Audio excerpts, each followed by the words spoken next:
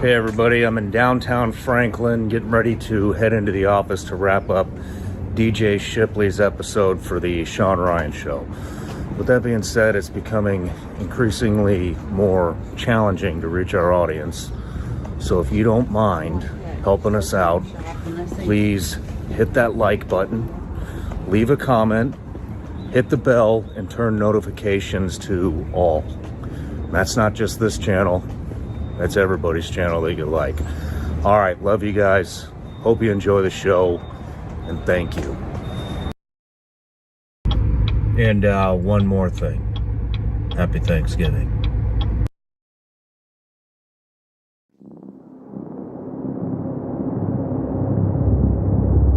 War's not fair. I think that was a lesson learned out of that. Doesn't matter how good you are.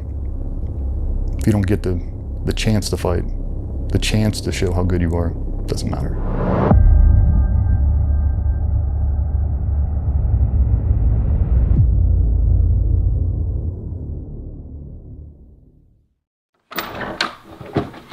Hey guys, let me tell you about this subscription service that I've been working real hard on called Vigilance Elite Patreon. Basically on Patreon, we have it broken up into 3 different tiers. We got tier 1, tier 2, and tier 3. Let's dive in. Our tier 1 patrons get all the behind the scenes footage of the Sean Ryan Show. That could include behind the scenes photos, that could be side conversations that we have in between breaks, that could be specific questions that our patrons give us for the guest on the Sean Ryan Show, and a ton of bonus content that doesn't really fit into any specific category. For our tier 2 patrons, they get access to our tactical training library, which consists of well over 100 videos. We've broken those videos up into separate categories, and those categories are rifle fundamentals, pistol fundamentals, drills, tactics, driving, gear and weapon setups, and everybody's favorite, mindset. Also on tier 2, you will get a live update from me on the 1st and the 15th of every month, where we talk about the upcoming guests on the Sean Ryan Show, plus all the benefits of tier 1. Our top tier, which is tier 3, gets full access to all the other tiers, plus they get full access to me, where we do video teleconferencing, VTC, once a month. We discuss anything from tactics to current events to who's coming on the show. I take suggestions, and it's very interactive. No matter what tier you choose, the support is greatly appreciated, and it is the only thing that makes this show drive on. So thank you for all the support. See you on Patreon.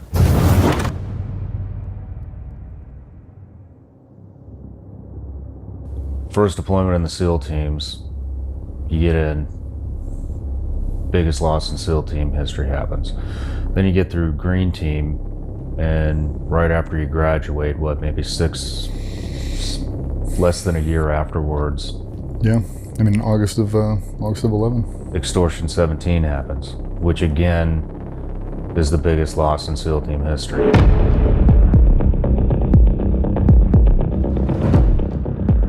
I remember looking over and seeing Jay, and I remember him sitting upright, and I watched him get shot one more time, right in the face,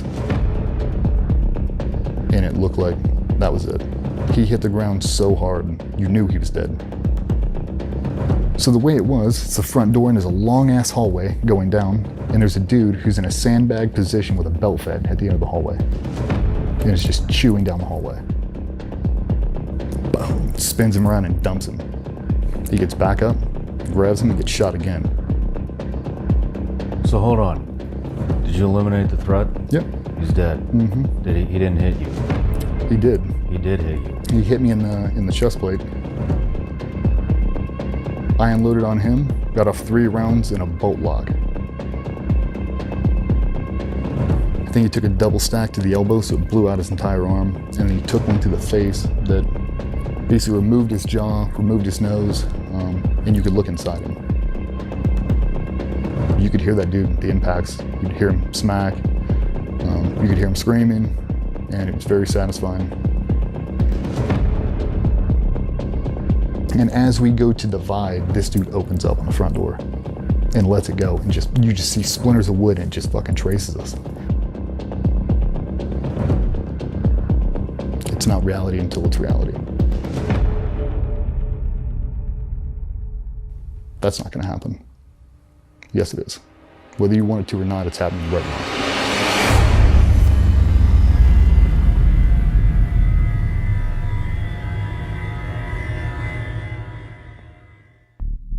Hey everybody, welcome back to the show. I want to start by giving everybody a couple of updates on what we have going on here at Vigilance Elite. And I want to start off by saying thank you to everybody that left us an iTunes review. Guys, the Sean Ryan Show now has 10,000 iTunes reviews in only 14 episodes. That is unheard of. So if you haven't left us a review yet, please head over to iTunes. There's a link down in the description. Just leave us one word if you're short on time and help us get to 20,000 reviews.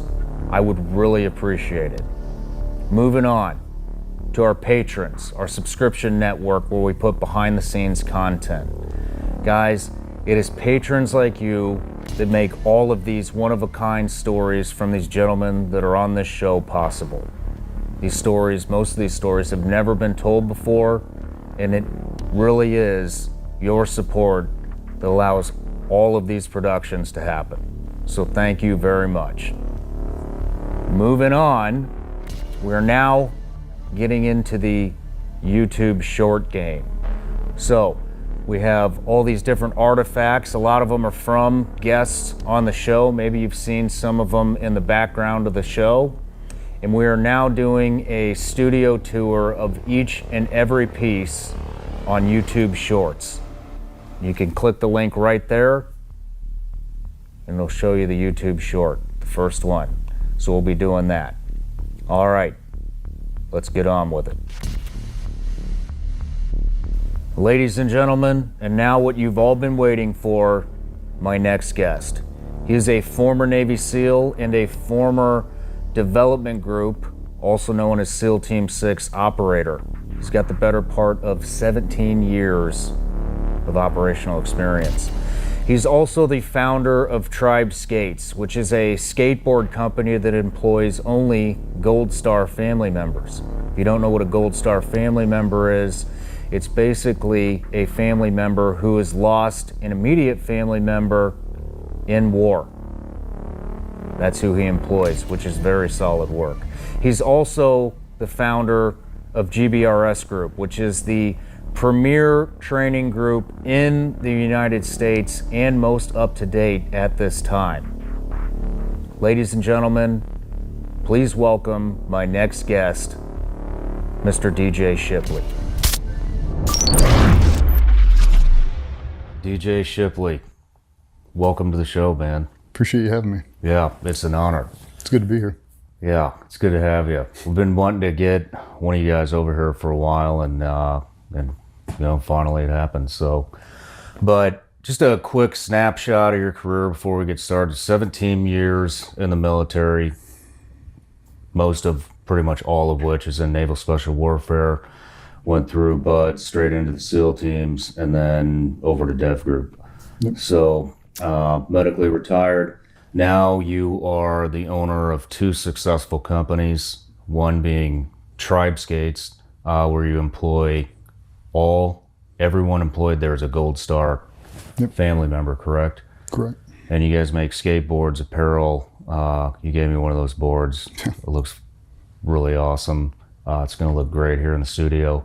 And then the other company you co-own with your best friend and former teammate, Cole Fackler, GBRS Group, which in my opinion is probably the most relevant, premier, exclusive training group in the country right now. I mean, you guys are definitely the most relevant and up to speed, fresh out, and from Tier 1 unit. So that means a lot, thanks. Yeah, so if you haven't checked out GBRS Group, check them out. So who do you when you guys are hiring, are you only hiring SEALs? Are you only hiring Tier 1 or? Tier 1, we got a couple Air Force guys we've Yeah. worked with. A couple guys from the Army side. Call in and bring some favors and some niche stuff. We got a couple long range guys that we pull in when we need to, and now we have a full-time recce guy for Chris. So, you know, CQB is the bread and butter, but I'm not afraid to branch out. But yeah, it's got to be the Tier 1 resume. Cool. What are you guys teaching? Are you teaching, well, last night at dinner we were kind of talking about it. It was private lessons, it sounds like, groups, all the way up to SWAT. Yeah, I mean, we do everything. Military, local law enforcement, got a couple government contracts, stuff like that. And then the civilian market. The open enrollment stuff scared us. It did, after the Chris Kyle thing especially. Yeah. A lot of people on the yard line, a lot of people brand new to guns, a lot of people that really want to shoot somebody, really want to become famous, and there was no real good way to vet them unless you do private. So we do phone calls, talk to them for an hour, and then we Google search the shit out of them.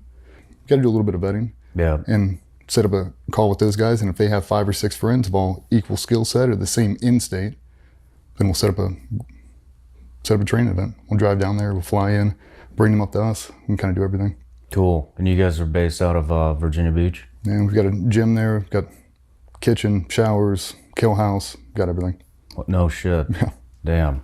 How long you been doing that? Almost 2 years now. 2 years? Yep. Yeah, we started at 19. Damn. Well, it looks like it's online looking in, you know, from the outside, looks like it's exploding. So Yeah, that's awesome. congratulations. Appreciate it. But, well, before we get started, I always give everybody a gift. There you go. Oh, Jesus.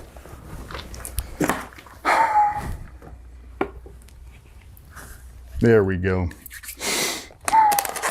Merry Christmas. Somebody must have told you. Dude. I mean, you talked to Pat. Did she tell you how much I eat this shit? What's that? Did she tell you how much candy I eat? Dude, I do, man. I have a sweet tooth, bro. Thank you. Really. Yeah. Yeah, we talked about the gummy bear stuff last night. I love it. Like, Yeah, so before we get started, I have a subscription account, and as much as I'd love to tell everybody that Gummy Bears finances everything that's going on here, really it's my patrons on Patreon that support the show. That's how you're able to sit here, how I'm here, how all this was built. And so one of the things I do for them is I tell them who's coming on before they get here. Cool. And I let them, you know, comment and a bunch of questions, and then I pick one to ask. So this is from Will on Patreon to you. He says, I know his company does a lot for Gold Star families, and I'm sure he's experienced his fair share of losing friends, either through physical or mental combat. Would he be willing to give any advice on how he deals with these feelings? that's the first one? That's the only one I'm going to give you. It's no softballs. Okay. How I deal with it personally? Yeah. We get a lot of questions on how to deal with loss, and I've done some videos on it, and it's just everybody's always curious, you know, how guys like me or you and our colleagues deal with that, get through it. You know, each one's different. For me, for the longest time, I just ignored and override. I just compartmentalized everything. Didn't happen to me. It's not me. I don't have to worry about it. Yeah. It's easier just to not accept it to be reality. When you do a dangerous job long enough, it'll eventually get you. Yeah. Unless you're fortunate enough to retire, you can't let that be your defining moment. Almost like you're waiting for it to happen. The Gold Star thing happens. You do a dangerous job. Firemen, police, military, doesn't matter. We all have our Gold Star community. People that die in the line of service. And for me, it's a show of their loyalty. Like, want to see how far they'll go. They just showed you. They just went the whole way. Like, what an honor to be part of that organization where people will give up their lives for people they've never even met. Like, that's how I process now. when I see it and I see the families, it hurts. It sucks. Yeah. There's so many dudes I miss. You know, you're at Harris Teeter buying groceries and I look over and there's a whole family. Damn. Yeah, the 2 platoons with their husband. What are you gonna say? Yeah. Go and give them a hug and pretend like it's okay. It's not okay. But they did exactly what they wanted to do. Yep. At that moment, like, he was right where he wanted to be, surrounded with the best people on earth, dudes he loved, dudes he would have gladly died for. And they got the opportunity to show how committed they were to the cause. So I honor their sacrifice now. It took me a long time to get there, but that's what I do now. I just honor them. Good for you, man. That's a great answer.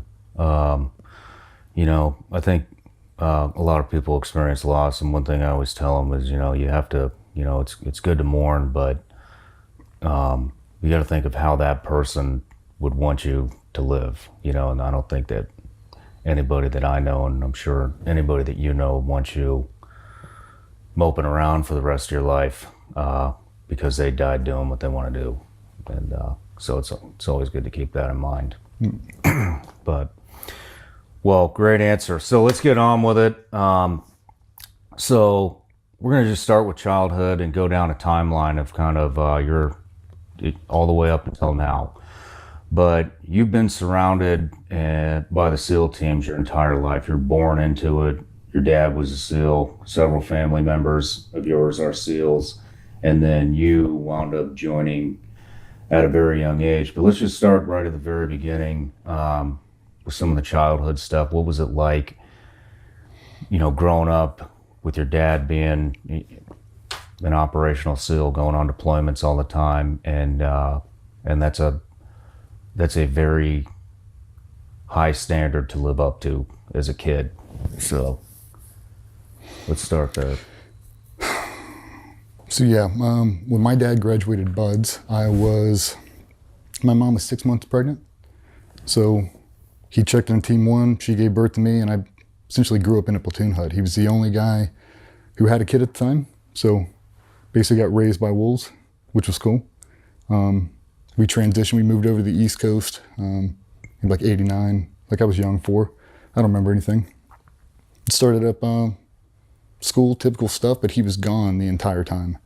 Some of the time we went to the East Coast, I forget what the rotations were back then. I mean, they were 6-8 month deployments, and he did 8 of them back to back. So, I mean, he was gone. Yeah.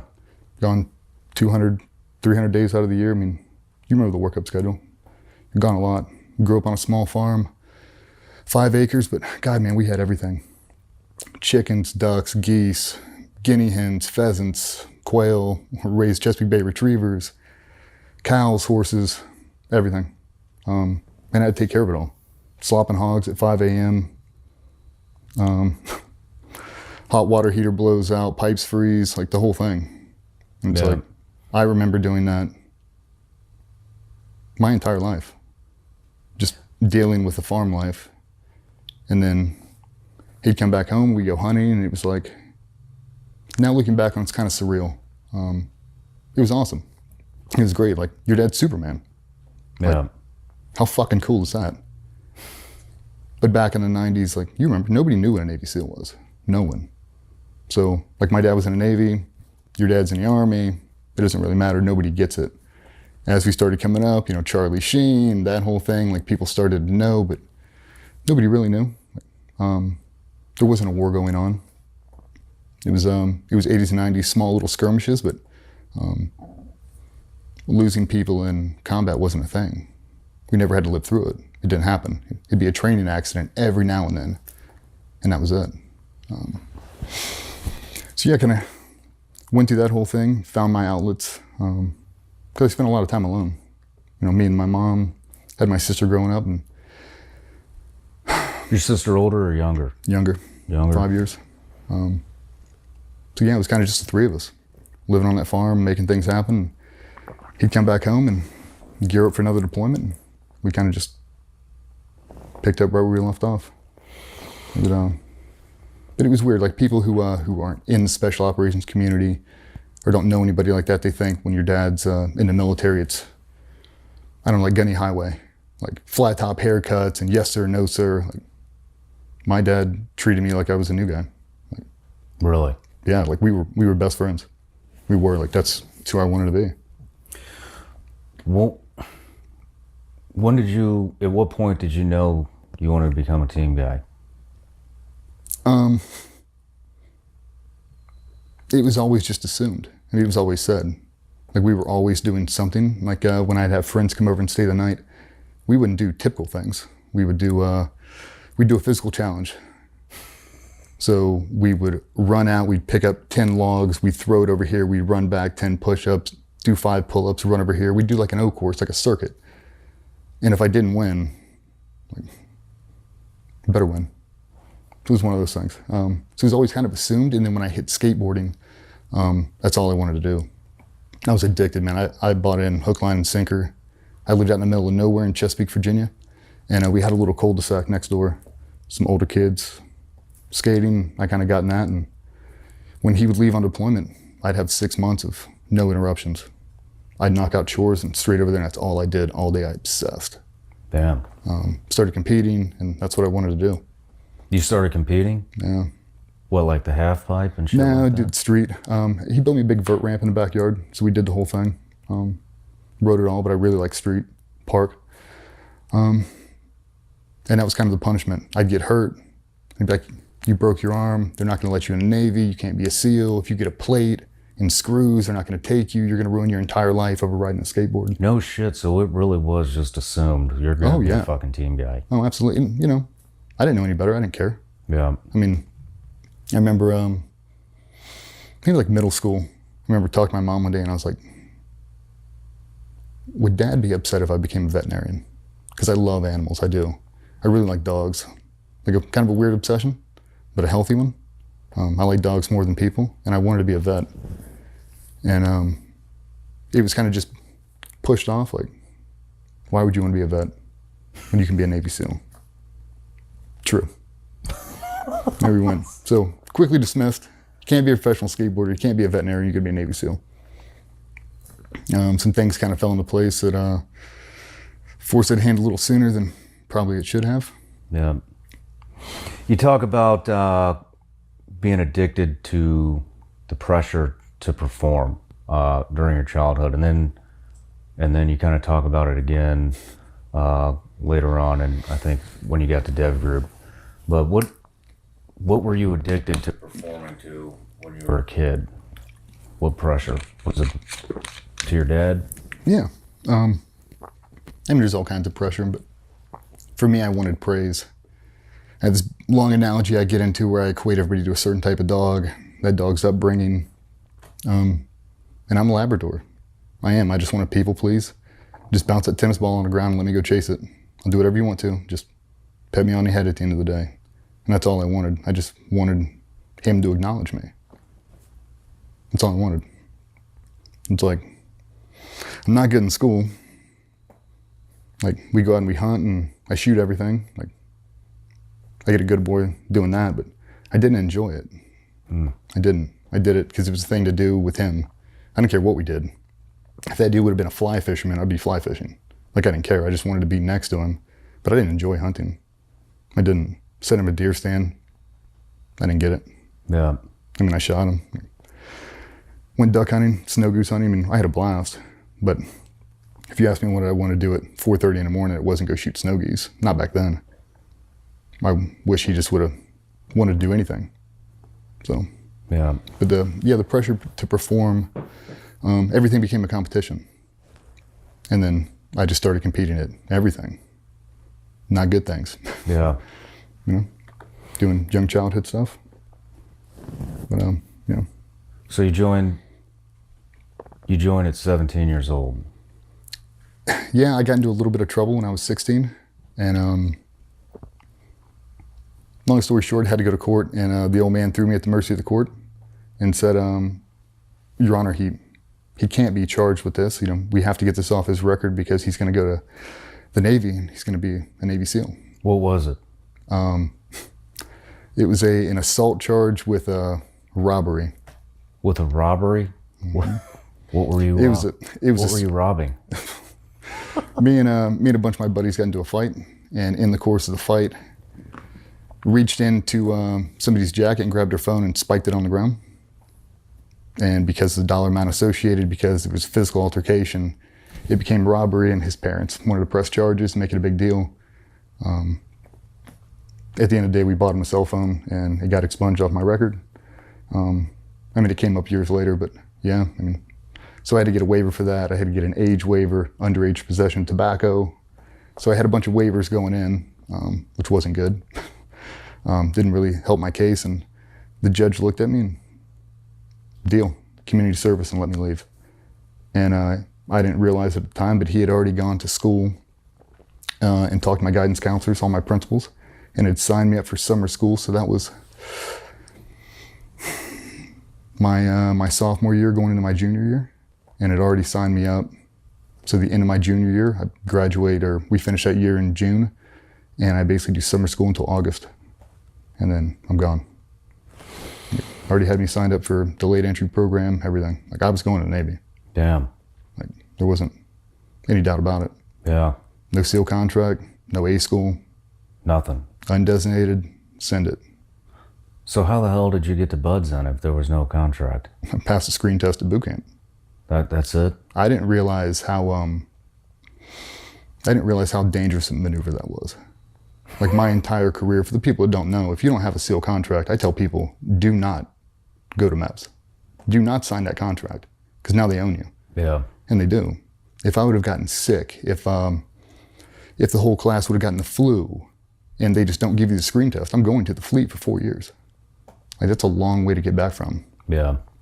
No A school, so if I didn't make it through Buds, I was going to be a deck seaman, be a bosun's mate. I didn't get in. I already had a trident. I didn't have a rating. Damn. Yeah. So, just for the audience, they don't know what the hell an A school is. An A school, basically, I kind of describe it as it's almost a marketing play of the teams. Like, they need SEALs, but so many people quit that what they do is they find all the jobs in the Navy that have a shortage. Most of them are the ones you have to be either really intelligent to get into or the complete shit jobs. And it's kind of a mixed bag of nuts there. You pick one, you go through the training, you go to Buds, whatever, 80-85% people quit, and then they fill those job descriptions. So you didn't have any A school. You went right from boot camp to Buds. So were you 17 when you got to Buds? Mm-hmm. No shit. Yeah, he was getting ready to retire. So the way we did it is he retired, I think, on the same day that I became active. We did a 1-for-1 swap. We had the exact same name. He's a junior, I'm the third, and we just swapped him. So he pulled strings. I graduated boot camp. I came back to Little Creek. I was a white shirt, a little scruff rollback waiting for my Buds class. Damn. Did that for 3 months and flew out to California with a sea bag and sent it. I didn't have a car. I didn't have a driver's license the entire time I was back. I didn't have anything. Like, I didn't know anything. Like, my senior year, I was in Buds. I knew nothing. I didn't know anything. I didn't have a cell phone. I had nothing. I just sent it. So you grew up in the teams. Yeah. Oh, he'd take me on training trips. It was a blast. I got to AP Hill for the demo courses, and a bunch of the guys I worked with later in the teams, I remember them when they were new guys. And they remember me. Damn, that's crazy. Being out there taking a skateboard out of AP Hill and doing kick flips over cases of beer for the guys, and yeah, man. Oh, dude. Like, we did the whole thing. I was like, my childhood was fucking awesome. That's it was. Cool. Like, growing up in the teams, it was cool. But my entire time, because I never saw the reality of war, I thought Buds was, that's what we were doing for a career. Because you go to Team 2 back in the day, the Rudy Bosch eras, and they do log PT, buddy carry ruck runs and all kinds of weird shit. Like, it was miserable. Like, the PT, 2-mile ocean swims every week, like, it looked like it just continued. So when we went to Buds, I was too young to be in good shape. I was in good enough shape, and I was just too dumb to quit. I didn't know any better. Like, when people would quit on the very first day, I couldn't get it through my mind. Like, this isn't going to stop anytime soon, boys. And it'd confirm my biases when I'd look down the beach and see SEAL Team 1 doing log PT. I'm like, yeah, dude, they're paying us to work out. This is the best thing that's ever happened to me. Like, I didn't care. I was superhuman. Like, the whole chafing thing, I didn't get it. Didn't bother you? No, nothing. When I graduated Hell Week, my dad was, he was contracting then. My mom flew out to pick me up, and she was having me take pictures. There's a famous photo. They've got that Buds class book they did. The Only Easy Day Was Yesterday. That's on my Buds class. You can see a bunch of pictures of me in there. And my mom came to pick me up. We had to spend 24 hours in the barracks, and then you could go out in town and do whatever.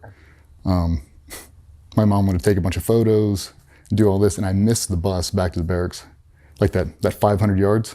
And I sprinted the whole way back there barefoot. Went back to my room and checked in, and dude, it was probably 8 a.m. the next morning. Mom took out a bunch of the boys out for Marie Callender's breakfast, did the whole thing, the whole den mother, and then made me go run the O course so she could take pictures of my dad. No shit. Yeah, man. Went out and ran a full O course. When you got to Buds, I mean, probably everybody over there knew your dad, right? A bunch of the cadre did. I guess kind of my quasi-godfather was the XO at Group 1 at the time. So he picked me up and actually walked me through the quarterdeck, and it started. A bunch of the guys were old Team 2 dudes. So they already knew. Full benefit? Oh, yeah. Yeah. Full Benny. How about everybody around you? Were they getting full benefit because of you too? Yeah.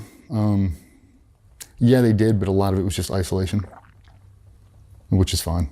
How many guys did you start with? Do you remember? I'll mess the number up. I mean, I thought it was in the 200s. I mean, Yeah. it was a ton. I started with 246 and I got rolled and graduated with 247. And I think 20 originals, something like that. It wasn't many. Yeah. If you had to pick one portion of Buds, that was your hardest, what was it? Second phase, pool comp. Pool comp? I got rolled for that. Just bad advice. Yeah. Bad advice. I mean, when you do it, you have to do a bunch of sequences. They hit you with the whammy knot, they do the whole thing. It's a whole series of procedures you have to do exactly correct. And the advice that I was given was, they just want to see you not panic. They want to see you calm, cool, and collected. Don't get wrapped over the procedures. Just show them they are not going to rattle you. Done. And I went down and they smashed me, and I didn't do basically any of those procedures. They completely flustered me, and I did everything I could do, and then I came up, fail. Ooh, there's one. Same thing happened again. It was the final check was a J-valve flick.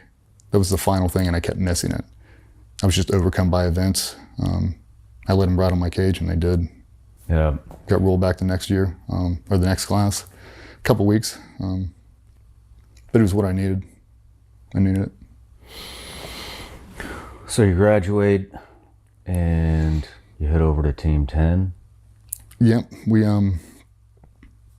finished up Buds. We all went out to Kodiak, Alaska for winter warfare training. And at the very end of that, they asked for 10 volunteers to deploy early with Team 10. There was a weird cycle. Everybody was getting kind of messed up, and they needed people to go right now.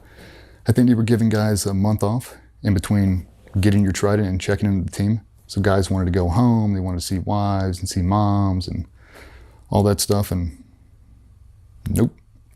Every dude in that class under 19 years old's hand rocketed in the air as fast as they could. No shit, so they had to... Everybody. They had to make a decision. Mm-hmm. We had, so Cole, he had orders to Team 1. We already knew we were going. He had orders to Team 1. He traded in the middle of our class to go to Team 10. He was from Virginia Beach, and he was big into surfing, and he wanted to stay out there. And I guess he didn't want to break up the bromance, so yeah, he swapped right there. Oh shit. Yeah, we drove straight across. How did they pick the 10 guys? Volunteer. So there was only 10 volunteers? They needed 10 people, and yeah, 10 people volunteered. Did you know you were going to war? Oh yeah, for sure. They told you? Yeah. I mean, there was no, at Team 10, they weren't doing a UCOM rotation anymore. Yeah. There was, it was men manning. I think we only had 2 groups. We had one going to Afghanistan and one going to Iraq. And that's what you know. Yeah. So, yeah. Well, before we get into that deployment, let's take a quick break. When we come back, we'll pick up there. Cool.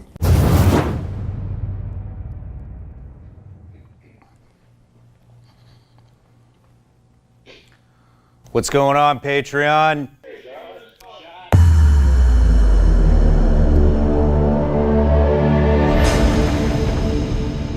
Join me on Vigilance Elite Patreon for our live video teleconference. All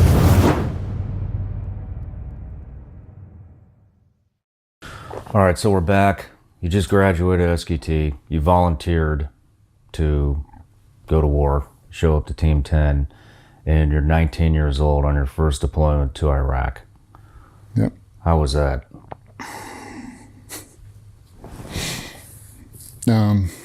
Humbling. Yeah. Was there any, before we get into that, did you have any time with your platoon before you went out the door, or did you just show up and it's like, hey, guess what? I graduated early, Yep. and I'll be heading out the door with you tomorrow. We showed up in, don't quote me exactly, I think we showed up in August, and we deployed in March. So, a little bit, a couple months. We got to hit the major blocks. We got CQB, land warfare. Missed all the pro dev, so wasn't one of the guys went to sniper school or any of that as new guys, so no new guy schools at all. They gave us hazmat demo driver, which I couldn't do because I didn't have a driver's license. You had to be 25, so I couldn't do that. I couldn't get a rental car. Yeah, it was basically just I was like the lowest life form on earth. But we had 9 new guys and 9 old guys. So it was good, man. The mesh was good. The learning curve was high. The standard in that platoon was extremely high, but it should have been. I'm glad it was now.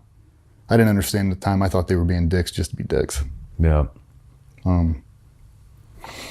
But if I could have done it all over again, I wish I would have paid attention more. A lot of that resistance came from feeling like I was already part of it, because I'd been born into it. So it was hard for me to let go of. You know, a little bit of arrogance, I'm sure. The fact that I knew everybody, like I already knew them.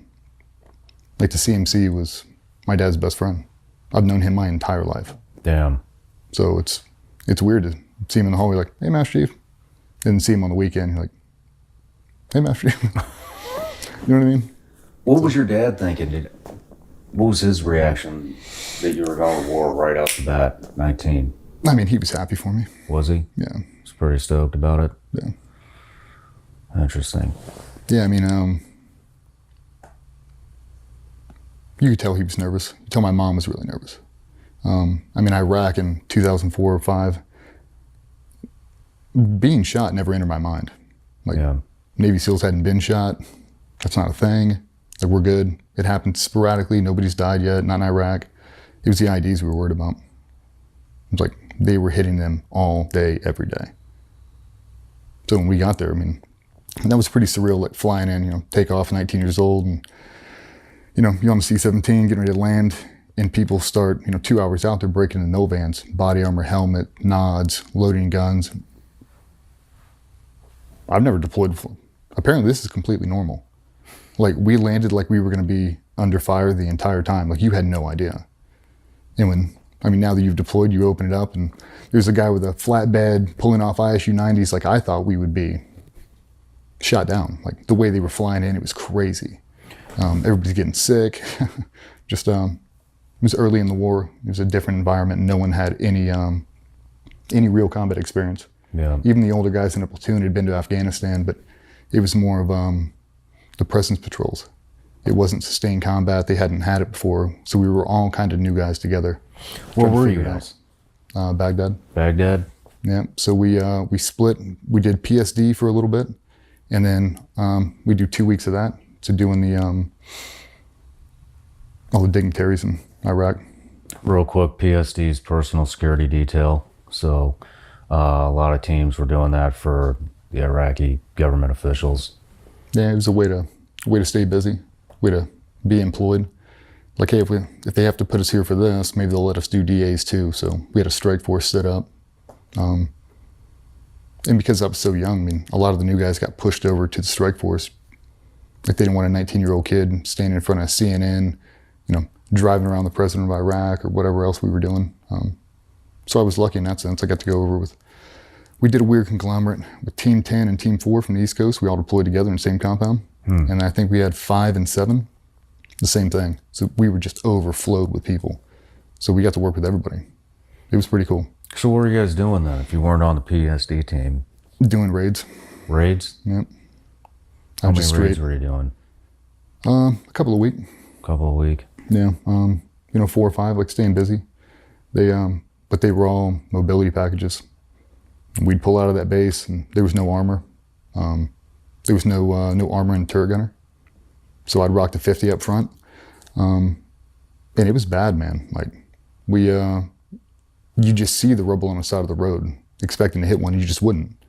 And we'd make it through and you come back and you're like, okay, gotta get some pancakes, here we go, gotta make it back. We'd drive back and nothing would happen. You're like, every day was a breath hold, just waiting to get hit, and you'd hear it. The SIG acts would get reported, all the significant activity, all the IDs that were hit the day before, and it's the same route in and out. You have to drive there to start everything. It's like, Marine convoy here, Army convoy there, 10 people killed here. God, like when is this gonna happen? And because a curfew was so strict that time, you never saw anybody. We didn't do anything during the day. So at night, I didn't see an Iraqi, an actual local, for months. No shit. No, not until we started doing DAs. We just didn't. It'd be a couple dry holes and you're like, are there people in this country? Like, where are they? The curfew was so stringent right then. You didn't see them. And then all of a sudden you got on a good target set. Now there's a bunch of people out. Now you're like, oh, okay, this is it. It's weird, man. Like, Iraq was a weird animal, especially then being so young, just not really knowing. Yeah. Like the training, I felt, the training was good, but the mindset wasn't. Like I had no idea mentally how to prepare for that. I just didn't. It was like we're doing land warfare in Arkansas. Like, I don't know what that has to do with driving around Iraq right now. Like, yeah, I'm really good at running a saw on a 60, but we're gonna get blown up right now. Yeah. Target discrimination. You'd see people on the rooftop, ski mask, carrying dishkas or, PKs, whatever. Are they good? Are they bad? Are we gonna shoot these people? Like, don't fire until you're fired upon. And they wouldn't shoot at you. Are they good? He's like, sometimes it's neighborhood watch. That's a lot of pressure on a 19-year-old kid to not shoot a dude with a PK. Like, you want me to wait until he shoots me? That's kind of a weird thing to say. But damn. No. Well then, how far, so we you're on get your first deployment and the biggest loss in SEAL team history happens. Yeah, man. So we're in the compound. Everybody was there. 4, 10, 5, 7, we're all in there. We've got a centralized jock, and new guys never came to the jock. We just didn't. You stayed out of it. We stayed in our own little bat cave doing new guy stuff. But I remember I was walking back from the gym one night, and the double doors open, and there was a huge TV screens, typical jock, cinematic screens all over the place. And this frantic O stuck his head out and grabbed me, and he goes, "Are you at SEAL Team 10? And I said, yeah. And he goes, "Go get your OIC right now." And I looked over his shoulder, and I saw what looked to be the side of a mountain and a big smoldering thing sitting on it. And I ran back out there and I grabbed him as fast as I could and told everybody. All the new guys stayed put and all the old guys ran into the jock. And it only took a couple minutes and you could hear it. You could hear grown men wailing. And they knew. Like, I got goosebumps thinking about it. Fuck, man. You didn't know. So I was supposed to be in Echo Platoon. I was. And my LPO of Golf Platoon pulled me out because he knew my dad. So I was supposed to be in Afghanistan, and now I'm in Iraq. But all of our best friends that volunteered all went to Echo Platoon. And Echo Platoon is on deployment in Afghanistan. So I think all of our best friends are dead. We think everybody's on the same bird and they're all dead right now. And we hear nothing for like 2 weeks. You didn't hear anything for 2 fucking weeks? Nothing. Everything converged in Afghanistan and they put us on River City and we heard nothing. I saw pictures of dead guys in the gym when it came out in Navy Times. Damn. We didn't know anything. We didn't have email accounts back then. Like it wasn't like you were on some secure access. Like you didn't get anything. They shut down the phones and when the CMC finally came in, he briefed on the entire thing and they broad brushed the actual ground element. I didn't find out about Marcus Luttrell and all of those people for months later. I'd never heard the story. He was so overtaken by the helo going down that, Marcus who? Like, I had no idea. Never even heard that story. He came in, and I remember asking him, everybody walked away, and I grabbed him. I was like, "Are any new guys dead?" He said, "Nope." And it was a sigh of relief, selfishly, because the new guys are who I knew. And then I thought, oh, fuck. All of that experience is gone right now. He didn't have a total. He just said no new guys, but you knew it was an entire bird full. Like, you knew that. It's like now the names started to come out. And I remember they set us all down. We were sitting down outside of a bunch of trailers, big gravel, big fire pit, and we put up the Proxima, like typical team guy shit. And they're playing the memorial service they shot at Little Creek. They're playing it for everybody. And, you know, you see Seth Lucas come into frame, they pin his old man's award on him, and I'm fucking bawling my eyes out, and it keeps going through and through. And it gets to a point, Patsy gets up and speaks on Danny's behalf. And I remember I said it, what the fuck is an SDV2 guy doing there? And then SDV1, I'm like, what the fuck is that? No one knew. No one said anything, at least not at that time. It didn't make any sense to us. Are they just augments? Are they just, yeah, they're just assisting echo. We had no idea it was a QRF. At least I didn't, for a long time. And then it started to come out about the lone survivor and everything else, and we started to piece the story back together. But until I was back at stateside, mid-second deployment, or mid-second workup, 2006, I finally heard the story from someone who was there. I had no idea. They, yeah, that helo was the only thing that mattered. Like, that was our entire world. Did that, because we were right around the same age that time when I was in too, and did that hit you? Like, did the magnitude of what happened actually hit you being that young? Nope. And you didn't know anybody? You know, you didn't know those guys. I didn't know them either. No. It didn't hit me. No, the old guys I didn't know. I mean, you knew some of them. Got really tight with their wives afterwards, all the kids, obviously. But no, like, they were, you were platoon chief, Echo Platoon. I don't know you. Yeah. Like, I'm not in Echo Platoon. Known from a reputation, stuff like that. But at that time, there's no way you could understand the magnitude of what that did to the community. Yeah. You talk about a dose of reality. That's reality. Like, that's what you're doing. Yeah. Like, these people are actively trying to kill you. It's like to me, it wasn't real yet. It was like a cowardice thing. Like, oh yeah, they playing IEDs, like this and that. But team guys weren't getting shot. Like, they weren't dying. Like, had a couple. Yeah. Random ones. But not like that. Not like that. Yeah. It's like SEALs don't die like that. Like, you can't just take out that many. It's not a thing. So, yeah, heavy dose of reality on the way back. But, yeah, the magnitude wasn't probably until extortion, actually. No shit. Yeah. That long. Yeah. It didn't hit me until we relieved those guys over there, and it didn't really sink in until we started seeing some of the intel reports, and I remember I was with a good friend of mine sitting next to him, and they were showing deets on there, and he just started fucking crying, and they were stripping his clothes off, and he was like, I remember when he got that fucking tattoo on his rib cage, and I was like, oh shit, this is fucking the real deal. But yeah. Yeah, man, it's a real deal. Like, there's some evil people on this earth, really committed to the cause. Yeah. I mean, yeah. It's really hard to train for that scenario, though. It's like how good everybody was on that helo. Like, they were all bad motherfuckers, dude. They were awesome. And it didn't matter. It's like, God, if you just would have let him sit on the ground and then ambushed him, like, some coward's ass shit. Yeah. Like, yeah.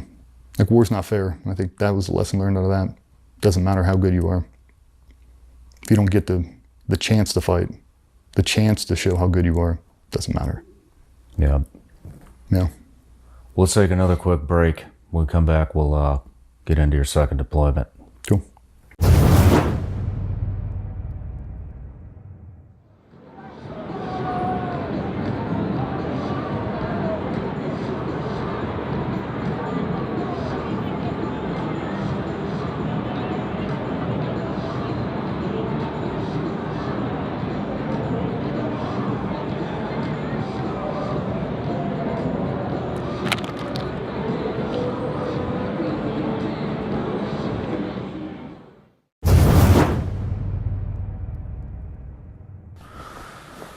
All right, DJ. So we're back from your first deployment, and it's 2007. I think you're 22 years old now, and you're getting ready to go back to Iraq again for a second time.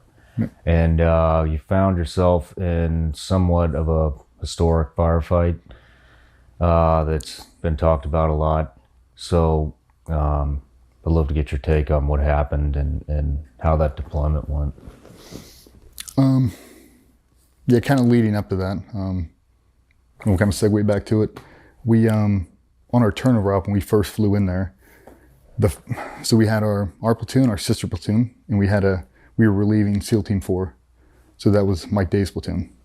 So our turnover op with our sister platoon is when Mike Day's incident happened. He got shot 27 times. Shit. That's how we kicked off the deployment. That's how it started. Mm-hmm. Fucking hey, man. So we had one of the guys in the sister platoon got shot, got medically retired, took a crazy round through the arm, and it had a bunch of nerve damage and it balled his hand up. He's out, and he was one of our corpsmen too. He's an awesome dude. So we automatically lost him, and we basically just combined forces. Were you on that operation? I wasn't. That was No? our sister platoon, and it was one of the handover ops. So it was Team 4 heavy, and then a little bit of Team 10. The HQ element, a couple of senior guys just to see how he did business. These are what the routes are like. This is what the target set's like. And it just so happened they were going after an AQ cell that had just shot down a Marine helo. So they had all their guns, had their body armor, had helmets, had night vision, had the whole thing. Fuck. So we kind of rode that wave pretty much the whole deployment. It was super busy, a different area, working for the West Coast teams. So it was great. We were busy, like super busy. And it felt like how I thought it would feel. Really? Yeah. Like this is what you envisioned when you joined? Like even some of the animosity stuff, like we'd go to the chow hall and they'd bitch about it because we'd come in wearing tank tops and now you got to wear, like even the stuff we would complain about, it made you feel like, I feel like a Navy SEAL now. Yeah. Like I feel like I'm in a strike force. Like this is how it's supposed to feel. Like we're gelling, we're going out every night. Like this is what it is. But the reality hadn't set in yet on what we're actually doing because it hasn't happened to you yet. So it's not a real thing. Yeah. A couple months in that deployment, we're steady, engaging with the enemy. It's fine. And one night we go out and we're in a really bad section. Where were you guys at? Just outside of Fallujah, but we were operating in this little town called Karma. Okay. And it was good, but a lot of palm groves, a lot of nasty shit out there. We were not trained to do. So kind of come into play later about our inexperience. But one night we do an offset infill. We're patrolling a target and we get about 200 meters out and you could see the entire posture shift of everybody in that assault force. Everybody switched. You could smell it.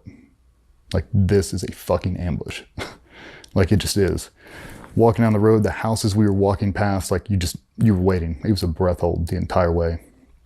And I say that because people started doing things they've never done before. The pace they were moving, we've never moved at that pace before. When we would do patrolling and training, like there's a lackadaisical patrol and there's a patrol to contact, like we're gonna get hit right now. Everybody was in patrol to contact mode. Like it's happening right now. You're waiting for a TRADET to throw RD sims and kick the whole thing off. Like it's right there. And I remember the last 50 feet sprinting to the building. They had a big overhang and we've been getting ISR updates. There's multiple guys on the roof. You're like, okay. So as we patrol up, there's a bunch of guys in the courtyard of this and it's an Iranian influence cell that we're kind of going after now and they fight completely different. We lock down some guys on these sleepers out in the courtyard and we maneuver up. Made silent entry. We go in, we're doing our whole clearance and I bolt straight for the stairs. It's a huge open room. I don't know how to describe it. Just a huge open room with little offshoot bedrooms. Made no sense to be a house. It was like a structure.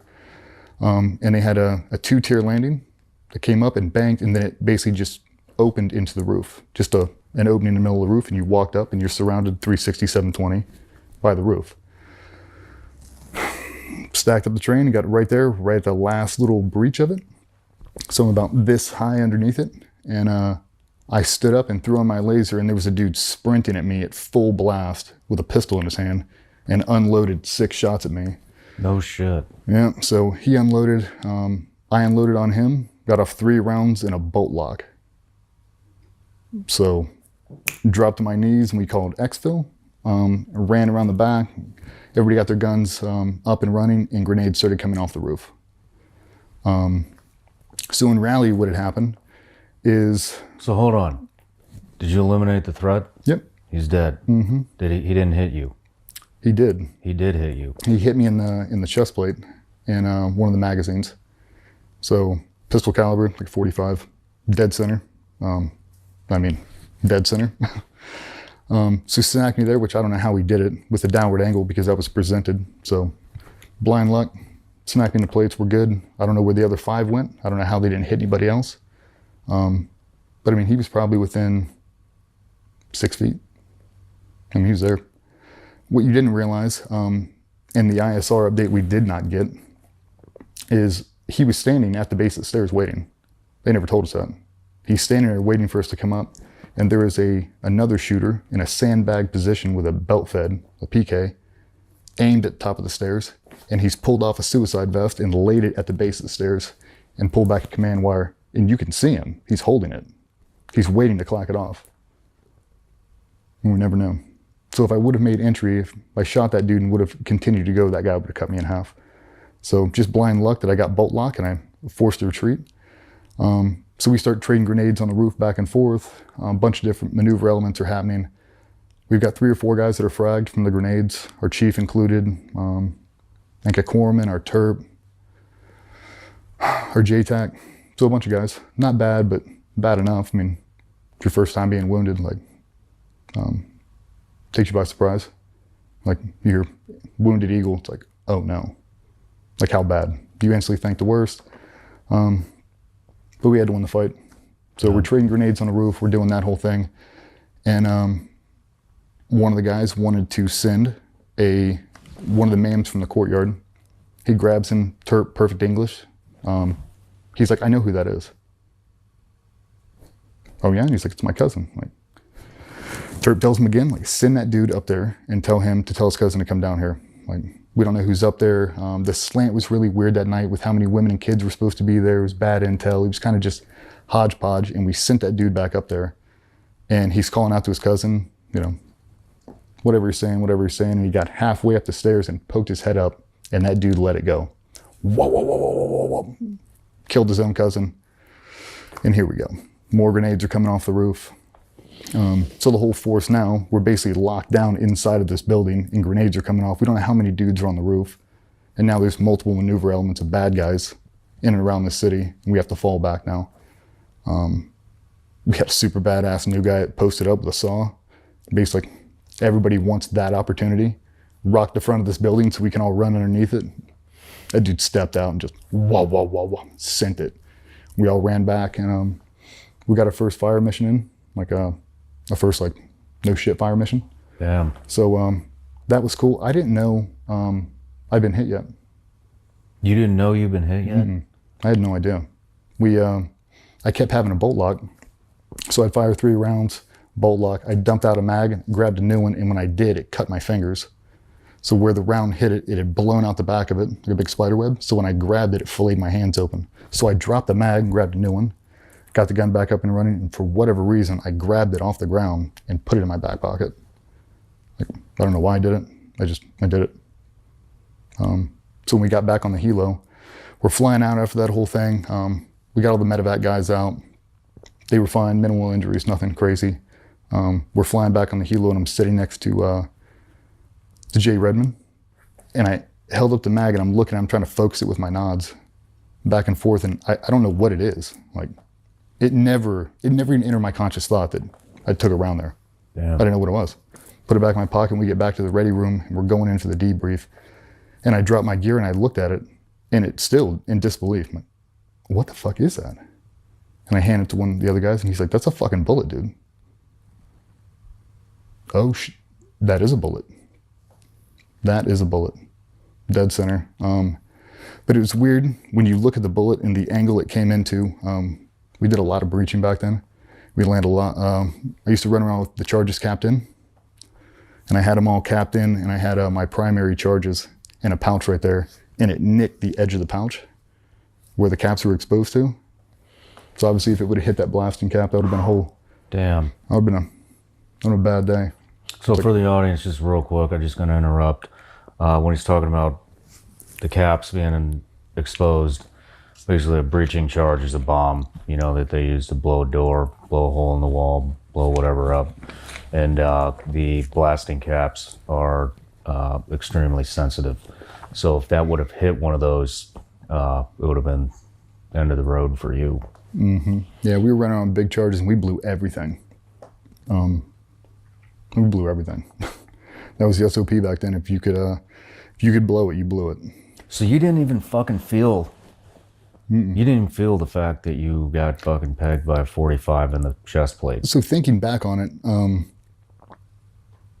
the guys behind me said they saw me like take a reflex. I didn't feel it. The next morning, when I stood up and I arched back, it felt like I did too many sit-ups, like sore in the sternum, kind of hard to take a full breath, but nothing like what you'd imagine. Like I imagined I would have known instantly, like, oh my God. I didn't. The adrenaline was so high that's kind of what we use for like a training analogy now. Like when that adrenaline dumps, you won't know. Yeah. You won't know. Like in a proximity, a gunfight that is that close where you see muzzle flash and you feel it, it's very different. It's not being shot at from 300 meters. It's not hitting the wall. It's inside of 6 feet. It's a very different experience. Yeah. Yeah. I've never been shot. I don't know, you know, what that feels like, but I always imagined it would knock you on your fucking ass. Yeah, I mean, luckily it didn't. Yeah. Yeah. No shit. So, yeah, we got through that one. That was like reality is set in now. And it's like, okay, all the stuff in training now everything is slowed down. The CQB is super crisp now. It's all real world. We're very current. And it's good. Like business is great. We're going out every night, every other night. We've got assets. It's awesome. As good as it ever could have been. And we go back. This is, so the firefight you were referencing was the one with Jay Redmond and those guys. That was September 10th. So almost on the anniversary. And everything that could have gone wrong went wrong, but in a positive way. Zero lume. There wasn't an ounce of moonlight out, nothing. And for the guys that don't run around with night vision, those things aren't perfect. They're not, man. You don't have any ambient light out there. Like, they don't work very well. They just don't. So we were going back to the exact same spot, 2 houses down from where that thing happened. So we called it the Karma House. Like, bad karma, here we go. And we were going to land on the X. Going to blow the front door and take this thing down hard. That's what we did back then. So flying helos right to the front door, and this is what we're doing. And we knew from past experiences exactly what kind of resistance we were going to meet, and we planned for the worst.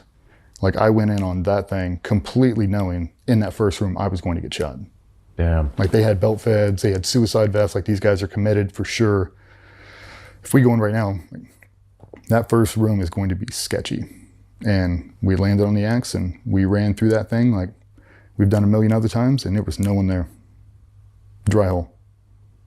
And then we get an update that all those guys had left and had ran out the back. And now they're in adjacent, essentially a cornfield. But if you imagine, imagine an endless field of nothing, just a plowed field. And then right in the middle of it is about 500 yards of 6 foot tall,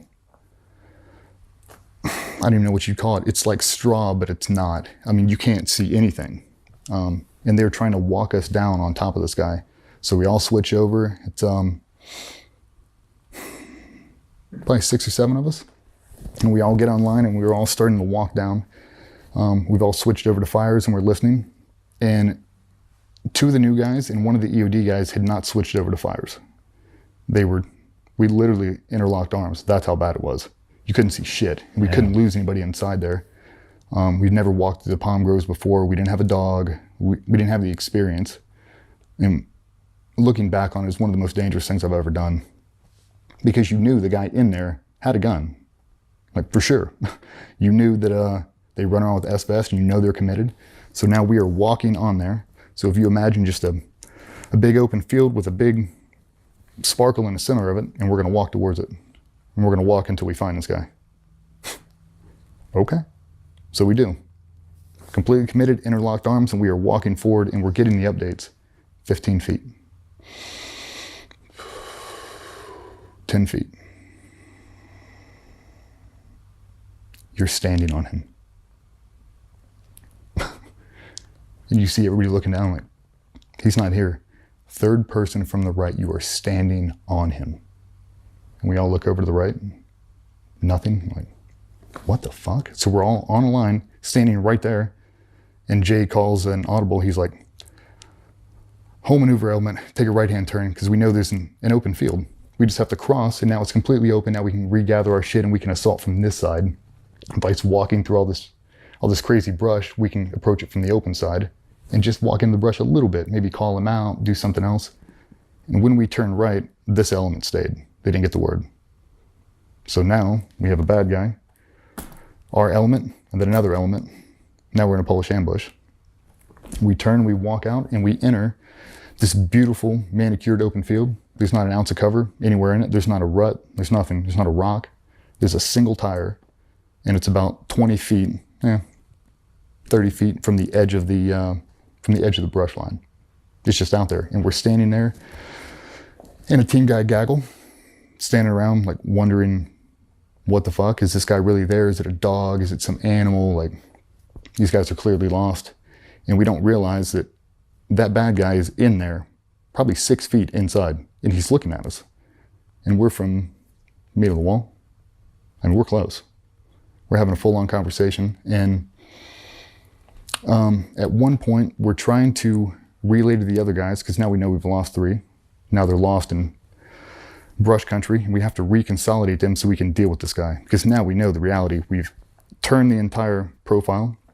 Blue forces, bad guy, blue forces. We've got all the rest of the guys over here on the west side. And now we're trying to do a link up. Like, we have to get them around to reconsolidate with us. The blue force picture and knowing where everybody is it's challenging at times, but you really have to know then. We basically walked right up to the edge. It's,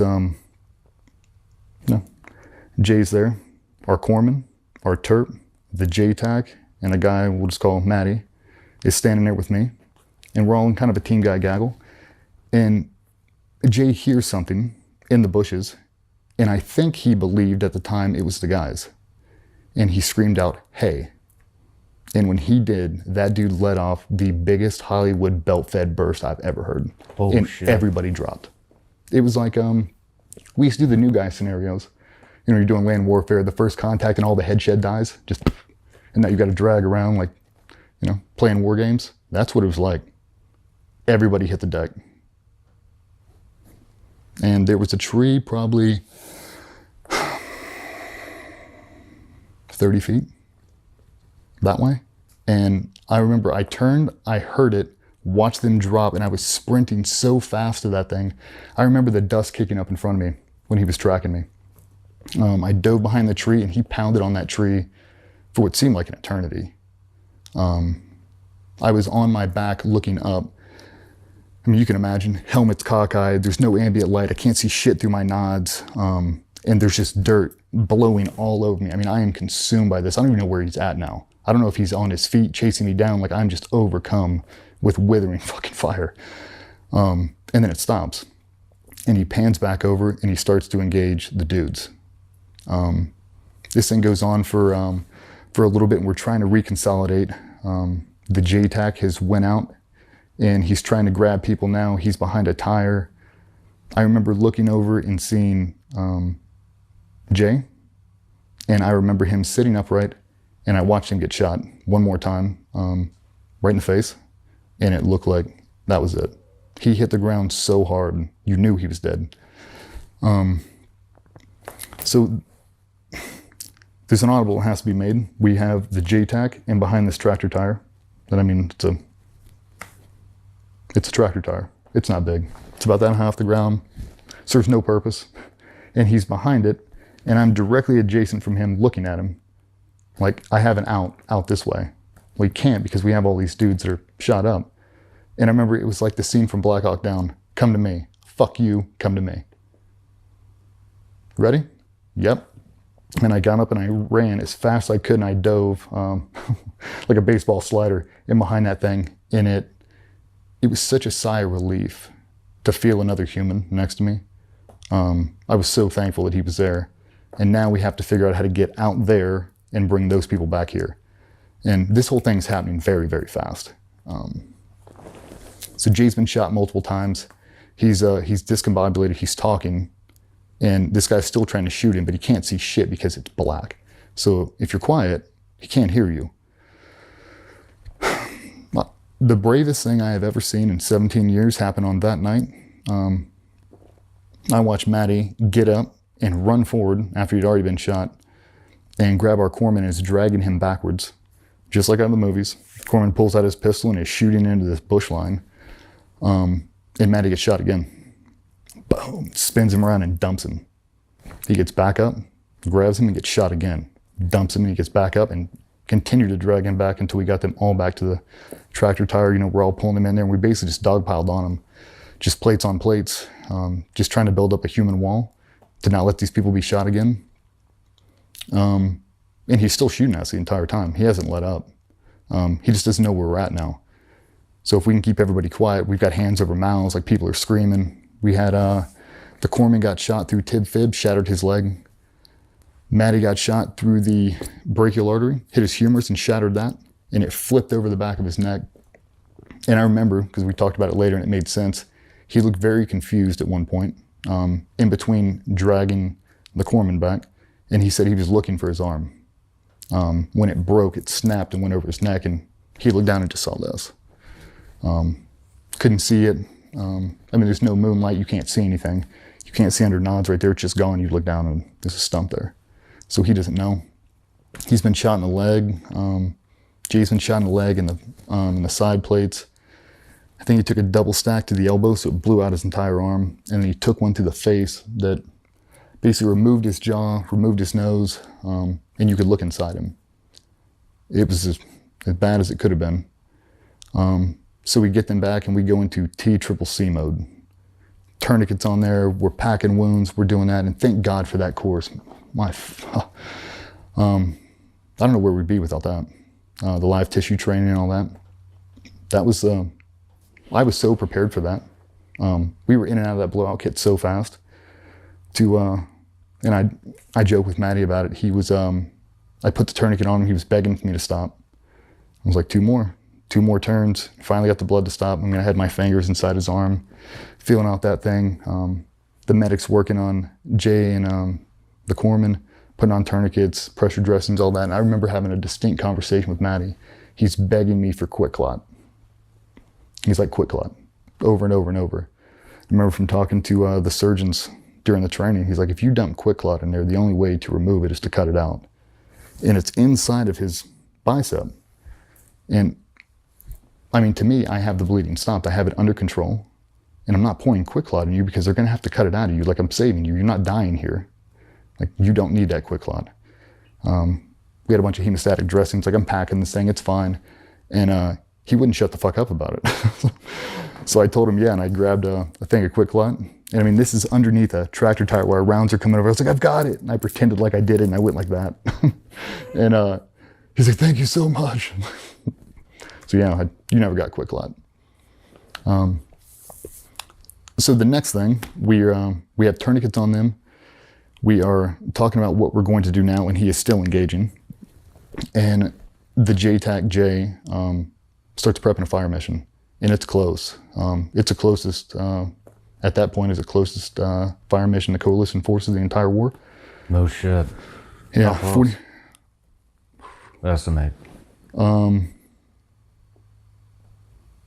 meters, 15 meters. 10 fucking meters? I mean, close enough to where you could take a grenade and throw it. Holy shit. I mean, like, it was And they started walking him in. By this time, the other element we had maneuvered away. Nobody was firing because we didn't have a picture. We didn't know where this dude was coming from. We didn't know where our forces were. And we thought that if we were to engage this guy, we would have hit our own blue forces. So there was a big lull in the fire, and we were basically just being withered. Yeah. Like we were just getting chewed up. I mean, strobes are getting shot off helmets, like it's in there. And they're everywhere but hitting human beings. So we've essentially taken the tractor and we've stacked up plates in between them on our sides, and now we're just working on people. We're laying on top of people, doing whatever we can. And Jay's prepping for a fire mission, and he's asking for 25 mic and 40 mic, and basically to start walking it in. And I remember a distinct conversation. They said no. They said it's too close. And he said, we're gonna fucking die anyway. Juliet Alpha, send it. Gave his initials, and they started dropping it, and you could feel it. Boom, boom, boom, boom. Boom. You could feel the vibrations start to get closer and closer and start to bounce you off the ground a little bit, and it kept coming. And then they started going tally on target. And I mean, you could hear that dude, the impacts. You'd hear him smack. You could hear him screaming, and it was very satisfying. Like, just let him go. Like, let him go. Like, we're not walking back up that tree line again. Let that dude die. We called in for a medevac. They landed right on the X, right there where we were. We loaded him on there, and I jumped in. The corpsman had already been shot, so we had him, Maddie, and Jay Redmond. And we talk about the typical team guy shit sometimes about, if this happens, just put me out of my misery. You know what I mean? Like, Yeah. If I get hit by an IED and it blows my dick off, just finish me. Like, people say that shit. Yeah. That would have been one of the times. If my face looks like this, put me down. And he was the most coherent, the most calm dude I have ever seen. Sitting upright, leaning forward, letting shit pour out of his face so he could breathe. And he didn't say much, man. I don't know if the shock hit him. I don't think he knew how bad it really was. So I'm working on Maddie and the helo. We're kind of doing the whole comb thing, running down his fingers. We're finding bullet holes. We're trying to patch all this stuff up, and we get him back. Those helo pilots flew that bird so fast. I thought they were going to suck us out of the bird. Like, we had to shut the doors. I've never been in a 60 that flew that fast, ever. I mean, to this day. That thing was in a full attack mode the entire way back. It was the fastest shit I've ever been in. And thank God for it.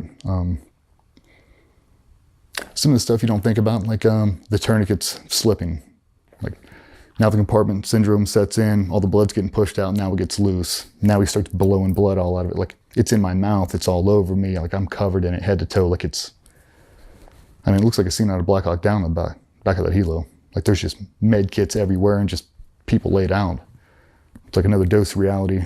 You know, team guys do get shot, and if you're not trained to handle that situation, you won't rise to that. Like, if I wouldn't have been through TCCC, if all those dudes wouldn't have played out that exact scenario hundreds of times in training, I don't know what would have happened. Like, it's a testament to how good those dudes were prepared. That JTAC, the balls he had to drop that, the confidence he had in that AC-130 crew. Like, if you miss that thing, like, your first round for windage, it was so close it could have killed us. It's like, that's the confidence. It was humbling, man, to get back from that thing. I remember we dropped those guys off. I wasn't there for the rest of the target. What happened after that? I was probably gone for an extra 2 hours, and I came back from the debrief, and I walked in, and, you know, I'm an emotional fucking wreck. I would have sworn that Matt was gonna die for sure. Like, Jerry looked like he was dead. I never thought he'd make it. I mean, just the way his face looked, like, it looked so bad. But outside of his arm, no real life-threatening injuries, outside of a shit ton of cosmetic stuff. I mean, it's a really lucky way to get shot.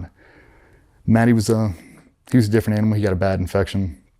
External fixators, you know, it's all over the place in the hospital. A very surreal moment, especially for that deployment. Just, that's how we're gonna end this whole thing. It's a somber way to go home on that deployment. And I never really got to process it. I didn't have time. Just the whole reality of what had happened, kind of what we've been through, you know, together as a group. Being in firefights is one thing, like, being in that is completely different. like just helpless. I couldn't shoot back. I couldn't do anything. I could just lay there and put my plates in front of that guy and hope he shoots me and not you. I can give you a tourniquet. Outside of that, man, outside of moral support, like we're all just in this together. And I would have bet anything. There's no way we would have walked away from that. I thought we were dead after the initial contact. It was so close. It was so violent. And I think it was kind of that, not lackadaisical attitude, because we were definitely wired tight for that, but it's not reality until it's reality. Like, that's not going to happen. Yes, it is. Whether you want it to or not, it's happening right now. So, yeah, a lot of good lessons learned from that. A lot of stuff that I carry with me my entire life, even in training. Because, you know, a lot of guys will put on this Hollywood show during training. They'll run out there and they'll like try to save the princess or some kind of crazy shit. No, sometimes you have to. Sometimes you have to get up and you have to say, cover me, and you have to go out and do that. And sometimes you have to call in danger close fire missions.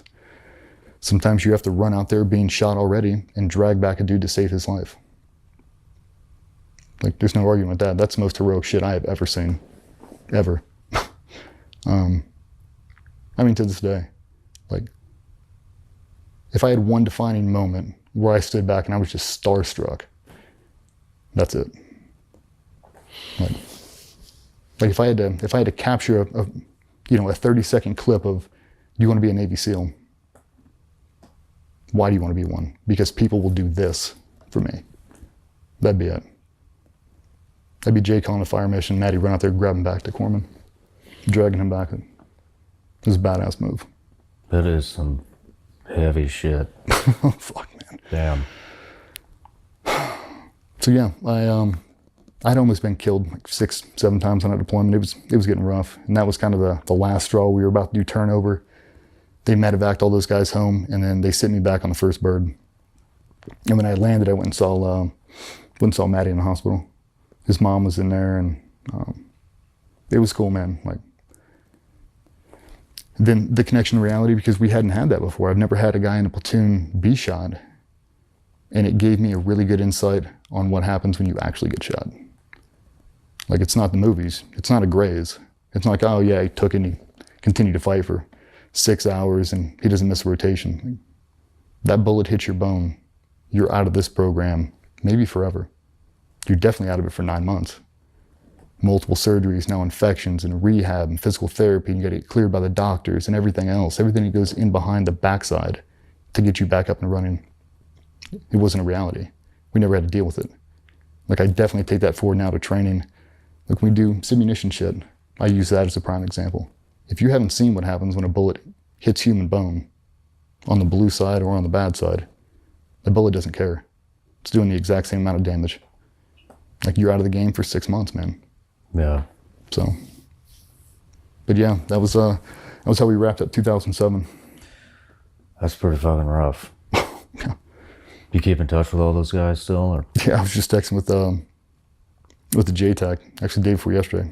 Really? Trying to get him to come in and do the skateboard thing. Yeah, get some art therapy on.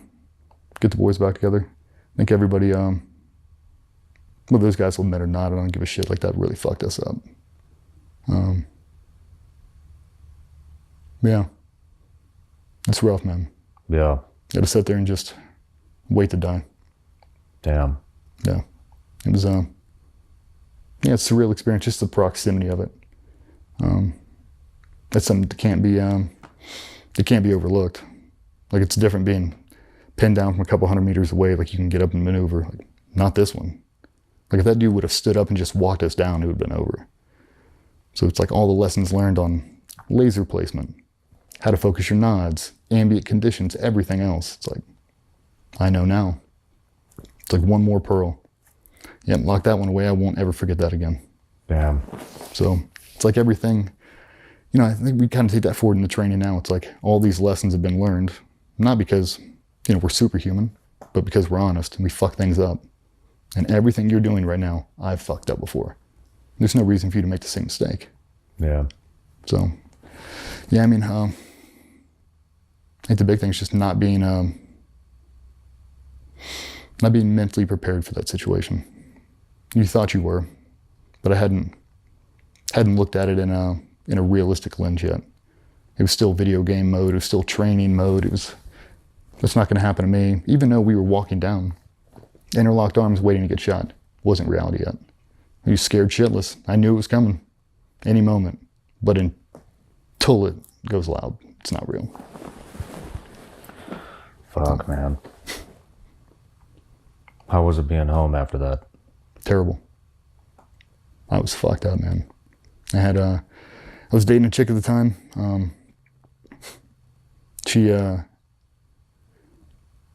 Shit just went south, dude. I was in a bad spot. Everything sent me over the edge. Just hyper vigilant. I just couldn't shake it.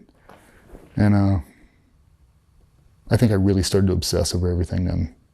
Like the details in training, training methodology, and just like I really became a student of the craft then. Like then I got it. Like, all the shit all these old dudes have been talking, this is why. This is what they were trying to prepare me for, but they didn't have a formula to give it to me. They didn't have a movie, they didn't have their own C story to tell me this. They just knew from training over and over and over, this is what it has to be, and they were right. Like if you make training so realistic you don't know the difference because of your mindset, it's very hard to trip people up. If I paint it real in my mind during training, my body won't know the difference. So. Fuck. Let's take a break. Yep. That was heavy. Oh, fuck, man.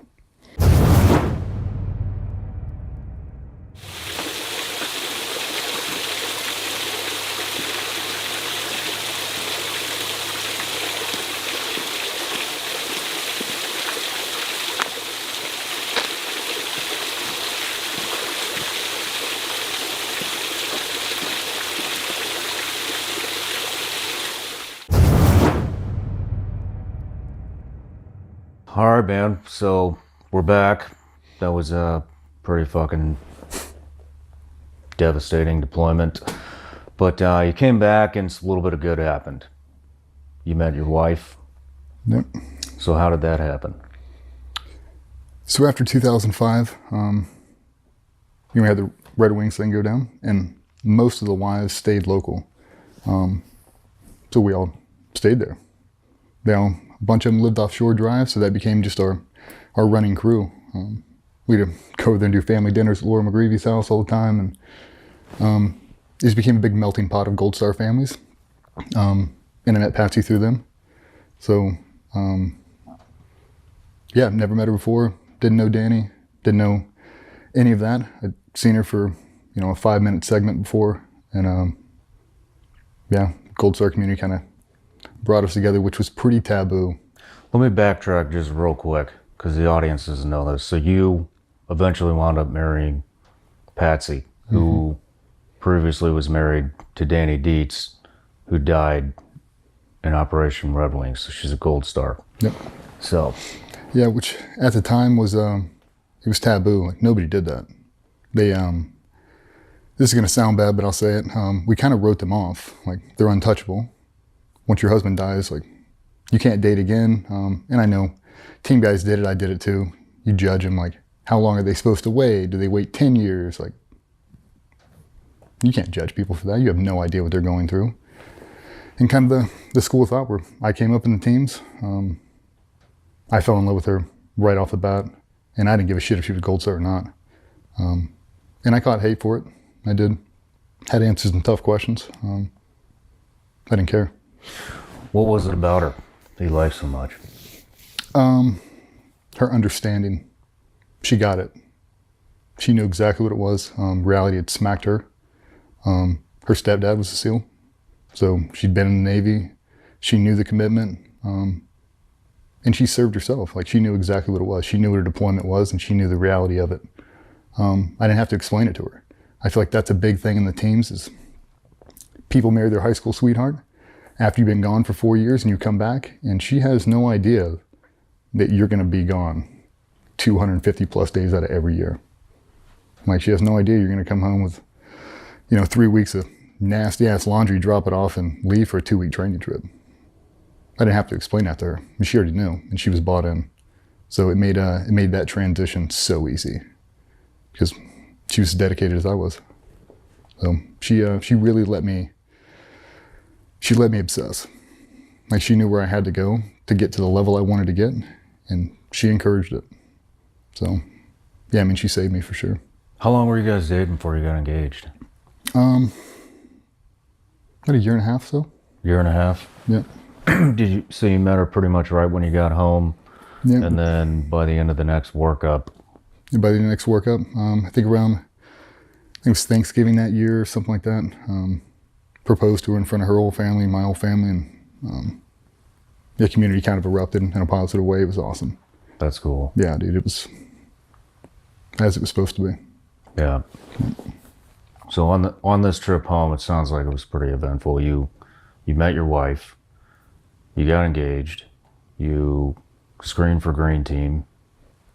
Yep. Started my third workup. I was in a very, I was riding an emotional roller coaster daily. I just was. I was drinking back then a lot. Just trying to numb my senses. I didn't care what it was. Luckily, I never did anything really stupid. Definitely had my moments. That was the only thing I knew. I didn't know what else to do. People that I could talk to wouldn't talk. Other people that had been exposed to similar things, they put up this facade like, fuck's wrong with you? So I did the exact same thing. I walled it up like, nope, I won't even address that. I won't address any of these feelings I have. I won't address the anxiety. My performance anxiety going into like that 2008, 2009 year was through the roof. Like having panic attacks, and I didn't know what they were. I thought I was having little mini strokes. If you haven't had one, it's alarming. Like just sitting down in a cold sweat. Yeah, I have no idea what's coming over me right now, but I know it's not good. And I know I can't say anything to anybody because they'll pull me out of this job. And that's not happening. So we have to do what we do, suffer in silence. Just be quiet and continue doing your job, and that's what you have to do. Fortunately for me, right around that time we started a new workup, and I got a new platoon chief who used to be over at the command. His name's Barrett, and he was everything I needed. Like, I mean, you couldn't have molded a better dude at that moment in time for me. He talked the talk, he walked the walk, and he performed, and he was nasty. He was, because usually, you know, guys they have a shelf life, and they don't, you know, your platoon chief or your troop chief isn't making the entries every time. He doesn't need to be the best shot anymore because he's command and controlling everything. It wasn't like that with that dude. He outperformed everybody. And he basically set the bar at what development group is supposed to be. And like, that's what it became. Like, I can't outshoot him. I can't out-PT him. I don't know more about CQB than him. I don't have the combat experience he does. And it humbled you, which is exactly what I needed. Exactly what everybody needed. We needed to see the end state. I needed to see what you could accomplish if you went all the way. And that's what that dude did. He showed us, like, if you want to be a professional, if you want to be the guy, you have to go all the way. Whether that was good advice or bad advice, I took it literally. And I started to set up little walls, little break-off points in relationships and friendships and everything else. If you impede anything on this progression, I'm done. Not one fucking second will I give to you, because you're not worth the end state. You're not worth me sacrificing my dreams and my hopes and all my wants and wishes. I want to be the best Navy SEAL I can possibly be. And if you slow me down 1 second, I'll never talk to you again. Like, I don't have time for it. Like, this community, that organization, this job deserves the very best of me. Emotionally, spiritually, physically, everything, tactically. And you have to completely, in my opinion, to reach the highest level you possibly can, you have to cut out all the other bullshit. And I thought that job deserved it. I did. I grew up with my entire life, and you've never met a dude who loved being a Navy SEAL more than me. I just did. Every day I woke up, even through the bullshit, where everybody's complaining in the platoon space on this and that, I loved it. I'd come home and I just smile, man. Just thankful to be there. Thankful that I'm doing exactly what I was put on this earth to do. I loved it. Did you cut any important relationships, or was it just acquaintances and little bullshit? No, I cut off. I cut all kinds of shit out.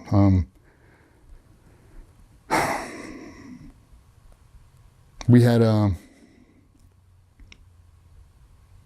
people in the platoon life, people that spread a lot of hate, a lot of discontent, a lot of shit talking, a lot of guys that call them 9-to-5ers.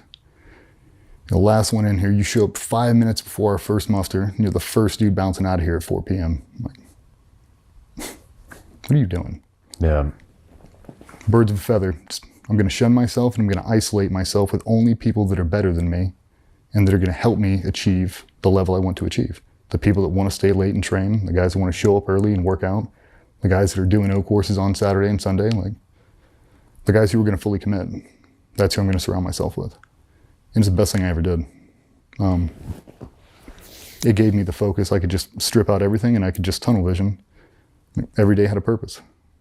Like today I'm doing fitness. I'm not checking my phone. I don't have, social media wasn't a thing. You didn't have to deal with any kind of bullshit like that. But you could just scrub away bad relationship toxicity out of your life. So we do that deployment. It was a long stand down. It was really eating away at the boys, the overall collective. Long story short, we deployed in a big joint fashion, and the Rangers had an issue. Back to Iraq, you deployed. Back to Iraq, back to Baghdad. Had all the assets. Third time. Full rotation, and it was awesome. Like the target set we inherited was amazing. Like we were going to be getting it. And I think we were there for 10 or 15 days, and we were just feeling ourselves out, the asset schedule and everything else, like all the things that actually make the machine run, we were slowly figuring out. I was a team leader at the time. So I'm in all the briefings, I'm in all the meetings, and the Rangers go out and they get into a firefight and they kill a guy. And it happens to be one of the Sheikh's son-in-laws. And they threw some political shitstorm into the air and they stood us down for 90 consecutive days. So we have all the task force people there. We have everything, helos, everything. And every day they'd come in, roll 24, roll 24. Should be on Friday. It's a long weekend. It's a 4-day weekend. On Tuesday, we'll get an update. Friday, we'll get an update. And they kept doing that the entire time. So, I mean, you can imagine. Yeah. Got a bunch of guys overseas that just want to fight, just want to get out of the door, and you're not letting them, and you're not telling them why. Like, we didn't do anything. I didn't shoot that dude. I wasn't on that target. None of our people were. Why are you punishing us? Then you got to feel being a political pawn. And then you realize that it was nothing to do with us. Just some guy flexing is not going to let you do your job. But it eroded the cohesion of that entire organization. Like we were at each other's throats, man. Damn. It was bad. Just the living conditions. Like you wouldn't see people for days. There was no reason to have a meeting. It's like we weren't training. We were just rusting. And luckily, Barrett kind of pulled us out of that, and he'd have basically pulled all the guys together. We do CQB, we go to flat range, we started training that group within the group. That spread the collective, and we kind of just, it took a little bit, but we all got back on step. And on around the 90th day, he came in and he said, fuck it, we're moving. And we lifted that entire package and we drove it down the road a couple hours to Fob Warhorse, and we set up there. And it was busy. Like it was everything we wanted to do. We inherited a bunch of target sets from the Army side, which is really good. Got to interface with those guys a lot. Got to learn about palm groves and a bunch of new TTPs that we hadn't even thought about. Things that would have really helped us in 2007, we're now learning now. I'm like, yep, I've been there. I know exactly what he's talking about. So we got to learn a shit ton. We got to put it to good use. It was good. Who were you working with from the Army? So we had a Ranger element with us. We had the Tier 1 personality there. 2-2 SES was in the same compound. So it It was so funny, man. The SAS, I fucking love those dudes. They'd roll through the chow hall and they've all got American flag patches on. I'm like, what's up with the patch? And he's like, you gotta blame it on somebody. Fucking assholes. Like, okay, cool. Those guys were great, man. Just, I remember seeing them. You see all the unit guys, you see the SAS guys. I mean, I'm a kid, and they look like they're 7 foot tall. Like, they look like Marcus Capone. Like, they look enormous. They've all got huge beards and long hair, and like, holy shit. That's what the pros look like. Like, now you get to see it up close. Just before, I mean, it's just us. You get to see the other organization. You're like, and you get to hear what they're doing, going out at night, and you don't get to. So you get to hear about this huge firefight they got into, and you got to sit there with the Rangers and twiddle your thumbs and play reindeer games until we got to lift and shift. And it was like, okay, let's all be big boys again. And it was fine. It was a decent deployment. Nothing to really write home about. But it showed me the seesaw method. If the op tempo goes up, morale and warfare can go down. Like, you don't need to have Xbox and flat screen TVs and all this crazy shit. If you're working every night, you sleep on cots in a tent with no AC, eating MREs. The happiest dude you'll ever see. Yeah. Nobody gives a shit. When that doesn't happen, morale has to go up somehow. And there was nothing to give you. You can't booze, you can't leave the country, there's nothing to do. You're just stuck there, and you just have to watch other people go out and work. And just to watch how that eroded the unit cohesion. It did. And it took a while to get it back. Like, I mean, you had to really, really bring the boys in. Like, movie time, just, not mandatory fun, but you had to do things to bring everybody back in, to re-explain the why. I think part of the training, part of the mindset conversations, the mission planning conversations they'd take such a philosophical role then, because of him, that everybody would buy in. It was like nothing you've ever heard before. His thought process on mission planning, like, that's a completely different school of thought. Like, that is, okay, it's a new concept to us. Just the whole thing, just everything.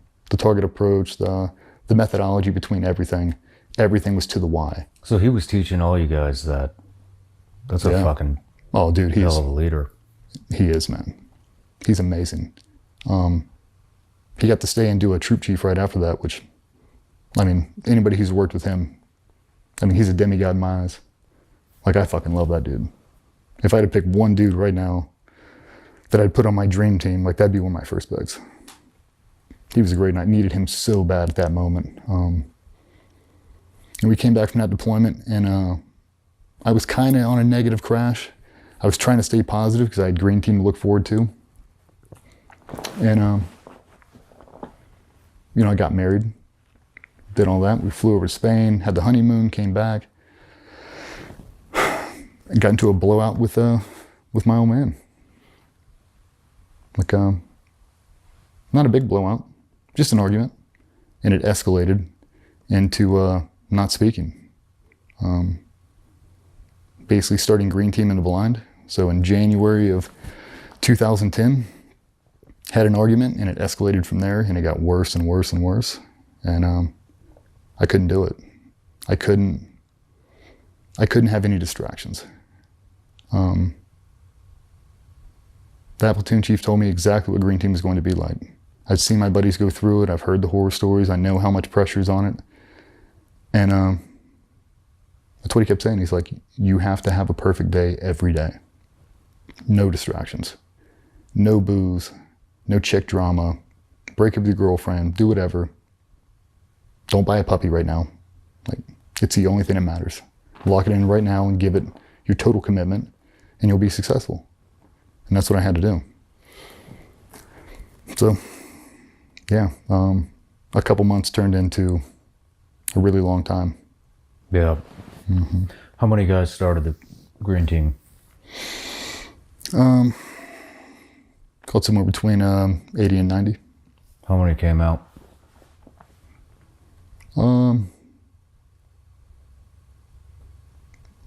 22. Not many. Low 20s? Yeah. You want to go into any of that? Yeah, we can. Let's do it. What do you want to talk about? Let's talk about the first day of Green Team. What happens? We show up and you do a screen test. Show up and do a physical test.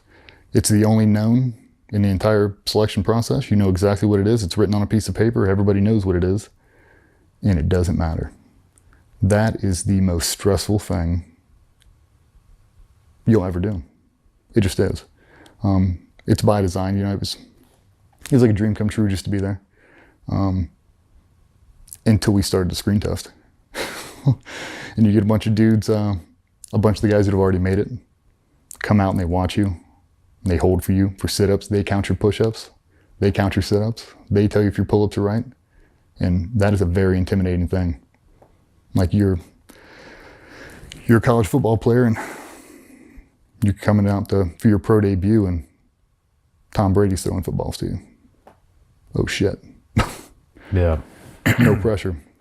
And back in the day, they looked like Vikings. I mean, super long hair, big long beards, and they looked fucking mean. They did, and it was intimidating, and I loved it. I did, man. I got off that bus, dude. I used to take Benadryl before Green Team. I get so excited. I get so amped up. I take Benadryl to try to calm myself down. It's like a cheap man's beta blocker, but I loved every minute of it. It was two different schools of thought.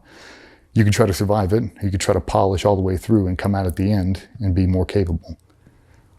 My advice that I was given to me was take every day, like it's your last day, and try to absorb as much knowledge out of that fucking place as possible.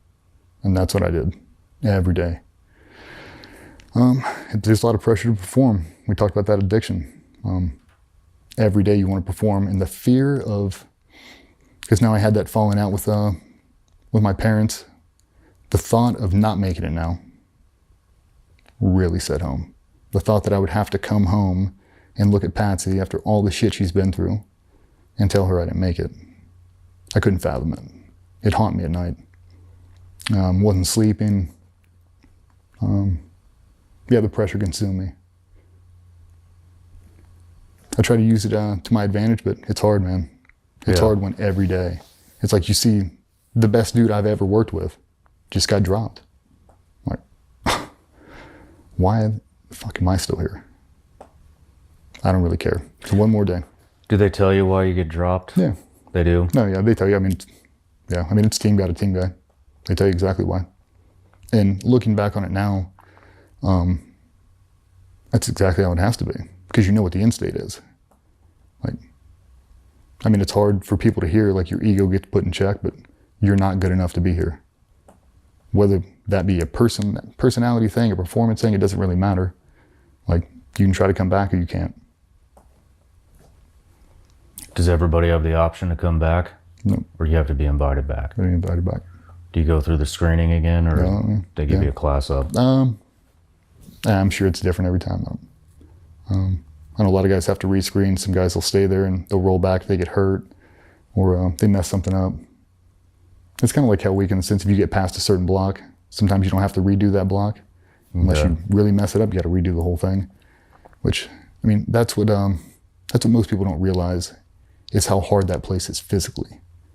Like the screen test are double what it is to get in the buds. That's the bare minimum. Like if you're not cranking out 120 push-ups, 140 sit-ups, 30 pull-ups, like you're last. Like if you do the minimums, you're not going. You have to be a freak, which was good. We were afforded a lot of time to train and get ready for it, and a lot of time in the shoot house, a lot of time shooting, mentally preparing for it. And that was right. That was right at the height of like the human performance aspect. So we had a badass strength conditioning coach at Group 2 that really helped us out. He went over to the Eagles and runs their stuff. I mean, so we were ready. Like the crew we had assembled. I mean, that was as prepared as you could have been. Oh shit. So we showed up the first day. I've never been so nervous in my fucking life, dude. I could barely breathe. And I was a freak. I mean, I say that cocky because I was. Like I was in shape when I showed up. That was the one thing I had going for me. is I could pass that screen test. And I'll tell you what, the pressure of that day, I barely got through that fucking thing. It just cranking out 140 push-ups in a single set, like no issue. Now I've got that dude who I want to be like is counting for me, and I'm at 70 and I'm blowing snot out of my face. Like, oh my God. Like, I'm just going to try to do these perfect, and hopefully he doesn't say anything to me, and let's just hope for the best. Like, that's what it was. I mean, it's fucking stressful. And then every day it just continues. I mean, it's all CQB based and, you know, everything else you got to do over there. But the pressure to perform, like, you can't have a bad day. Yeah. And it becomes addicting. Like, What would you say got most guys? CQB. CQB? I mean, that's all, yeah. Yeah. I mean, you get a couple guys for some other stuff, some jumping, some personality stuff.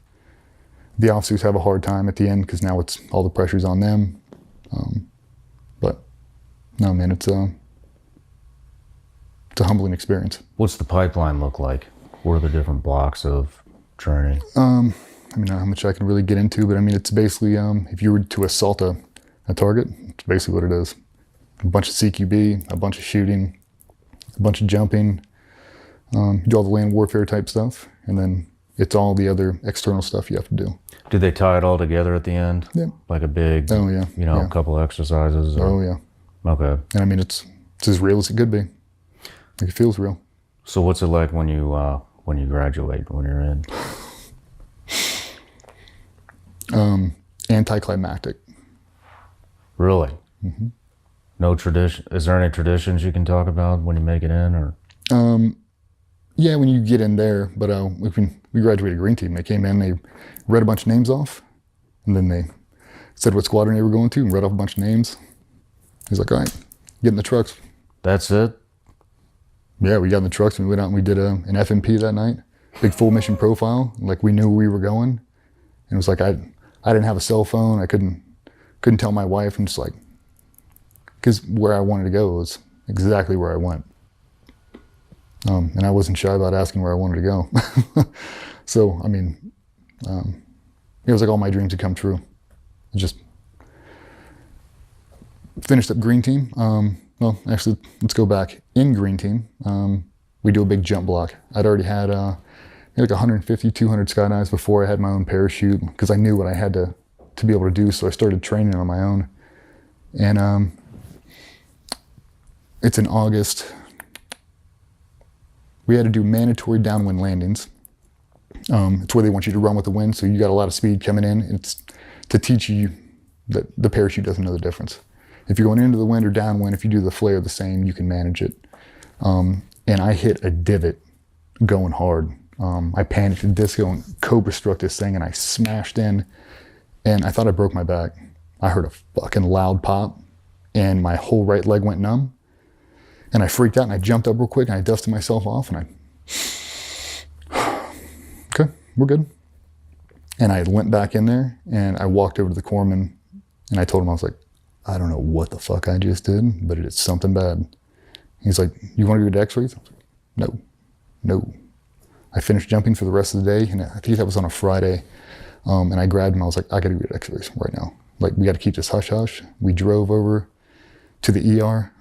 We shot x-rays, came back benign. They thought I tore my hip flexor. So I just kept training on it, kept jumping. We probably did another 50, 60 jumps on it. And we were doing all the normal stuff,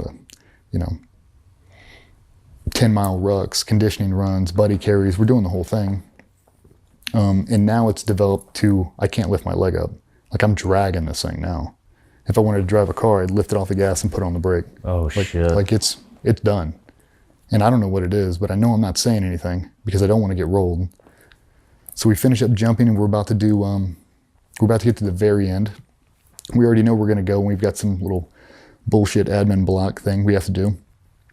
And my leg's still messed up. And I call back into rehab. We start going through the whole thing, and he's like, let's go in, let's get some CT scans, let's get an MRI, and let's see if maybe you've broke your back. Like, maybe that's what it is. And they came back to get me. I never forget, we were doing the NFL Combine. And I think I was on crutches at the time. We did the broad jump, the vertical, max bench press, squat, deadlift. We did a bunch of shit like that, a bunch of cone drills. And we had just got done, and they walked in, and he's like, CMC needs to see you in rehab. It's like, oh, fuck. I walked over there, and he's sitting down, and he's got a big smile on his face, and puts his hand on my knee. He's like, it's gonna be okay. And my heart fucking dropped. Like, you could have just shot my fucking puppy. Like, my whole life is over. And I looked at the rehab guys who were super fucking awesome. And I was like, what's going on? I was like, back broken? He went, nope. Your hip's broken. Your femoral neck snapped off. He goes, I don't know how the fuck you're walking. And I looked at him and I was like, I think it's my back. And he goes, well, this x-ray right here, this MRI, and they pull it up and you see it. Like femoral neck to ball and socket, snapped all the way off. So that impact had broke it, and somehow it had relocked in position, and it just hadn't sheared. If it had shifted 1 inch left or right, all the blood supply goes to the hip, it dies. Total hip reconstruction, you're out of the military. Like, Damn. So it's like that. And I looked at him, I've never had surgery. I mean, I've been hurt a lot growing up as a kid. I've broken everything, but I've never had surgery. And he's like, we're gonna have to do emergency surgery. And I looked right at him, right in front of that CMC, and I said, there ain't no fucking way. No. And he looked at me and he goes, that's the only option. He's like, you're not deploying. How fast can we do it? And he goes, we can get it done tomorrow at 7 a.m. Let's go. I walked in, they pumped in 3 titanium 5-inch lag bolts through my hip. And I showed up to rehab the next day, and we started physical therapy. We had to finish SEER school. I got a gnarly infection out there.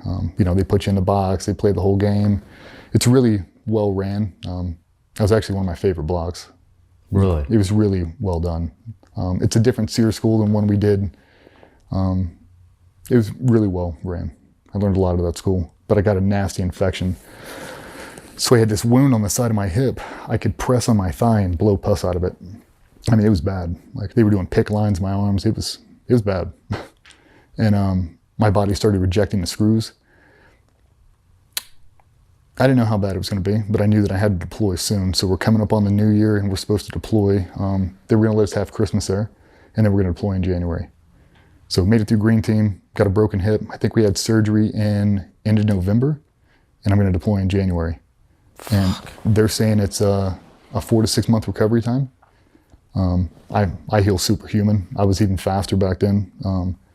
And those guys, they're not dumb, man. We do vitamin D3, we do calcium, all the supplements to try to get that bone to grow as fast. I quit dipping.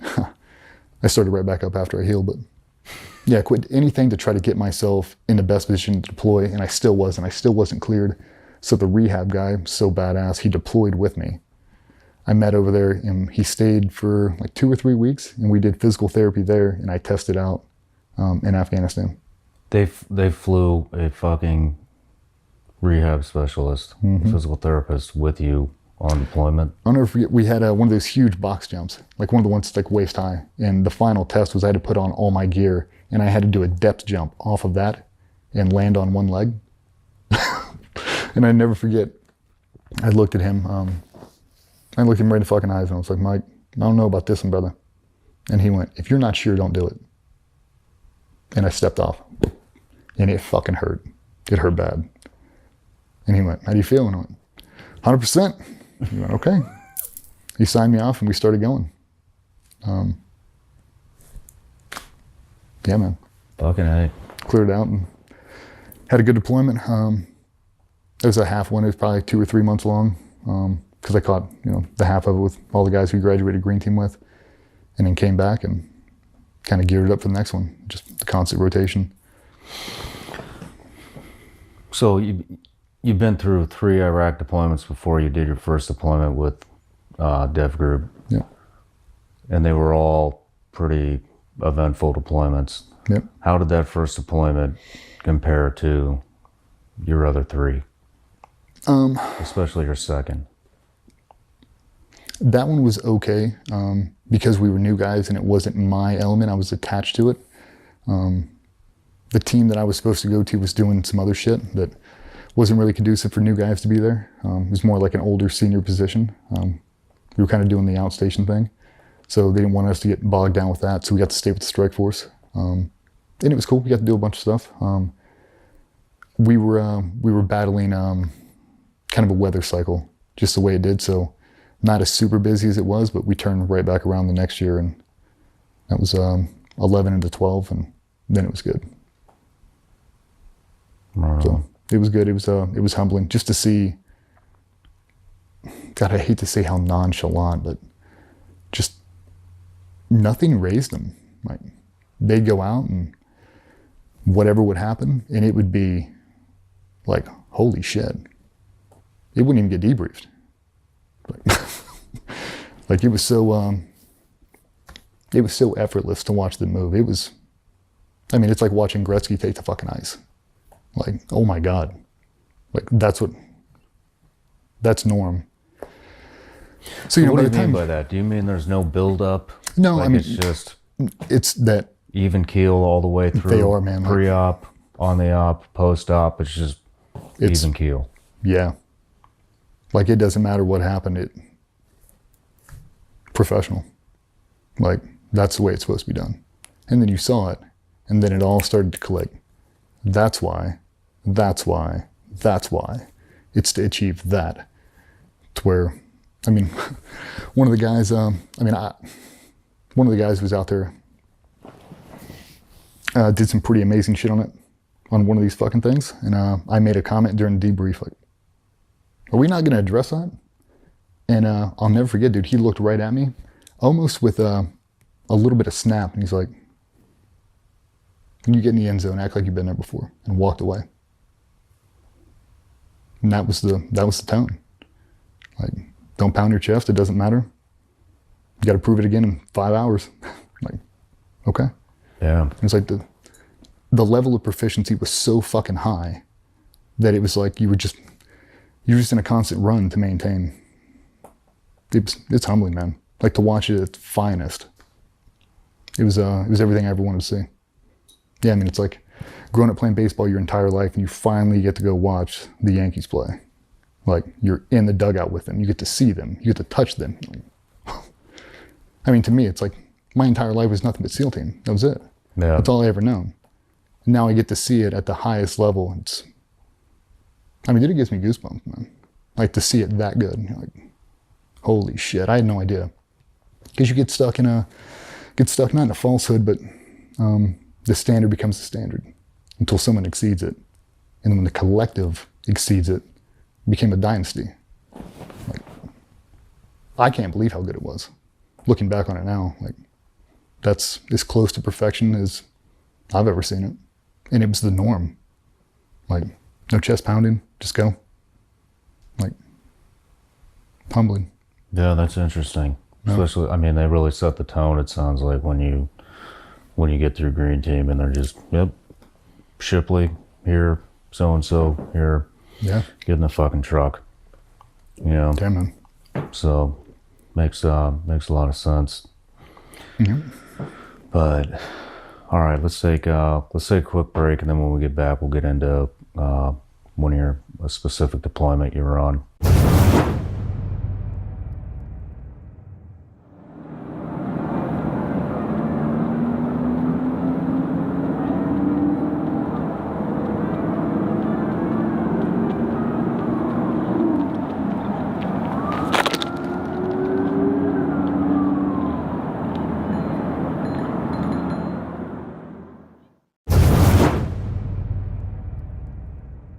All right, so we're back. We're getting into some deployments, but I wanted to bring something up, reading through your timeline.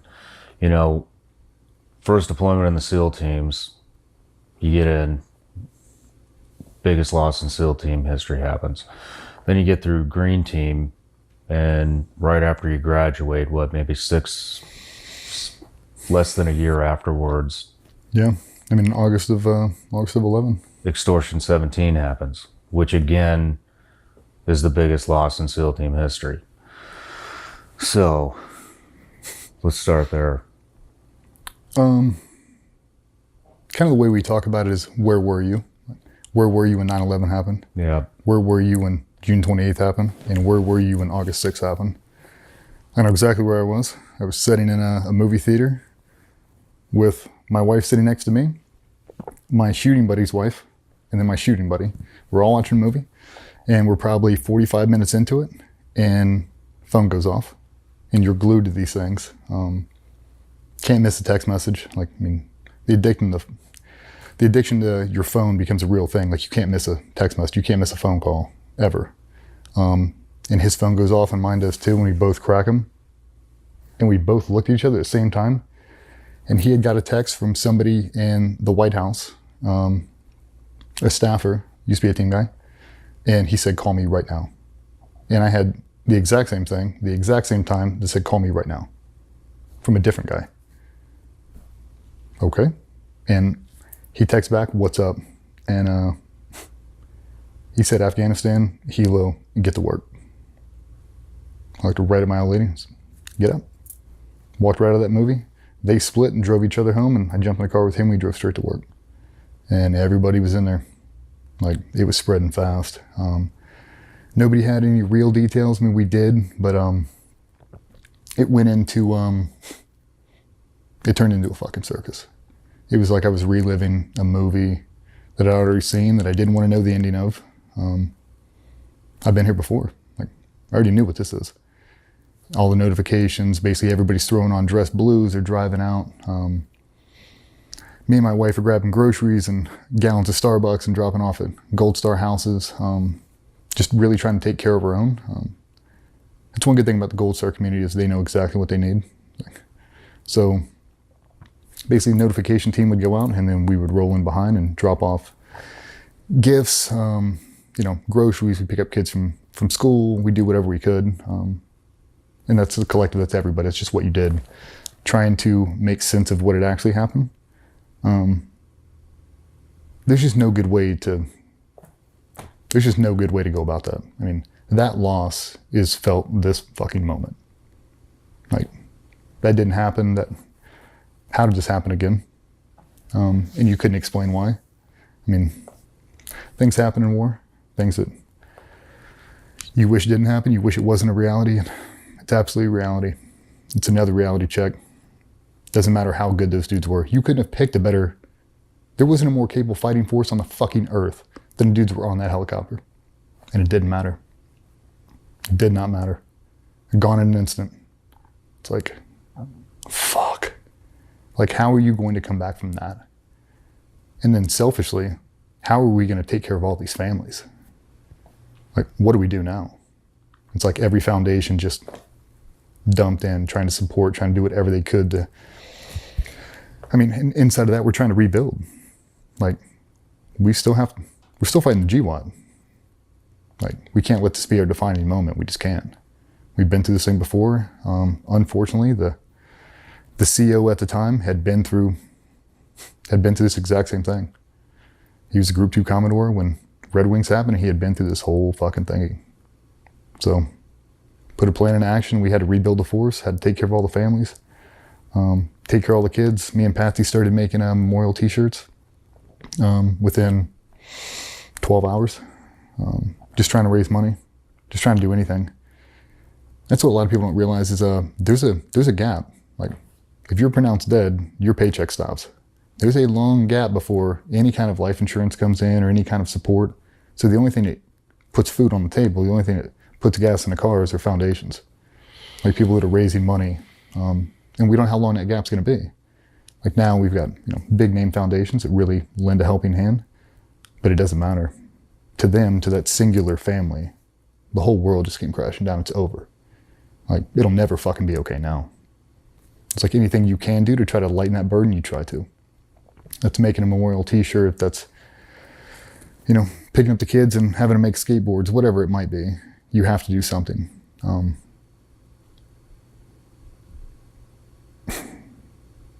But I'll tell you what, that was a super dose of reality.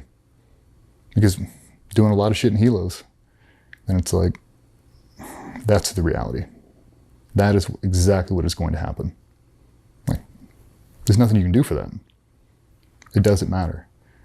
Like, you can't plan for that. You just can't. I mean, you can try to do things, but a helo gets shot down with all those people on board. There's no good scenario out of that. And it crippled us. We had to rebuild the force, and every team had to give up bodies.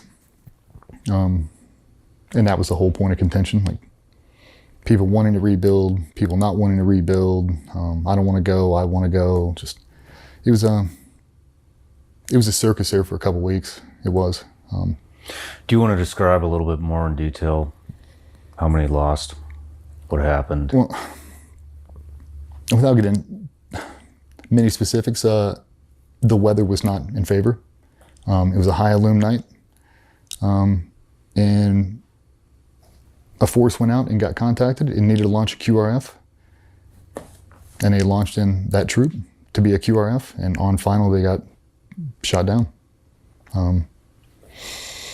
Everybody's in there, like, you've got an amazing force, you've got the world's best sitting in the back of this flying school bus. It lands down, they shoot it out of the sky. It's, you just can't plan for it. I mean, you just can't. It's 31 people gone, including some Afghan partner forces, but an entire troop of people. Yeah. It's just gone. And I mean, things that people don't think about, things that I know that haunt other individuals is, think about the guy who missed that deployment, had a shoulder surgery and wasn't there. Think about the guy who had to go home for a birth of his kid. You should have been there. Like, that's gonna weigh on that dude forever. And it is. I don't know, I just remember walking into the building, it being so fucking somber, just, you didn't know where to smile, like, you wanted to have fun at work, but you couldn't. Like, how dare you smile right now? It was one of those things, like, and it wasn't a forced, thing, it's just, it's what it was. I mean, we were in the trenches for a long fucking time, man. We just were, and it felt like it was so hard to get back out of it. We tried to rebuild, and we've got the force, and they're back, and I mean, they dumped every dude. They pulled guys from all the other teams and tried to rebuild that one troop, and they grabbed some fucking all-stars, man. They did. Like, they spared no expense. They grabbed some serious fucking talent, and they rebuilt. And they built a dynasty. Like, they built some fucking badass dudes. And it was like one thing after another. So we get them all back up, and that's 2011. So I had Nick Check in my team. We were in the same 5-man team, and he got pulled out to go over there to backfill when all the guys got killed in extortion. And it didn't feel right. It didn't seem right. Him and my wife were really tight. We did our first platoons together. And when he went over, I rolled into his team as a new guy. And I fucking loved him, man. God, he was awesome. He just was. He was everything you wanted a teammate. He came over and retiled my entire kitchen, him and my wife, when I was on deployment, before his first deployment with the command. Up until the last hour, he drove to the command covered in tile soot and put on fresh clothes and got on the plane. Yeah. Like, fucking great dude. And we just came back from Afghanistan deployment in between extortion. So we backfilled them, had to sleep in their beds, had to do that whole thing. That's a very sombering thing to have to do.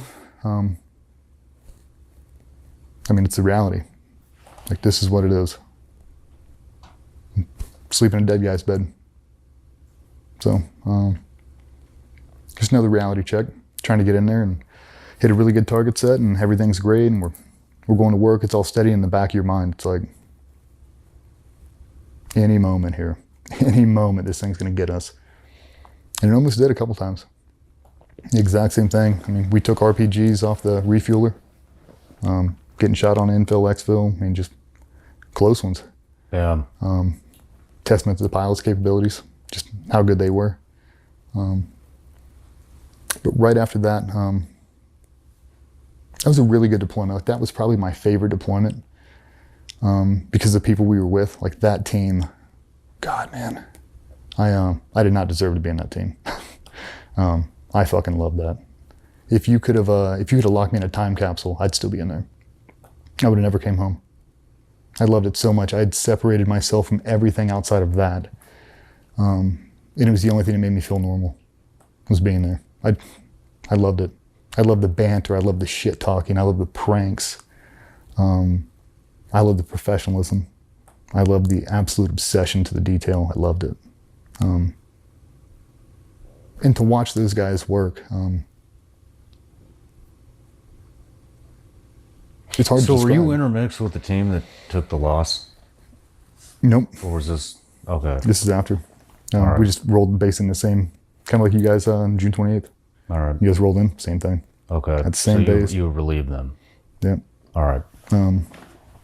It was weird, man. Just the whole thing was dicey. We came back, kind of like my mentor at that point, like my true north was my team leader then.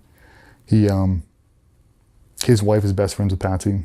I'm best friends with him. He was a groomsman at my wedding. I knew him before I screened and all that. I fucking loved him. And he got hurt. Got medically retired after that deployment. Our number 2 did. 3 or 4 other guys got fucked up pretty bad. And it just, I hate to say I had all my eggs in one basket, but I love being in that team so much. The energy, the collective. I was not ready to lose that. I wasn't.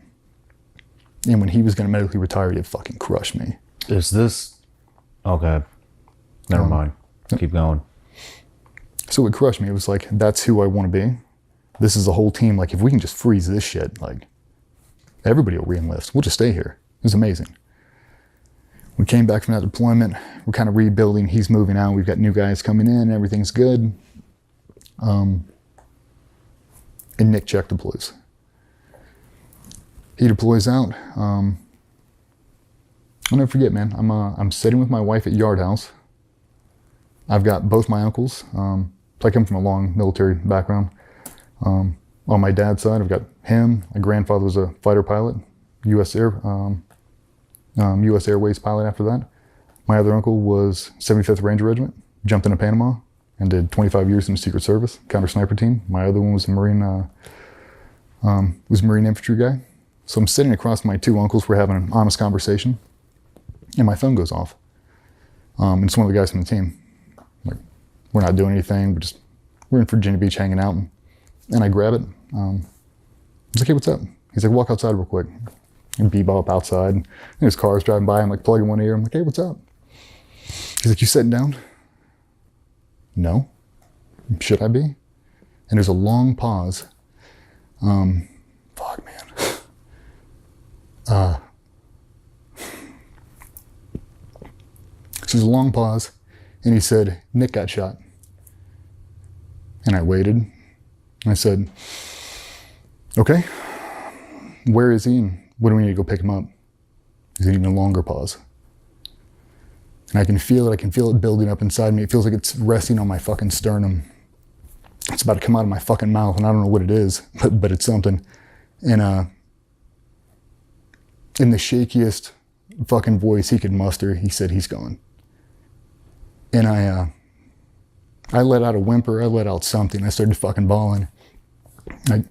I'll be in work in 15 minutes. I hung up the phone, I dried my eyes real quick, and I'm like, I'm gonna walk in there, I'm gonna sit down at this fucking booth, I'm gonna eat my Kung Pao chicken, I'm gonna drink this Moscow Mule, and I'm gonna get through dinner, and then I'm gonna drive to work, and I'll tell Patsy tomorrow. Like, I mean, she loved Nick. She fucking loved him.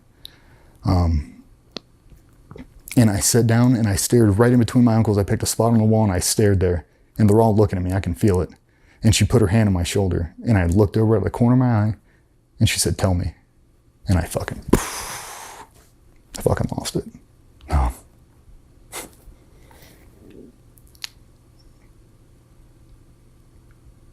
No. Fuck, man. Do you want to talk about what he was doing? He was doing a hostage rescue for Dr. Dilb Joseph in Afghanistan. Bad scenario. Obviously, Ed Byers got the Medal of Honor. There were a bunch of Navy crosses that came out of that op. But long story short, they patrolled up Nick's walking point, and one of the sentries came out, and they had a brief engagement. And he ran up to make a dynamic entry, super fast, like the gig's up, we have to go. So he closed the distance, and They had a bunch of blankets in the doorway. He's clearing the blankets, trying to get inside, and as he makes entry, he takes a round. Kind of over. The rest is history. Guys came in, killed all the bad guys, saved all the good guys.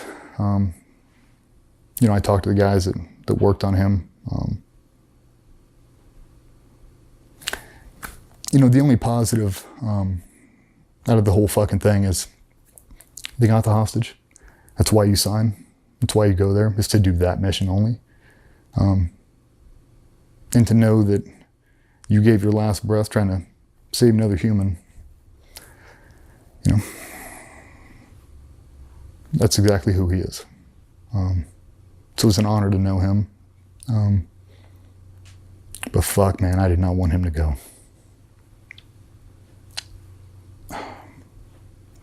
Was that your hardest loss?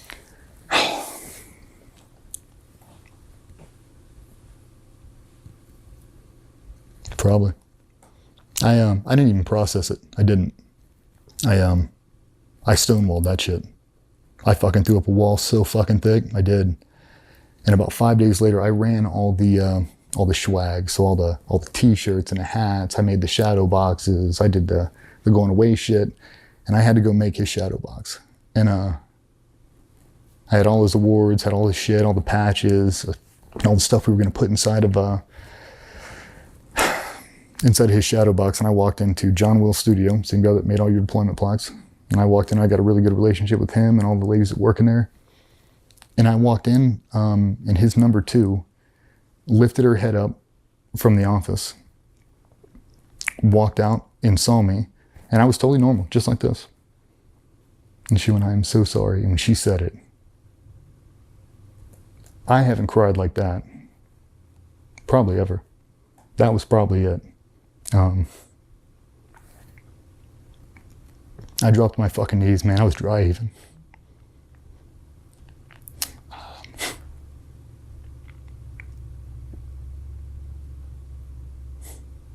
He was such a good fucking dude. He was so talented, and he trained all the fucking time. And you couldn't have done better. And the reality, he was gone. I wasn't ready for it. I tried to wall it up, tried to pretend like it didn't happen, and then I tried to make excuses. Like, why did that happen to him? And then I had to justify it to Patsy. Why that's not going to happen to me. It's like, well, I've got to cut out more negative shit. I've got to cut out everything. I've got to completely obsess now. Like, this is what I have to do now. And it just justified it. Like, we're playing for fucking keeps, man. Like, it became another thing that I'd slide in there. Like, you want me to spend more time at home? You want me to do this? I have to obsess. This is fucking for real. If I have a bad day at the office, that's what happens. Being that Patsy was a Gold Star wife and her previous husband, died, killed in combat,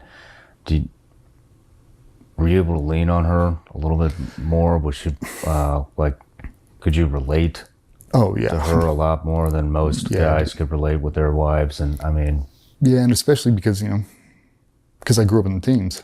I grew up in it. I felt like I was as much part of that community as anything else. And yeah, we leaned heavy on each other. And a lot of it was, she convinced me it was okay. She's like, DJ, that dude loved everything he fucking did. He loved it. There's nothing else that dude would have done. If you would have given him an option of dying at 80 in a fucking bed alone, or dying on that, he would have picked that. That's just the dude he was. Like, he doesn't want you to be here depressed, mourning him all day. He wants you to go fucking get it on. That's what he wants. He wants you to go back to fucking work and be as good as you can. Fair enough. And the obsession continued. It's like, well, I wasn't in touch with myself. I didn't know anything about grief. I walled it up. I did. We stopped talking about it. We made shrines for him. We made memorial patches. We did everything. But I had to go do the notification and knock at his door for his fiance at the time. Dude, I don't know how people do that. But I can remember every detail of that. It was fucking terrible. We all met at my house probably at 7 a.m. Had me, Will Chesney, and one of the guys who was on Nick's new team, who's an ops chief. We all met at my house. Patsy was there. She kind of gave us a brief on kind of what to expect, because we've done notifications before for August 6th, but you never know. So, we kind of powwowed it like, hey, who's ringing the doorbell? Who's saying this? We're all in dress blues. And it started pissing down rain. It like torrential downpour. In our shoes, we wear the black core frame dress shoes. It was so hot in Virginia Beach when extortion happened from sitting on the tarmac, it had melted all our shoes. It melted the heels off. So when we got out of the car and we took a step, all the heels blew off our core frames. And Nick Check is a neat freak. He's OCD. He's got white fucking carpet. So I get out. I've got Patsy in the car behind us. She's got groceries. She's got Starbucks. She's got a bunch of shit. Just like, you're not leaving the house for 48 hours. Here, like this will tide you over until we can figure out what we're gonna do. Because you're not a wife, it's kind of a weird, predicament you're in. So it's really like we had to take care of her. Notification teams went out to the families and all that. But I remember ringing that doorbell and hearing her upstairs directly above the front door. I remember hearing her walk down the stairs, turning the corner, and as it got closer and closer, the footsteps got louder and louder. And I was on a fucking breath hold, man. I did not want that door to open. I was hoping she wouldn't answer it. I was hoping we get turned around and somebody else would have to do that. And throw bolt flips. Doorknob opens, slowly starts to crack, and as soon as she fucking saw us, she knew. She didn't cry. She just looked at me, kind of cocked her head, and like, she knew me. Tell me. And I fucking came in, I gave her a big hug and fucking bawling. And I told her. We had a very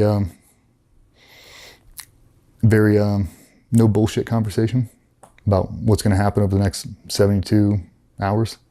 Kind of everything we need to get done. And we kind of just went from there. Like, you got to go buy a fucking dress. You got to go buy this. You got to go get this right now. Like, these are all the things that has to happen. And you've got about 12 hours because this thing's going to go and you're not going to have time. So whatever you need, let's get on it right now. I remember her making a comment on the black shoe marks. We track black shit all throughout his house.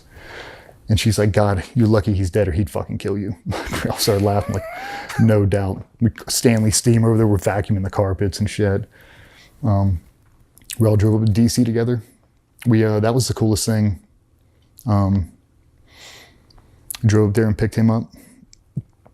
Same thing we did for the guys at Extortion. We all drove up there in unison, met all the planes and did all that. And she drove up there with us. It was, oh fuck, man. Just, it's like one of those things you just wanted to be over and you didn't, because now you have to do the memorial. Now you have to get up and speak. Now you have to go through all your photo albums and pick all the photos you like. They have to put it to a montage and you have to watch it over and over and over. Now the family starts to fly and you got to meet all of them. Like, it never ends. It felt like that process was 5 years long. Like, I was fucking crippled at the end of that one. I just was. I was in a fucking bad spot. Some key people in the organization were shifting out. They were retiring. They were getting medically retired. And I felt the void. I did. With him being gone, I really felt the void. That takes us to 2013. So I think that transition from Nick dying until basically the rest of the career, confirmation bias. Everything I had ever said, everything I had ever told Patsy was coming true. Everything. I used to tell her things because I'd obsess. I bet you in my entire time in the teams, I bet you I went into that building every day I've been in Virginia Beach, minus 25. Every Saturday and Sunday, I'd go through there just to show face, to make sure my cage was still there. Like, I had to touch the magic every fucking day to make sure it was real. Damn. I had to. I was fucking obsessed. But it was good because everybody else with me was just obsessed. But I'd justify it to her.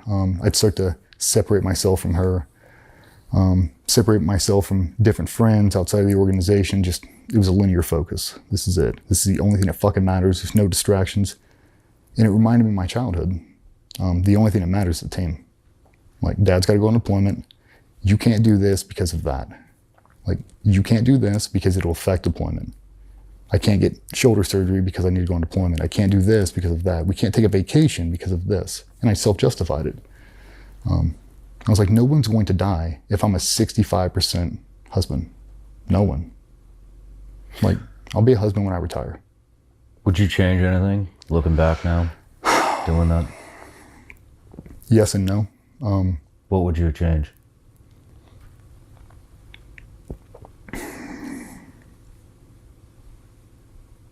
I would have retired sooner. They tried to retire me in 2014. I wish I would have let them. I was in such a fucking bad spot, man. I just, I let it take me. I let it take me. I don't regret it. Some days I do. But I thought it needed it. I thought it was a worthy cause, man. Everything we did, all the training, the late nights, the early mornings, it gave you a purpose. It did. It gave you the why. And it became very easy to just judge people.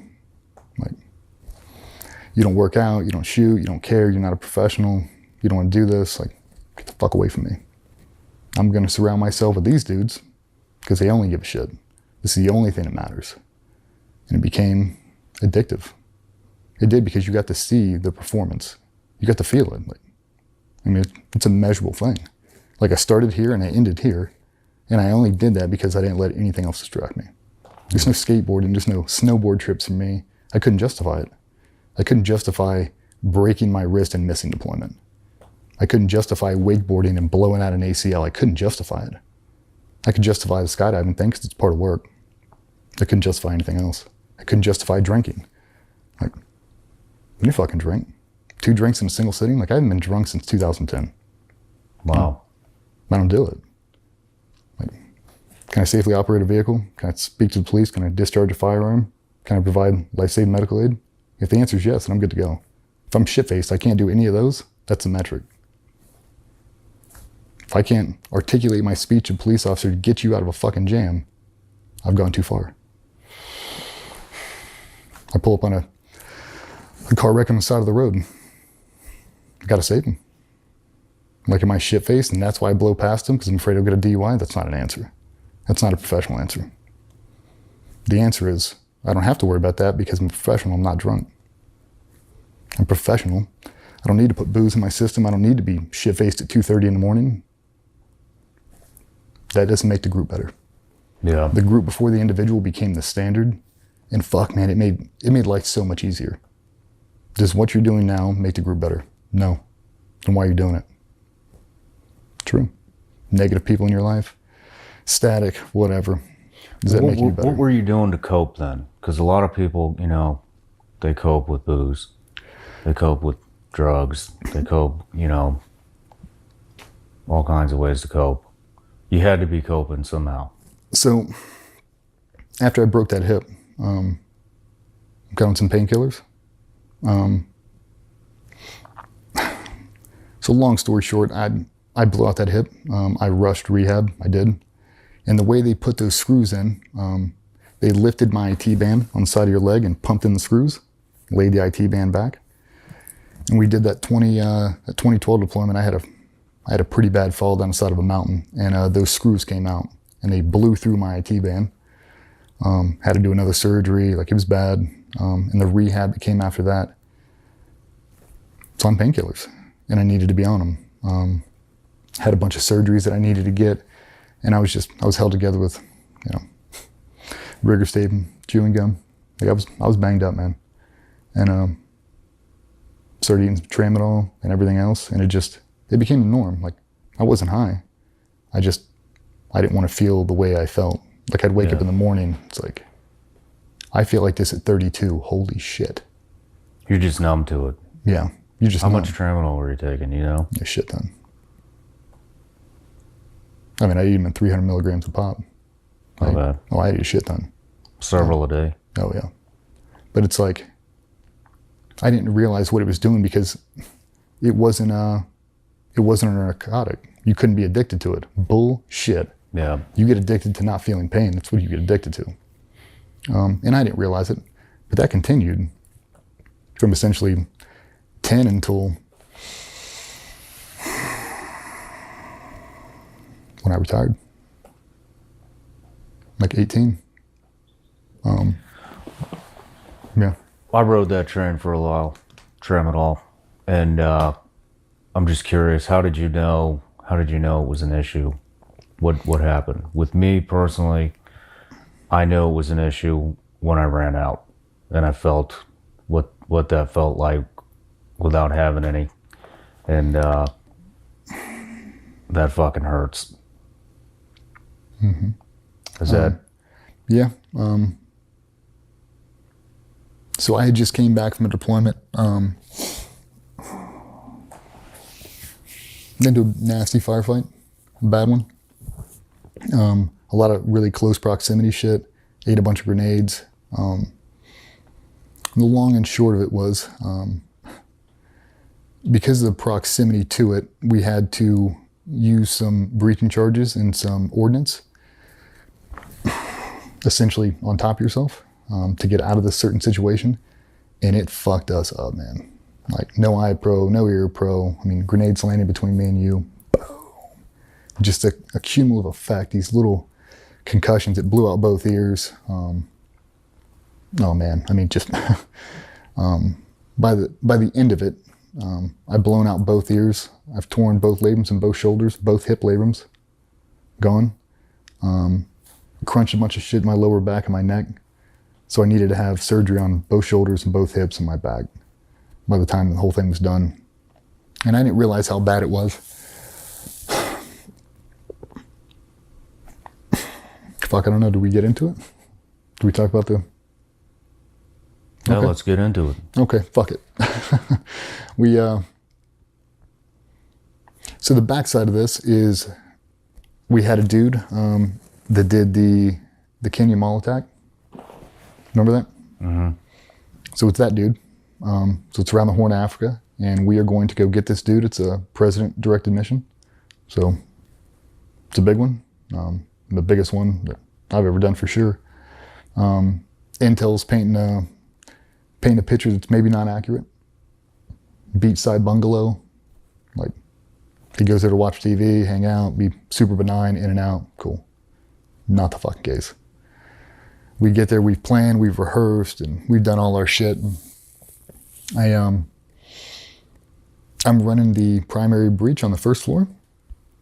I go up and over the gate. I should probably start off with, we swam in. So that's a whole different set of problems. We swam in a slaughterhouse offshoot. So you can imagine all the great white sharks. It's a real fucking thing. That's the fastest I ever swam in my life. So we swam in, we do our whole thing. I go up and over, and I'm messing around with the locking mechanism on the gate to try to get it open. And there's a string going from the gate. It looks like it's going inside.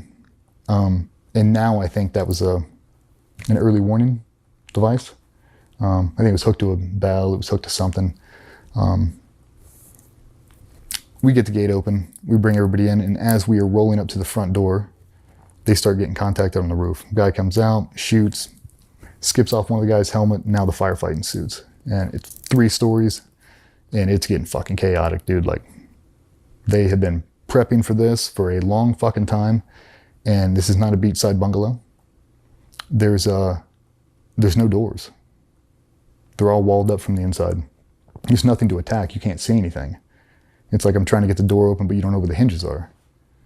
You don't know what it is. It's this huge, super thick door. Fuck, man, it probably must have been 6 inches thick. So it's a fucking fortress. It's a fucking fortress, dude. It's a literal fortress. They start getting contact on the roof, and we sprint up the front door. And as we go to divide, this dude opens up on the front door. and lets it go, and you just see splinters of wood, and it just fucking traces us and doesn't hit anybody. We rolled to either side, and now we're trying to deal with this problem. The hate coming out of that front door was nothing like I've ever seen. It just continuous, ascending it. And the way it ended up being was a long wall, the door in the center. I'm on one side, and I've got my shooting buddy on the other side, and I've got my team leader behind me. And we're trying to figure this out. Like, we have to get inside, but we're not supposed to kill this dude. That was the whole thing, is for whatever reason, the powers that be really wanted this dude alive, and the last thing they told us before we went, I would rather you shoot him 100 times and he lives than shoot him 1 time and he dies. Bring him back alive. Well, I'm fucking committed. We all are. We're going to bring that dude back alive. We came up with every plan we could have. And at the end of the day, if you don't want to be captured, you're not capturing the dude. You're just not. Especially in that part of the world, with just how violent they are. I mean, you've seen Black Hawk Down. That's the most realistic war movie I've ever fucking watched. That's exactly how it is. They are fucking... and they come on quick. So we're in this shitstorm in the middle of the door. And I'm trying to decide how I'm going to blow this thing. I've got my charge in my hand. It's already capped in. I've got my hydrogel peeled. I'm ready to stick this thing, and I'm timing between his bursts coming through the door. So you see it all chew up. Like 3, 2, wham, it goes live again. You're like, motherfucker, man. You're just timing it. He finally goes, and I slap this thing. And there's nowhere to roll. There's just nothing to do. You got to eat it. It's like, luckily for me, the guy behind me is super experienced. I mean, we all are very experienced breachers, and we knew we could take it. We'd been there before. Just unfortunate. Turn your head and exhale and send it. And that concussion blew out everybody's ears. We were all done. And when it blew, I could see the locking mechanism behind it. It looked like a fucking railroad tie was stuck down. So big New York lock, and we weren't getting through it. But it blew out a slat about waist high down, about this wide. And grenades started coming out of it. Accurate. So the way it was, it's the front door, and there's a long-ass hallway going down, and there's a dude who's in a sandbag position with a belt fed at the end of the hallway. And it's just chewing down the hallway. There's a dude in the first room off to the right who's shooting at us through the window. So I've got my shooting buddy pinned. He's taking fire over this shoulder, and he's taking fire down the hallway, and he can't move. He can't do anything. It's like a big railing. We've got all the rest of the guys on, so we're the only 3 that are stuck on there. We're trying to get this door open. Let me back up. When I placed the charge, I roll back and I look at him, and I was like, turning steel, and I turned my head and I blew it. And when I looked back up, he was gone. And I looked down and I saw the hole, and I thought he went. And I dropped to my knees and I start going for the door, and my team leader's pulling me back. I guess he had jumped over the wall. I thought he went. And I was not going to let that fucking dude go alone. I'm on my hands and knees trying to crawl through this fucking hole, and he's pulling me back. Like, we're good, we're good. Well, now we can't get out. This thing's been going on for a couple minutes. The guys on the second deck are in the same shitstorm. The guys on the roof are in the exact same thing. Now there's people that are surrounding us we're taking fire from. The whole thing's getting dicey. And we've got to fucking leave. Like, we can't sit here and do this for another 10 more minutes. Like, you're not going to let us kill this guy. We can. We've got to get out. Unfortunately for us, the only egress route was directly behind us, which is directly in line with that dude's PK. So the only way out is to run straight through his alley. Can't go up and over the walls. There's not enough time. We don't have enough ladders, and there's quite a few guys inside the courtyard. We're trading grenades back and forth with this dude, and it finally comes time. The enemy QRF is upon us, and they're in technicals heading our way. And we gotta fucking go. So, look at the TL. What do you want, man? And he's like, get ready for an RPG. I'm like, oh, fuck. I mean, like, bells already rang. Like, we've got shit coming out of our nose. Like, we're super concussed. And we ate for the guys that know, I mean, we ate a 1,200 grain ECT from arm's length away. Jesus. No ear probe. I mean, we just sent it. I mean, I know what that charge is going to do. The overpressure is going to fuck me up, but it's not going to blow me up. I know what that charge will do and what it won't. And I was confident in it. And we had to send it. There was no other way. I wasn't going to turn around and leave without giving it every bit of effort I could. And I looked back at him, and I don't know how the fuck we're gonna get out of here. It's like, get a T-bomb.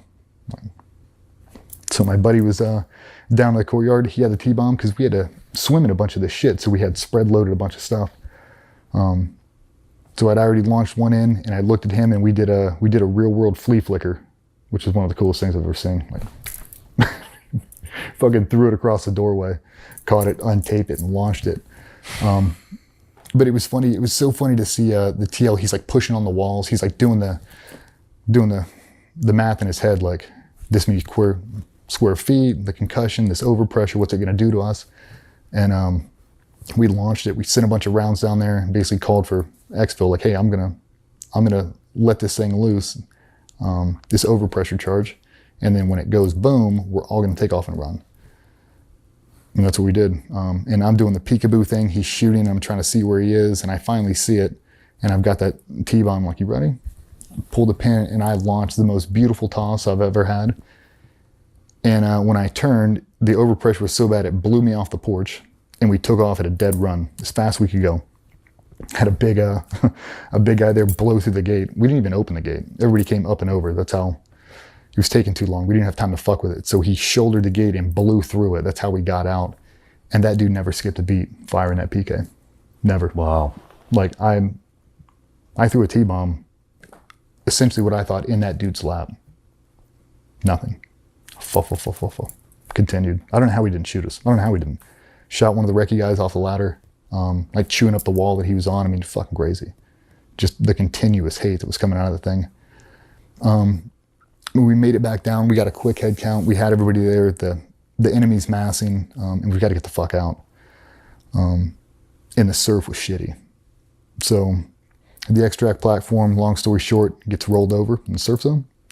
So now this whole thing, it happens on exfil, just in the confusion and everything else, just trying to get boats in alignment. And I mean, we had dudes get not left out at sea, but basically, like, this is such a shit show right now, and it is so fucking dangerous. We're just going to swim as far as we can. We turned on an iris strobe and we just swam. Got picked up by a bunch of exfil platforms and everything else. But in the course of that, essentially the only way to get out is I grabbed a hold of the bow line and I wrapped it around my wrist, and I had them tow me out on a Zodiac. And when they picked up enough speed, the wake, it spun me and it popped my shoulder. So now my arm it's essentially paralyzed. Like, it's not working. It's like, holy fuck. I do the exact same thing and I wrap it up with this one. The same thing. Pow! Like, oh my God.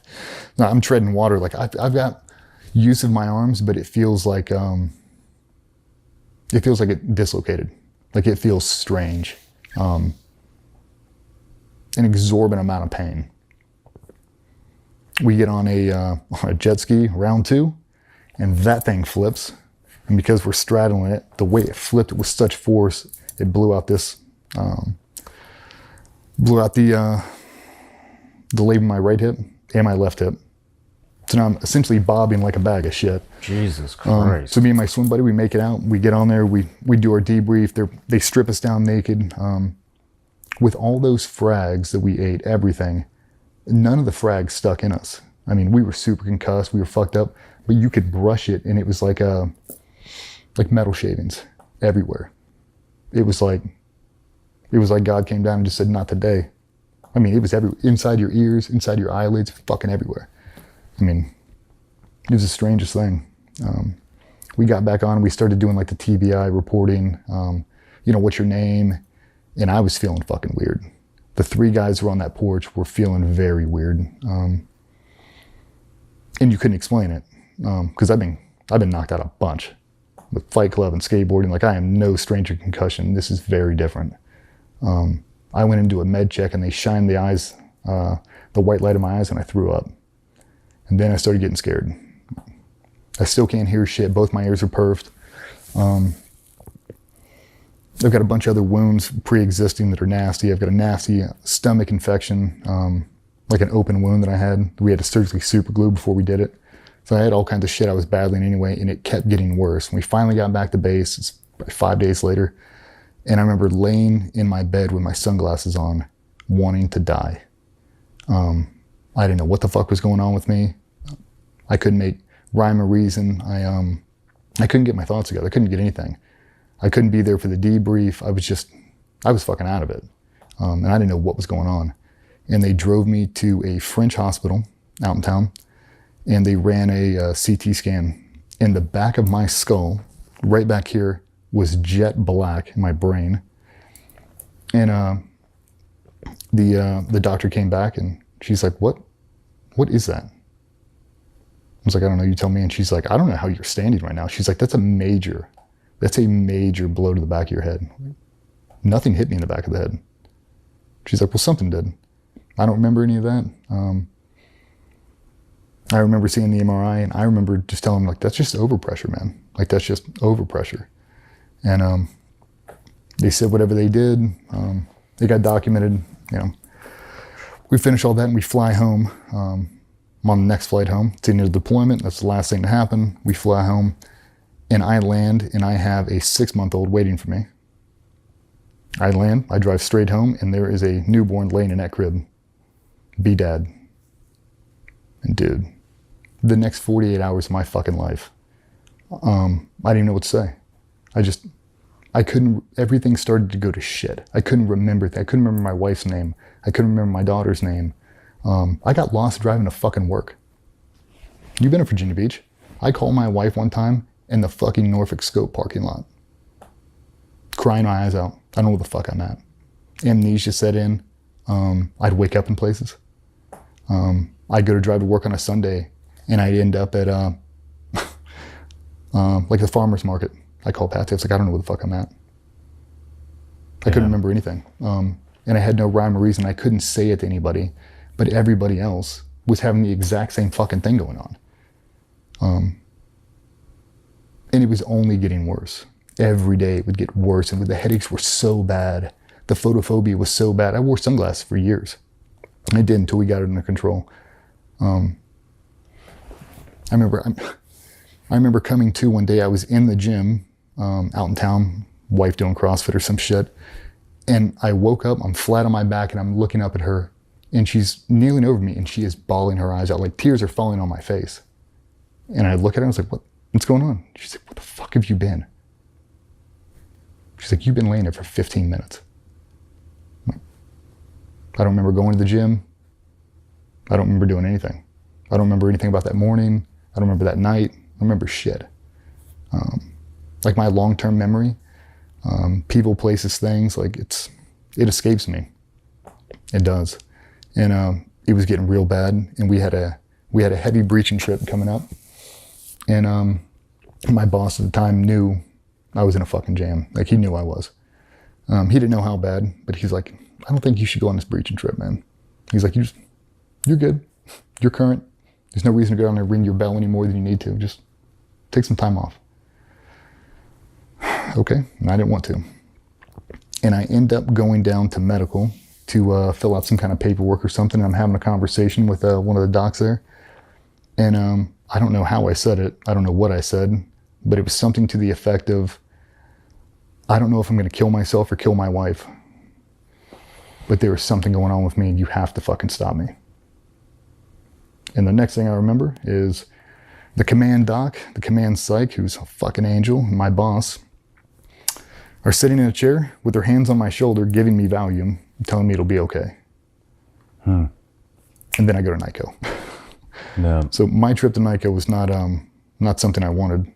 I was in a bad jam, and when I showed up there, like, I didn't know what was going on with me. I had no idea. Well, before we get into NICO, I talked to your wife for maybe 45 minutes the other day, and she had some kind of intuition while that op was going on that you were in trouble. She said she just felt something, and sure as shit, she was right. So you got home. She said one of the first things she noticed was your dinner was right in front of you, and you didn't even realize it, and you're asking when the fuck are we gonna have dinner? She's like, dinner's right in front of you. She took one. I'd pull up videos on her phone because I know she was sending them to people. I mean, there was a video specifically. I was cutting steak, and it was like 6 minutes. just over and over the same piece, just cutting it. I'd go into these trances. And I remember it now, like going into a trance and telling myself to come out of it, and I couldn't. I'd forget to come out of it. I would. I'd lose track of time. I didn't know. I thought I was going fucking crazy. And then it was the whole CTE thing was coming on board, and it's like, yep, this is exactly what this shit is. Like, everything got super dark. Oh, fuck, man. I'd sit in my, I just wanted to die. I did. I wanted to fucking die, and I didn't know why. I had the picture perfect life. Had a badass wife, gorgeous kid, dream job. Fucking, my life was heaven, and all I wanted to do was die. Yeah. I didn't know why. I'd sit in my guest room with that fucking dog of mine, and I'd talk to him. I would. Like, that dog saved me more times than any fucking thing else, dude. I'd sit there and the obsession over the details are probably what saved me the most, because I'd think about putting Patsy through that. I'd think about the reality of shooting myself and the scene it would make in this house, the mess it would make, that she's going to have to clean that up. What's my kid going to find out? Or what are they going to say when they find out? And I ended up just not doing it. But I wanted to.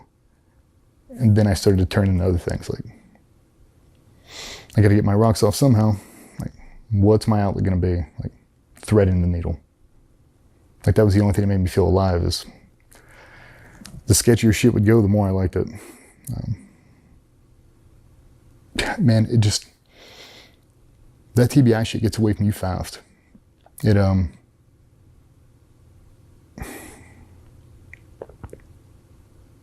nobody talks about it. Yeah. Sit in those fucking rooms, and I know those dudes feel the exact same way I do, and they're not saying anything. And they never did. I think that started to drive a wedge because I needed it so bad. I needed someone to confirm that I wasn't going fucking crazy. And because of the teams, you know, not wanting to show weakness, no one did. And I thought I was alone. Other people, you know, they check in, they do this, they do that, but it didn't matter. Like, I'm not telling anybody I'm fucked up. I'm just wondering why no one else has anything wrong with them. Yeah. Like, none of this shit ever affects you? Nothing? Like, you're not human? No? You never get headaches? Nope. Do you ever feel weird after a full day of breaching? Nope. Do you ever piss blood? Nope. Do you ever forget where the fuck you're at? Nope. Maybe I am crazy. Maybe I am the only fucking one. That drove me way down the fucking rabbit hole. Because now I've spent my entire life to hit a fucking pinnacle, and I can't remember anything. It's all escaping me. Yeah, I mean, Patsy, she called the command. She called my boss, and she's like, you have no idea what the fuck is going on with him. She's like, he's gonna kill himself. She's like, he needs you guys right fucking now. We have to figure this out. And Nika was very new on the scene right then. So that was 2014.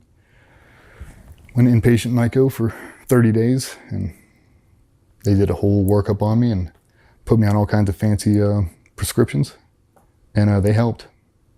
They did. I thought I was having seizures. I didn't know what a panic attack was. I didn't know what real anxiety was. I remember sitting in the chow hall, and I remember sweating into my food, and people looking at me, like sweating through my beard, because of so much sensory overload in that fucking cafeteria. Chopping, chewing, hitting the fork, banging, the dude in the back washing pots and pans, it all just consumed me. And I'd just sit there and I'd just start fucking sweating. Like, fuck, man, I gotta get the fuck out of here, get the fuck out of here. And I'd have to leave. And I tried to make it not a big deal, but it was a big deal because I was solo. Actually, I wasn't solo, just no one fucking tell me. Yeah. So yeah, we went up to NICA, we did the full workup, got put on a bunch of different meds, probably 15 prescriptions. Got put on a stimulant, so Adderall, to kind of keep me focused, which helped. Cymbalta, we did Zoloft, we did everything. Prazosin at night to stop the dreams. We did beta blockers, we did everything. and basically ran that concoction along with tramadol and everything else, basically the duration. It wasn't until the very end when I got hurt one more time when I realized what that shit actually was. But Let's take a break there.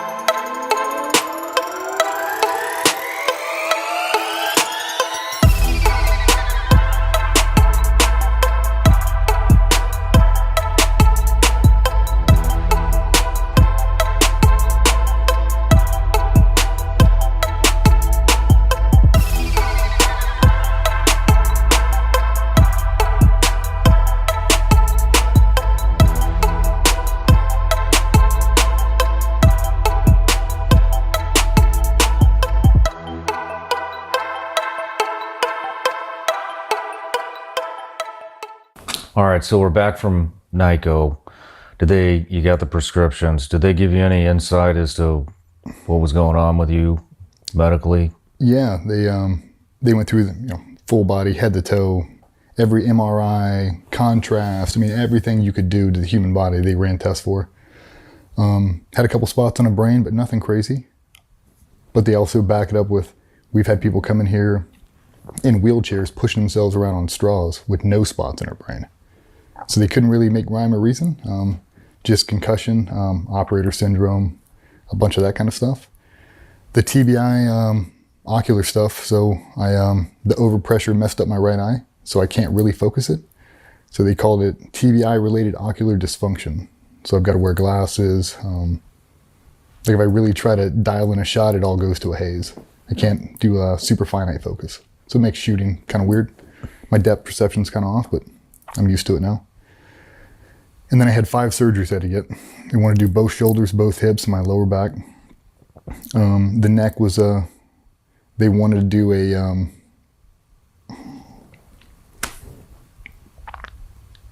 fuck, I can't even remember. Some kind of surgery on my neck, and I did not want to do it. All the docs were like, hey, if you can get by, then push it off. Like, I didn't want to get surgery. I didn't want to miss a deployment. We were gearing back up. I mean, I was in that thing for 30 days. Like, I was going fucking crazy. All this shit is happening to you, and you're worried about missing a fucking deployment? That's the only fucking thing I cared. That's why I was so pissed. I was like, why can't I just go to Portsmouth right up the road and come to work every day? And I didn't realize what NICO was. It's to get away from the phone, decompress completely, and it was fucking rough, man. That I was not good with that shit. To be able to pull the phone away, because you're glued to it. You're waiting for that thing to ring to say to come to work all fucking day. And it becomes, my nightly routine, dude, I'd check that phone. Team guys exaggerate. This is no exaggeration. I bet you I checked that phone 50 times a day. Damn. To make sure my battery was charged. Was the charging cable plugged in right? Like all that different shit. Like I have a serious phobia with being late, like an unhealthy one. And the thought of missing a movement was not a fucking option. I wouldn't go on family vacations that involve flying or long distance travel. If we had a trip coming up, like, no, I can't miss work. I can't do it. So we get there and we're in NICO and we're doing the whole thing, and that facility was amazing. From the acupuncture to, I mean, everything they did there was amazing. And they fucking saved me. I was in a bad spot, and they see all kinds of people. That staff really bent over backward to me. And I think it's because they saw where I worked. They saw how young I was, and they saw how devastated I was, that I was potentially done. And they came in at the end of it, 30 days. They diagnosed me with all kinds of crazy shit. I mean, everything. And they recommended that I get medically retired. He's like, hey, it's not gonna get better, dude. He's like, you need major surgery all over. And they almost got me. They almost got me. They pulled a guilt trip and they were like, do you think you can perform your best like this? And I knew the answer was no. But my ego caught me. And I went, fucking outperform you.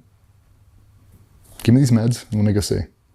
And dude, I ran hard. I ran full tilt for the next 4 years, from 14 to 18, as hard as I could go. Never missed a day of work. It was the best time of my life. What did your wife think? Did she want you to retire? Yeah, because what nobody else saw is what I was like at home. I was fucking vile, man. I spit venom out of my mouth all day long. I was just fucking hateful. I hated everything. Anything that wasn't to do with work, I didn't want anything to do with it.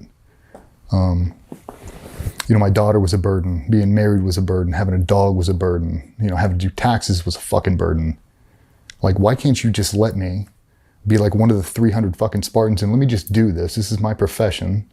Can everybody just cater to me and walk around and fucking fan me? That's what I wanted. I did. Like, my ego consumed me, and anything that potentially could derail me or slow me down in any way was not an option. It just wasn't. I couldn't let it happen. And the only way to obsess over work, and I felt and do it at the full commitment that I needed to, was to have no attachments. So I emotionally started to separate from my wife, from my kids. I tried to play the game when I came home, but it wasn't. I was thinking about work the entire time. I didn't want to change diapers. I wanted a kid so fucking bad with her. And in 2013, I got one. And I was through the fucking roof, man. I've never been so happy my whole life. And I went overseas. She was, 2 months old. Then I got hurt. And when I came back, it ate me alive. And when I went to NICO, it got even worse. Now I'm separated. Now they're telling me there's something wrong with me. And it's not going to get better. Now I look at my family and I start to resent them. Like, you fucking did this to me. If I wasn't thinking about being a fucking father, if I wasn't thinking about being a husband, it probably wouldn't have fucking happened to me. I started to blame shift on everybody. That's just what I did. I threw my walls back up. I'm like, yep, we're going to lean forward in this. I'm going to give this thing everything I can, and I'm going to ride this fucker all the way through. I never in a million years thought I'd get medically retired. Never. I'd never fucking let him. No. There's no fucking way. I'm too hurt. But I'm medicated. I'm fine. Like, I'm good. I was shooting Imitrex probably 5-6 times a week. Auto injectors for migraines. I was taking essentially a lethal dose of Maxalt for migraines. You're supposed to take 3 a week. I take 3 a day. I was in a fucking jam, man. When the sun would come up and crest, my world ended. When that sunlight hit my eyes, it was over. Were you deploying with all this? Yep. I wore sunglasses all the time. Medicated. It got real bad one night. It was probably 10 o'clock at night. I walked into the kitchen, and I don't know why. I don't know what the fuck I was doing, but I hit the microwave, and the light came on and hit my eyes just right, and I fucking collapsed. I pissed myself. Started dry heaving. I'm in the fetal position, just shaking. I was shaking so hard, and I didn't know why. I couldn't control it. It felt like I was going to break my own hands. It was all I could do. It was like I was trying to pop my own head off by squeezing everything as tight as I could. And I hadn't had a migraine like that in a while because I stayed doped up all the time. I was constantly taking Maxalt and Imitrex and everything else, and I thought I had him at bay, and this fucking thing hit me, dude. And she was trying to call 911, and I'm screaming at her. I'm calling her every name in the book. Don't you fucking dare. That was her big threat. She's like, I'm going to call your troop chief. Don't you fucking dare. Don't you fucking dare. And she should have. I was in a bad spot, man. And everything on me hurt. So like you said, if I'd miss a dose of Tramadol, I felt everything I had. I'd go to the gym in the morning and I'd fake it, and I was fucking miserable. Like, I had never felt that much pain. I got diagnosed with fibromyalgia when I was up there, and for the ones that don't know, it's basically a made-up term. It's when you have agonizing pain and they can't tell you why, they label it fibromyalgia. But for me, it felt like I had shin splints on every ounce of my body. Like when you shook my hand, it felt like you were breaking my hands. My feet, when I would walk, I could feel it. It felt like my feet were splintering. It was terrible. Every step I took, I was just in agonizing fucking pain. So I just ate painkillers all day. And I masked it, and I trained, and I deployed, and I did every trip I could, anything to get me away from Virginia Beach to just escape reality. And it didn't pay off. I was hurt a lot worse than I really thought I was. I mean, I felt bad. I didn't realize it was only a matter of time before it all came apart. I'd go through these long bouts of depression, weeks on end. I wouldn't want to speak. I'd sit there, I wouldn't want to eat. I'd lose motivation. I wouldn't want to go work out, and then I'd start to make excuses. You know, when you lose focus on the why, you know, you don't have the targets that you want, you don't have funding, you don't have the leadership you want, you don't have this, you don't have that, and you lose focus on why you're actually there, because none of that shit fucking matters. The enemy hopes you're not training. He hopes you don't have funding. He hopes you haven't seen the inside of the gym in 2 fucking weeks. He hopes you don't know where your guns are right now. That's what he's hoping. And I let it consume me. And I just started to hate everything. And then I found skydiving. You start doing that recreational? Yeah. I really started to obsess over it. Like that was kind of my thing when I was at the command anyway. I wanted to be a breacher. That's all I wanted to be. I fucking love breaching. And the team I rolled into had a bunch of badass breachers already. They don't need another one. They need a guy to run all the air stuff. So I went way down the jump rabbit hole. And the only bad thing about that is it's so far removed from what the teams are, because it's such a civilian-dominated sport, that I started to hang out with everybody who wasn't a team guy. I'd go out on these long trips to Arizona to support courses, and you know, I'd 400 or 500 jumps a year, and wanted to start competing, and that was so unlike me to do anything outside of work. The fact that I would go recreationally skydive, like that's what my wife said. She said, "What the fuck are you doing?" And I was like, "I'm doing it for work. I'm doing it because they asked me. I don't need you to be a breacher. I need for you to be an air subject matter expert. I need for you to be the best jumper in the room." Done. If you would ask me to be a fucking dental tech, I'd be a tier 1 fucking dental tech. It didn't matter. That's what you wanted me to do, that's what I'm gonna do. And I obsessed over it. I spent a lot of personal money and a shit ton of time out there jumping in wind tunnel, and got all my instructor certifications, and you know, throwing out tandems and everything else. But it started to remove me from the group. I started running a bunch of solo projects, or me or 1 or 2 guys, and we'd go out there and we'd just jump. We'd go do 100 jumps in a week. I mean, we jumped. And it really started to take a toll on the family life. Like, I was gone a lot. I can remember her sick as a fucking dog, like puking over the toilet, begging me not to go on this trip. And I looked at her, no sympathy. Like, gotta go. I didn't have to go. That was a made-up trip. That was a fun trip for me. You know, we'd have a work trip that started on Monday. I'd fly out the Friday before. And I'd get a whole weekend full of jumping with all my friends, and the work trip would start. And then I'd stay late. So I turned a 2-week trip into a 3-week trip. So was it the fun you were after, or was it just getting the fuck out of... It was getting the fuck out of Virginia Beach. It was something completely different that I didn't have to answer to anybody for. It was my own. Completely separate group of friends who didn't know me. They didn't give a shit about my background. Maybe they knew. They didn't ask. They didn't care about the politics. They didn't care about what happened overseas. They liked me for me, and they liked skydiving. And I used that as an outlet. But I really used it to just separate myself from my family. And I threw up another wall. Like, I had my Virginia Beach life, and I had my jump life. And I'm just running straight this way. And she hated it. I mean, she begged me. She begged me. Stop going. Stop jumping. Stop doing this. Stop doing that. And I wouldn't. I couldn't. I was so addicted to it. And it wasn't even the jumping itself. It was just escaping reality. When I'm flying around, when I'm jumping these super small parachutes and doing whatever, I'm escaping reality. My reality is I am fucking miserable, and I am waiting to die.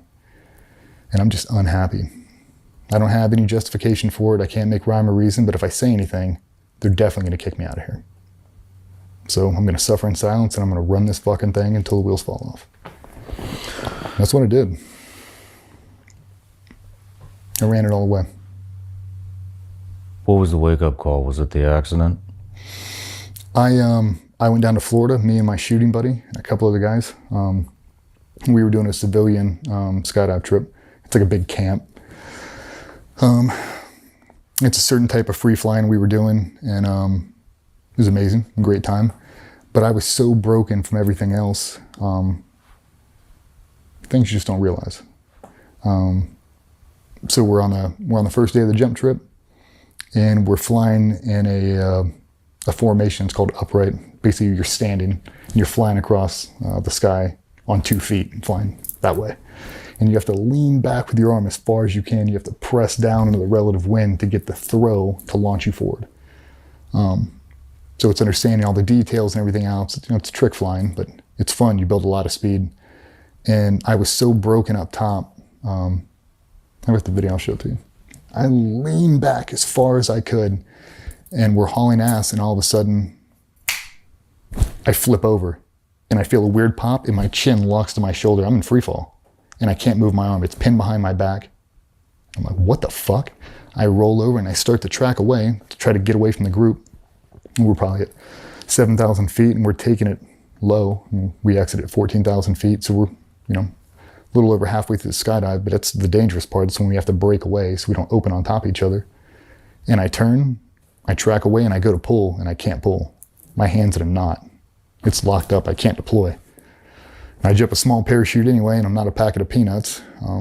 So I had to open up my reserve. And I open that thing up, and it's super small. And that's something you don't think about, having to land a small parachute with one hand. So I lift my arm up, and I unstow the toggle, and I loop it in here, and I'm flying super casual pattern on the way in. I come in with one hand, I land, I get up, and I've got a jumpsuit on, and my arm is paralyzed. Like it's hanging down to my hip. I don't know what the fuck is going on. But the only thing that kept coming up in my mind is they were concerned on taking Cymbalta, taking the tramadol, and 3 or 4 of the medications that I've been taking forever. And they're like, you have to stop taking that or you're going to stroke out, man. Like you'll have a fucking stroke. I thought that's what it was. I thought I had a stroke mid-free fall. I mean, like when I came down, I was pinned like this. I couldn't do shit. I couldn't lift my arm. I couldn't do anything. They couldn't get my jumpsuit off. When they did, my humeral head was down to here. So what happened is I reached my arms back to fly and my arm dislocated through my armpit. So humeral head attached and it came through my armpit.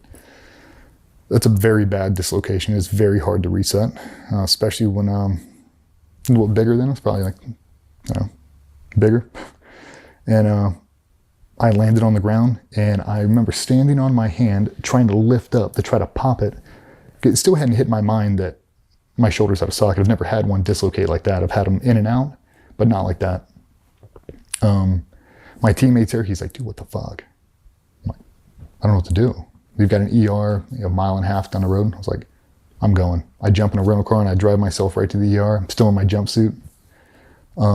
They go up on the next lift. They continue jumping.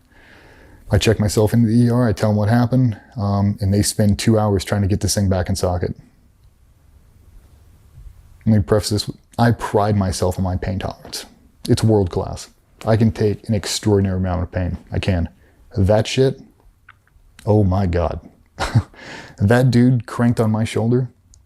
I was sweating. I was dry heaving. I wanted to fucking die. He was bad. And finally they gave me propofol, whatever it is, knocked me out, reset it. And they put me in a sling. He's like, hey, you got to go back. I'm freaking out because I don't want to tell work what has happened. So now my little hamster wheel's going around. I'm like, I don't have to tell anybody about this. I'm like, we're good. I drive back out to the drop zone. I see all the instructors, all the guys. I'm like, what happened? I was like, fucking arm came out. And they're like, Jesus. And all the guys like, hey man, we'll refund you for the camp because you can't jump. The fuck are you talking about? I'm jumping. He's like, you can't jump. Your shoulder just came out of socket. I was like, I'm jumping. I'll take the rest of the day off. I'll be back tomorrow. We went out to like a food line or whatever and bought a bunch of KT tape and YouTubed it and KT taped my shoulder in place. Put on a quasi brace that we bought from, whatever. Pinned my shoulder in, just taped it. So all I could do was deploy and I could reach up and I could grab my toggles and I could steer it, which made landing very, very challenging because I jump a high performance parachute. So I really have to be able to control this thing. And I just let my ego get a hold of me. And I didn't give a fuck. I showed up the next morning. They did not want me to jump. We had a conversation and we settled on a wager. If you can do 10 pull-ups right now, I'll let you jump. And I jumped on that bar and did 10 pull-ups so fucking fast. And he went, go ahead. And I put my suit back on. I went up and did a jump very gingerly, not getting real dynamic. Did a second one, did a third one, did a fourth one. And on the fourth one, I got a little cocky. And I leaned into it a little bit too much on final, bringing in the parachute, and it popped out of socket again. The exact same thing. Through the armpit, the exact same fucking way. And the instructor looked at me, because it's not common to fall on landing, not at that level. And they looked at me and gave me a weird look, and I was like, get any more fucking banana peels out here? Trying to, brush it off. And then I looked at him, I was like, hey man, I kind of tweaked my neck on that opening. I'm just gonna sit out the rest of the day. And I walked around that DZ for an hour faking it because I was so fucking embarrassed. And I was like, yeah, guys, I think we go back to the hotel. I'll be back in an hour to pick you guys up. And I drove straight over the ER, now in civilian clothes, had changed. And I walked in, the exact same doctor is working the exact same desk and looks at me and went, what can I do you for? I was like, I was putting on this t-shirt and my shoulder came out. We got to put it back in. And he looked at me and smiled and he reached out and grabbed a blade of grass out of my ear and went, getting dressed out in the field, are we? Come on. Went back, knocked me out, popped it back in place. And I didn't jump the rest of that trip. I couldn't. It was so bad. And I knew how bad it was. The amount of pain that was going through my body was uncommon and it couldn't be good. We get back to the command. I walk into rehab and I tell him, I was like, hey man, I got some serious shit going on. He's like, we'll go in there. We've got great shoulder surgeons, super experienced. And we went in there and looked at that thing and he went, dude, this is going to be the one. This is it. I'm like, whatever. We'll do a quick one. It wasn't a quick one. We went in and did that shoulder surgery. We did the Mumford. We cut out a section of my collarbone. We did the bicep tendinosis. So relocated my bicep tendon. We put in 2 anchors in the front, 5 in the back. I got a nasty infection. We found out that I'm allergic to the waterproof bandages they put on me. So I got folliculitis, almost like cellulitis, just gnarly infections all over me, dude, bad. And the rehab process after shoulder surgery is not fun. It's long, you can't rush it, takes 6 months. And by the time I got done with that, the medical paperwork had already been pushed. He's like, you got to do the exact same thing to the left, and we've still got to do both your hips. We got to fuse your neck, we got to fuse your lower back. It's it, man. And I was in so much pain at that point when we got done with that shoulder surgery. Not throwing anybody under the bus, but I will. They forgot to do my nerve block when I got that shoulder surgery. So I went in, we do the whole thing, and I wake up in a recovery room, and that operation was supposed to be 2 hours, and I was in there almost 6. Long fucking surgery. A bunch of stuff in there, a bunch of bone fragments are floating around. Your shoulder dislocates and slams back in, it chips away the corners. I've got a couple 4mm pieces of bone floating around in there they can't get to. 4 millimeters? Uh-huh. Yeah. So my humeral head, it just broke off big chunks of it. Now it's just free floating in there, just grinding everything out. So I wake up in this shoulder surgery, you got your arm pinned, you're in the sling, and I wake up and I'm overcome by it. If you would have had a pistol sitting on the thing, I would have shot myself. It's indescribable how bad that pain was. It was everything. It was reality. And that doctor walked over and he's like, how you feeling? I've never felt this much pain in my entire life. He's like, nerve block not help? Did you do one? His eyes get real big and he looks at me. He's like, I'll be right back. He leaves, comes back 3 minutes later with 2 other doctors. And he's like, hey, so we decided not to give you the nerve block now. We're going to give it to you post-surgery so it'll be more effective for you. Okay. And they freehanded this thing. Usually you do it under like an x-ray or whatever, you know what I mean? Yeah. And they don't. They just drop this thing in. They hit me. It's from the spine, right? What's that? It's from the spine, right? They did it through my neck. Through your neck? Yeah, so he hit some nerve bundle just above your collarbone. And it basically just paralyzes everything from here to here. Okay. So he misses it. And a couple minutes later, I remember sitting there and I'm doing touch and goes and you're all fucked up from the anesthesia. And I remember leaning my head back and my tongue was paralyzed and it rolled in the back of my throat. And I essentially started to swallow my own tongue. And I remember throwing my head over the side and scooping my tongue out. And I couldn't breathe. I was gasping and it was nothing. Trying to scream. I can't get anything out. There's no nurse there. It's after hours. I had a later surgery. This is probably 8 o'clock at night. I mean, everybody's gone at this point. Mid-Manning at the hospital. And I remember I grabbed the little monitor, the EKG thing, and I knocked it on the ground. I remember this lady came running out of the back and I'm holding my throat like this. And her eyes got as big as silver dollars. And I remember them shoving an O2 mask on me. And then I remember waking up later. So what had happened was they hit the wrong nerve bundle and it paralyzed my throat, my voice box, my tongue, and my right lung. Man, I was just drifting off the... Holy shit. I just would have passed out. Would have been over. So the whole rehab process comes after that. But after that, because the pain was so bad, we go to pain management. And now I get on more meds. And now I'm on all kinds of weird shit now. It's like they're just stacking it on top of me over and over and over. And it's not getting better. It's only getting worse. To the point where I don't know what I'm going to do anymore. But I'm having some very hard conversations with Patsy and everybody else. Like, if this is what I have to live with daily, oh no.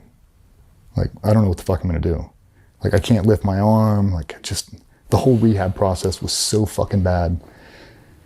And luckily, you know, we start the medical retirement thing, but it takes so long to actually get there. What kind of conversations are you having? Are you talking suicidal? Yeah. Yeah? You're having conversations about suicide with your wife. Uh-huh. How many times did that happen? More than you can count? Yeah. And it was one of those things, like I told her, I was like, I don't know what the fuck is going on with me. Like, I sit here and I don't want to do this anymore. I'm tired.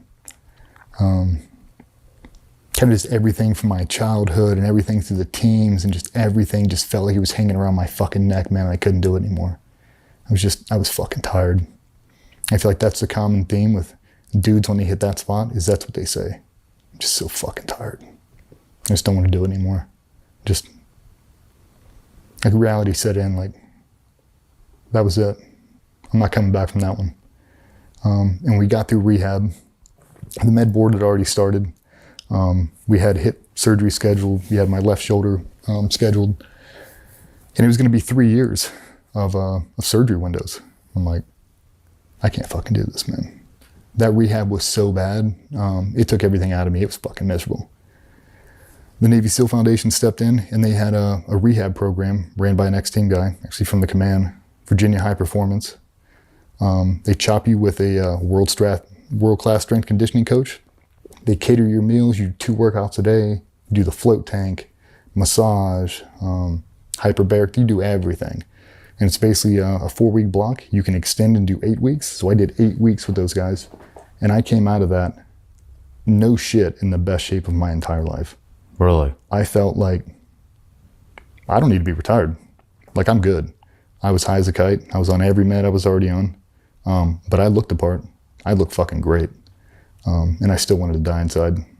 But my ego, it wouldn't let it go. Like, I can still do this. I can still do this. And then I couldn't. I just couldn't do it anymore. I ended up going to a neurobehavioral ward at Bethesda, so right across the street from NICO. It's called 7 East, and it is it's essentially a detox clinic. So in between all of that, I go back in to refill my prescriptions, and our physician's assistant, he was brand new, and he inputted all my stuff in and hit enter, and an error code popped up. And he went, I can't give you that. He's like, you can't take that and this. It's like, no. Well, that's a problem, because I've been taking that for a long time, and I fucking need it. And he had a very candid conversation with me, and he's like, no. What do we do now? Whole team came together, and they're like, we've got a med washout we want to do. You know, you're starting the med board right now. Let's get you off all these meds, and we'll figure out what your baseline really is, and we'll go from there. Okay. And somehow they suckered me into it, and I was not expecting that. I expected to go back to NICO, and it was not NICO. We walked in, and they took shoestrings, dental floss, they went through everything. You couldn't have anything. And there were a couple SF guys in there, a couple Rangers, a bunch of guys, like some pretty bad TBI shit. One of the guys, he was a fighter pilot, had an ejection ride, and it gave him Parkinson's. So to be able to watch people, how bad it can get, it really made me feel like a giant pussy. Like, you see how bad some of these dudes are. And I got there, and I never forget, man, she walked in, and this sweet little black lady, she looked at me and she goes, are you ready? And I went, yeah. Oh, child.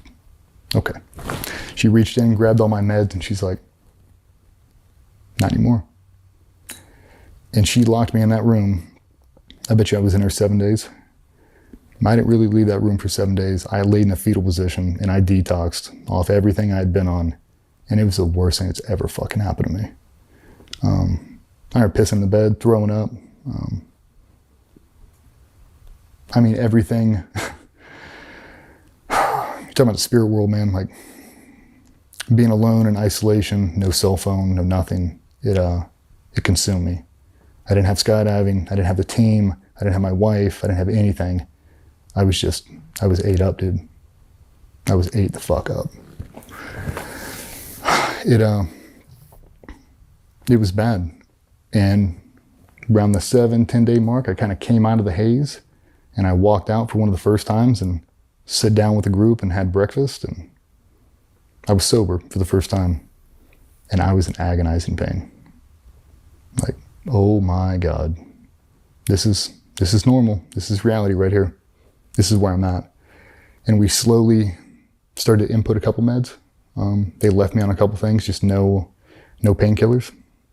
I couldn't do it anymore. From the NSAID use over the years, I've got like stomach ulcers, so if I take an 800 milligram Motrin, I piss blood, like weird stuff.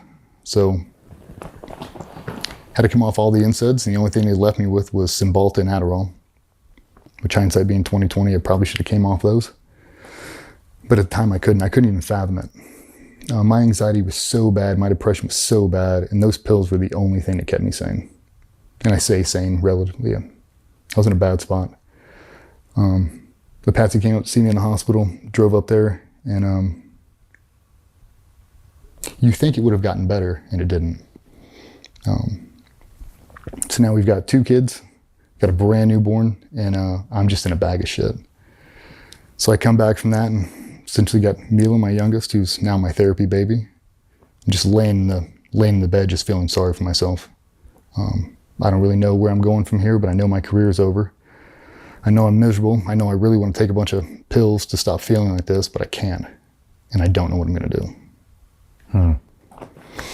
They introduced art therapy. It's kind of where the whole tribe skate thing started to go. It was a spillover from NICO. I started art therapy at NICO, and then the whole staff knew me, and they all remembered me. So when they heard I was next door, they opened up a facility, and I could go over there as much as I wanted to. They let me do the dog program, so I got to hang out with puppies all day, therapy dogs, and do all that. And the Red Cross walked in one day. She's like, what can I bring you? How about a blank skateboard deck and some paintbrushes? She went, I'll make that happen. And she wasn't supposed to. You're not supposed to leave that place, and she snuck me out. She walked me downstairs and put me in her car and drove me out in downtown Bethesda to a skateboard shop and bought me a blank skateboard. With her own fucking money. Snuck me out, totally could have got in trouble, and brought me back. And she's like, if anybody asks, it just showed up here. Yes, ma'am. And I made my first board. Big paper mache thing with a bunch of fucking hands coming out of it. Yeah, just, you know, the whole mass concept you do? Yeah. Neither. It was essentially that, but I did it on a skateboard. And I just dumped everything I had in me on that board. And I felt better. I had an SF guy who was going through a dark spot, a real bad spot. Same thing, his career, he was not ready to go. Had him do the same thing. Like, just try it. Just paint this whole thing white. Paint the whole fucking thing black. Now do this, now do that. Started to help, conversation started to go, and we got to relive experiences, and, you know, that art therapy shit, it helped. We were in that thing for 31 consecutive days, inpatient, detoxing off meds, having to talk to all kinds of therapists about your feelings, and pain management specialist. And the big thing I got out of it, I was able to override pain so well that I couldn't tell if I was hurt or if I was injured. I couldn't tell the difference anymore. Everything felt the same. If I stub my big toe, or if you break my leg, it all felt the same. I didn't care. I mean, we'd go in there for some of these things, and I'd have these long conversations with the doc, and they'd ask, and they wanted to know tips and tricks on how I get over this. And I talk about things I do mentally to try to flush out some of the pain I was feeling. You know, I was doing breathing drills way before it was a cool thing to do, and I'd imagine, like, I'd go deep thought concentration.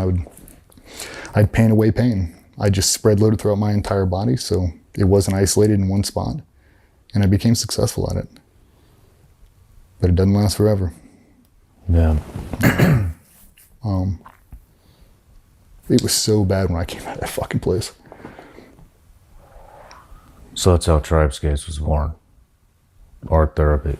Yeah, man. Like, I came out of there, and, you know, you're getting ready to retire, the reality that thing's gonna happen, and you don't know what you're gonna do. Am I got a contract? Like, what is it? Did you know you were retiring at this point? I knew, yeah. The med board had already started. We've crested into 2019 now. I'm still jumping a little bit from what I can. I'm contracting, working some courses in my off time, just maintaining currency, all that. And then that's when we get to Tribe Skates, and like, I actually made it a thing. Like, brought in Cole, and we had a shop, and it was my little therapeutic outlet. Didn't make any money, but it kept me sane. Was Cole still in at this point? Yeah, he was still in. Okay. Yep, he transitioned over. He was doing like a training position. But his med board was about to start. He was banged up. He's had, you know, multiple surgeries. He's chewed up. And that's when I got into fracture burning. It's like I had to replace some sort of danger element with something else. So the skydiving I couldn't do right now. I'm going to the med board. If I got hurt again, they are definitely going to fry me. I just have to sit back here, and I just have to, when you go through that, they take all your specialty pays away. So you used to make an X amount, chop that in half, and that's what they maintain you at. And that process can last as long as they need it to. And I had a lot of injuries. My medical record's 2 volumes. They take your fucking pays away? The day you start it. Every specialty pay goes away. Sometimes, you know, I've heard rumors, guys having to pay back re-enlistment bonuses. All kinds of shit, man. Like, it's bad, but they hold you to that. So now the lifestyle you've been accustomed to living, you can't afford to live that anymore. So now what do? Just get depressed. You can't get a job. They won't let you have outside employment, so what do? Just miserable. You're just waiting to finally retire. If they would have given the option just to leave, I just would have left. I was so over by then. I was fucking hateful, dude. I didn't want to accept that was actually happening to me. And then I had to kind of close out that chapter and accept it. Like, this is what is happening. And I finally got my retirement date. The med board is over. It's probably May or June. There's an invite for the world record for a skydiving thing. And I went out there and I did my training jumps and I got picked up and I got a slot, invitee for the world record. It's going to be held in Chicago that year. And it was like, that was the fucking best thing that's ever happened to me. I'm so excited. Came back home and, got zapped with the voltage. Kind of reset everything. So at that point when that had happened, I had been through NICO, done 4 more deployments, been through 7 East, came off all the meds except Cymbalta and Adderall. Now I've got the world record thing coming up. Super excited. Basically leaning in heavy on tribe skates. Just doing that all day long, just trying to keep myself sane. I'm in the best shape of my life with VHP. I'm training every day, and I feel like $1 million. Like, I'm finally starting to come out of it, at least on the surface. Things were still rocky with the family. I was still, any moment I could to separate myself, I did. I mean, I do it now, just out of habit, but I'd be up at 5 a.m. every morning. There's no reason. I don't answer to anybody. And I'd go sand skateboards out in a fucking empty parking lot at 5 a.m. just to be by myself. I didn't want anybody there with me. I didn't know what I was going to do, man, but I knew it wasn't anything positive. Yeah. All right, let's move into Father's Day. 2019? Yep. So, I started tribe skates. Started doing fracture burning. We were laying graphics, doing normal stuff, and fracture burning was kind of introduced to me. So you take a microwave transformer, you pull it out and you hook it up to jumper cables and run a lead out to 110. There's no real safety measure. There wasn't on that machine. So I ran an extension cord out of my house to an octopus outlet, take said machine, plug into said octopus outlet, and then hit the button. Hit the button, unplug it. Now there's no power going to it. The unit's good. I've been doing it for months, burned hundreds of boards at this point. I've got my chi down. I've got my whole system down, and it's therapeutic because it's fucking dangerous. Like, you gotta be locked on. So I'm in super good shape.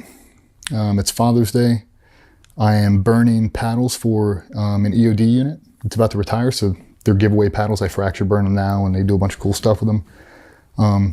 And a buddy calls me, and he's like, hey, I've got a couple more. Can I drop them off? And I've been out there since 6 a.m. Like, send it. Fast forward, I burned probably 10 boards that morning. And he shows up, and they're not sanded. They've got lacquer all over them. I've still got a bunch more boards I got to do, and you have to sand off every ounce of that lacquer or it won't conduct. It just won't do it. You got to spray electrolyte solution on it, hit it with the voltage. So he is... I'm fracture burning boards. I stop, I take a break. He's plugged into the octopus outlet with a sander, sanding him down. In the confusion, the sander gets unplugged. My machine gets plugged and the switch gets turned on. Shit. So I've got sawhorses set up. I'm sanding down boards with a bristle brush, knocking all the ash off. I'm spraying it down with a hose so the whole backyard is covered in water. I'm in a tank top and board shorts, no shoes on, doing my thing. I remember it like it was yesterday. We're in front of my bay window, and it's probably from here to there. I mean, it's close. We're standing essentially on the back porch. Both my kids are there. They're watching the iPad or watching cartoons, eating breakfast. It's probably 8 a.m. And the old lady knocks on the window. She gives me one of these, like, it's fucking Father's Day, let's go. Trying to go have a family breakfast and do the whole thing. I'm like, last burn. And I was like, all right, man, let's knock out this last one. And I grabbed those leads and I readjusted my hands. And if you're true north, that's where he was. I was about in this fashion. And when I grabbed those leads, it snapped me and spun me towards him. And every muscle in my body contracted. And I can remember my head fighting the urge. It wanted to slam back and touch my own spine. And I remember fighting it as hard as I could. I can remember my teeth heating up. And it felt like there was a copper spool. I could taste copper in the roof of my mouth fucking spinning. We made eye contact. I remember him screaming, fuck, fuck, oh no, no, no, fuck. And the contraction got so fucking hard, I ended up taking a step back at some point and I landed in a puddle of water. But when I did that, I heard a loud pop, boom, and it was my collarbone shattering. And if you listen to Patsy, I leveled out in the air and I shot across the yard, still holding on to these things. Holy shit. I remember hitting the ground and skipping and having this thing. It felt like my entire body was being burned alive. It was intense and it was static, but it was static you could feel. Like the static on a TV, like everything went to that, and it was the static sound was inside of your fucking brain. Just, and he unplugged me and everything went black.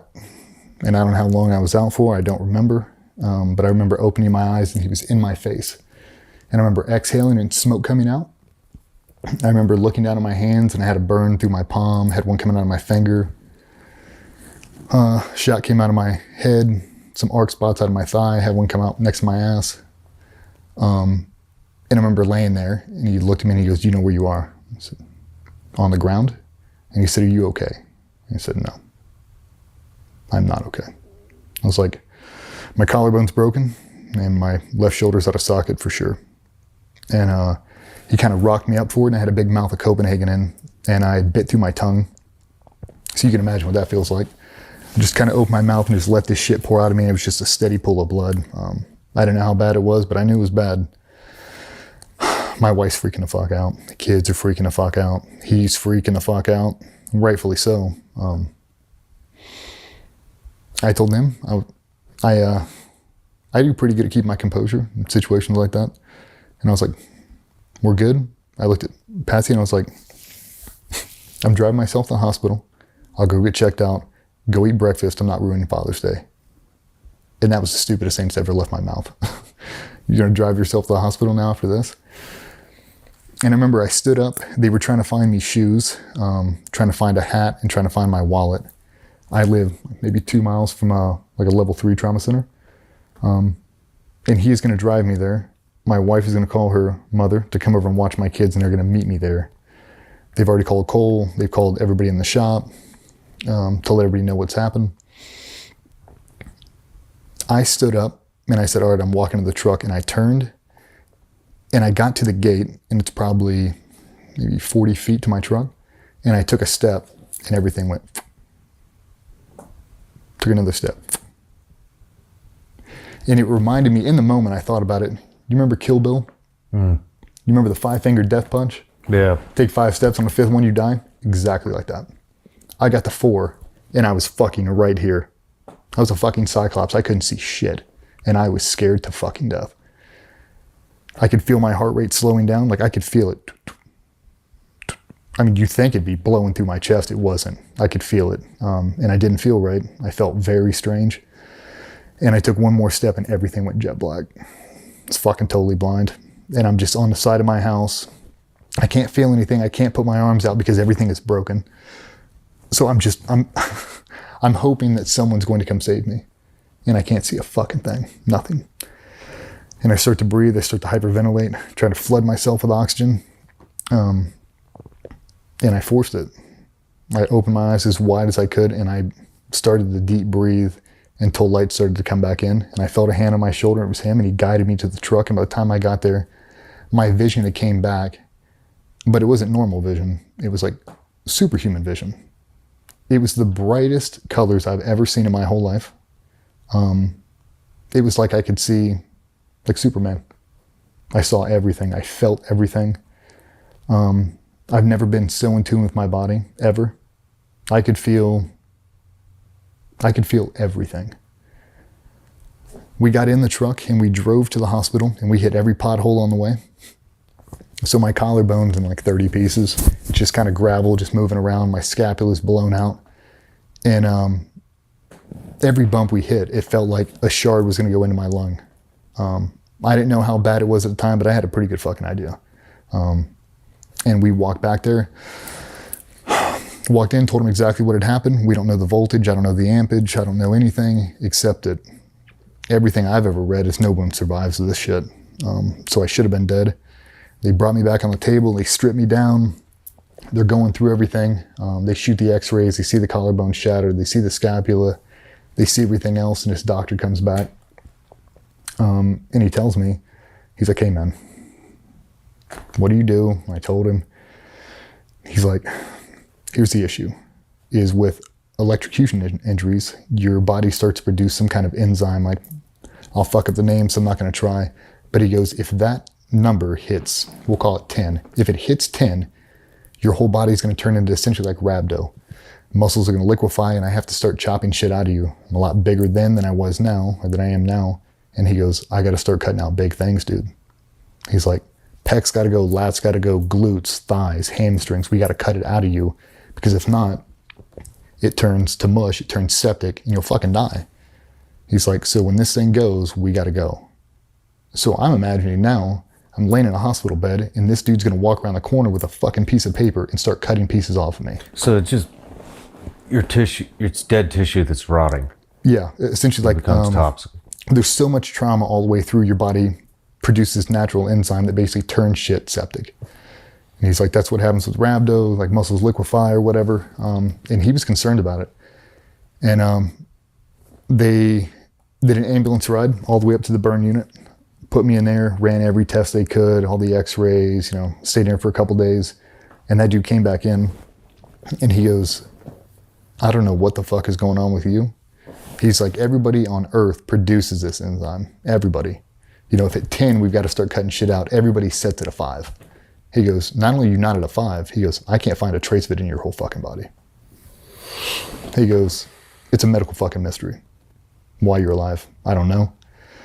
There were a bunch of theories about because I was holding on to both leads, kind of connected to circuit, my muscles just contracted until I blew shit out.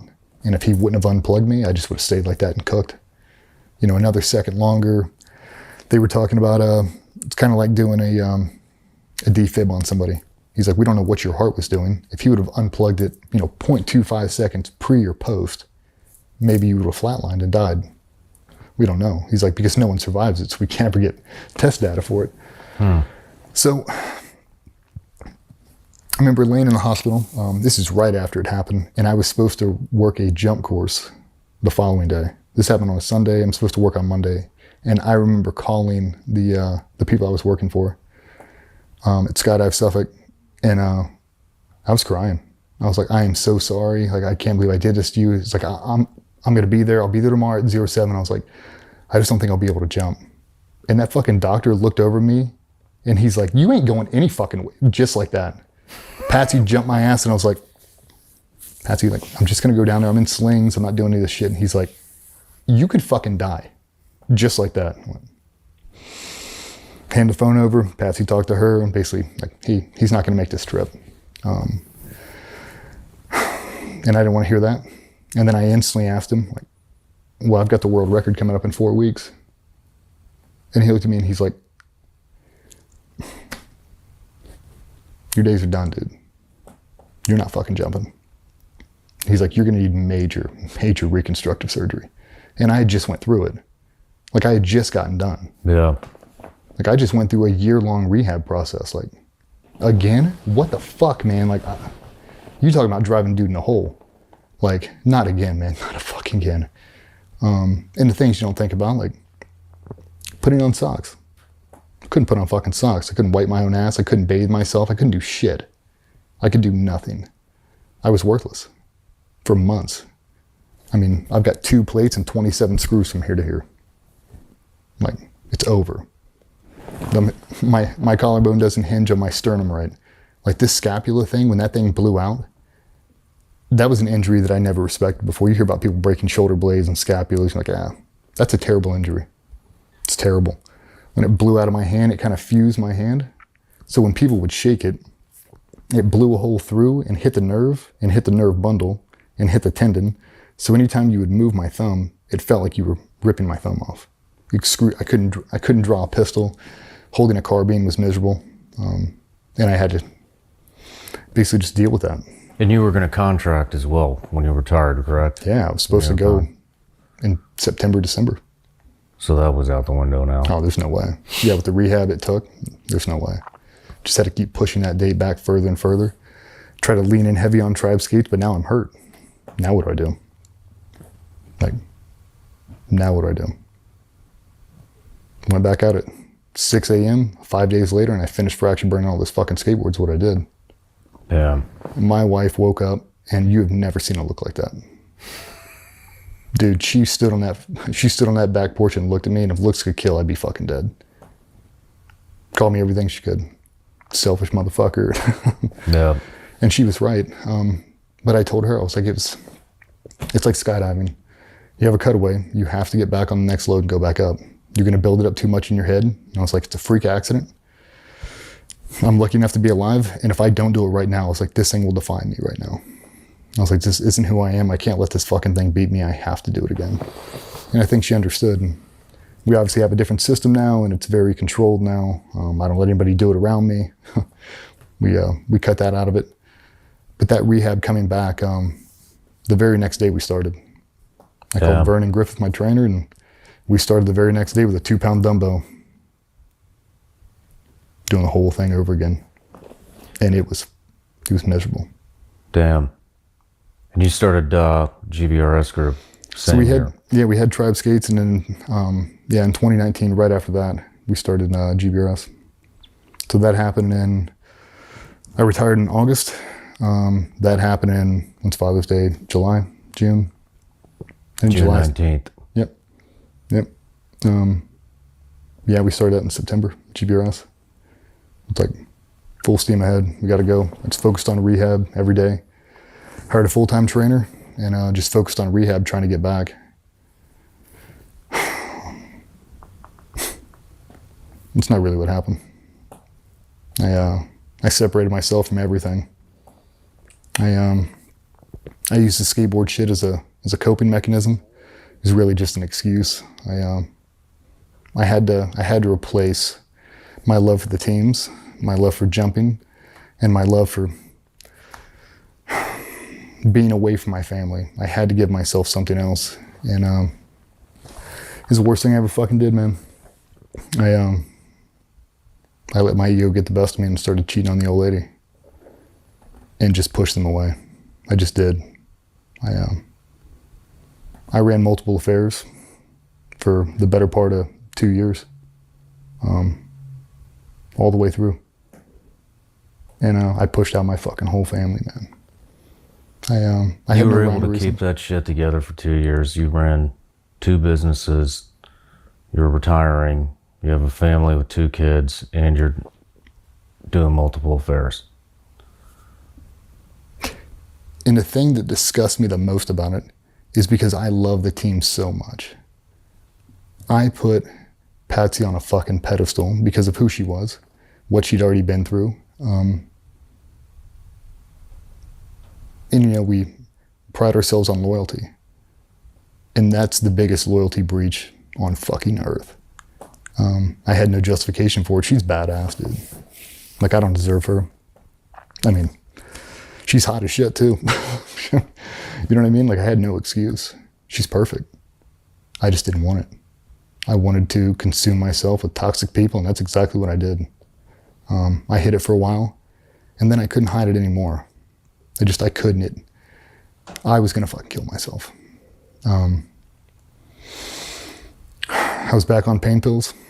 I couldn't do it anymore. I had all my stuff from before. I was back on Tramadol, back on Percocet from the electrocution, and I went back on status quo.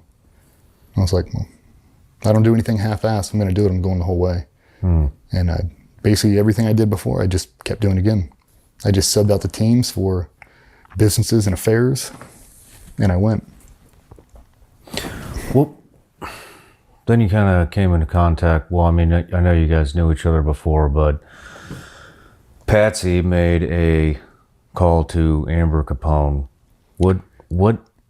So we heard about it. We heard what Marcus and Amber were doing, and what was the final straw? I mean, it sounded like it was like the last call of desperation there. So Marcus and Amber did.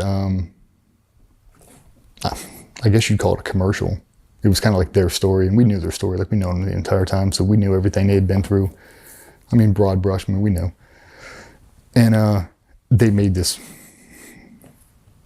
trailer, I guess, and I was gone on a trip, and she sent it to me, and I was laying in bed at a fucking Marriott, and I watched that thing, and I bawled my eyes out, uncontrollably. Because I knew how bad I had taken, I knew how far I had went, and I didn't know how to fix it. I didn't think it was able to be fixed.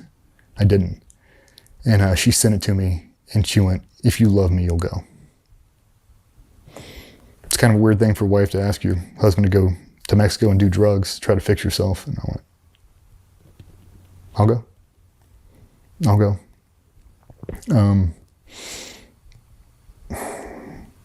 It didn't matter, though.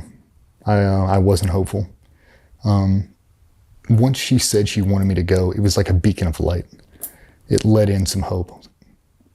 She does give a shit. She does want me better. Like, she wants me back. She's willing to work this out. She's willing to accept me. She didn't know everything that was going on. She didn't. She might have had an assumption, but she didn't know. She definitely didn't know the severity of the affairs. She didn't. So by the time we get there, now we're in business with 3 other team guys. And now we're all going to go.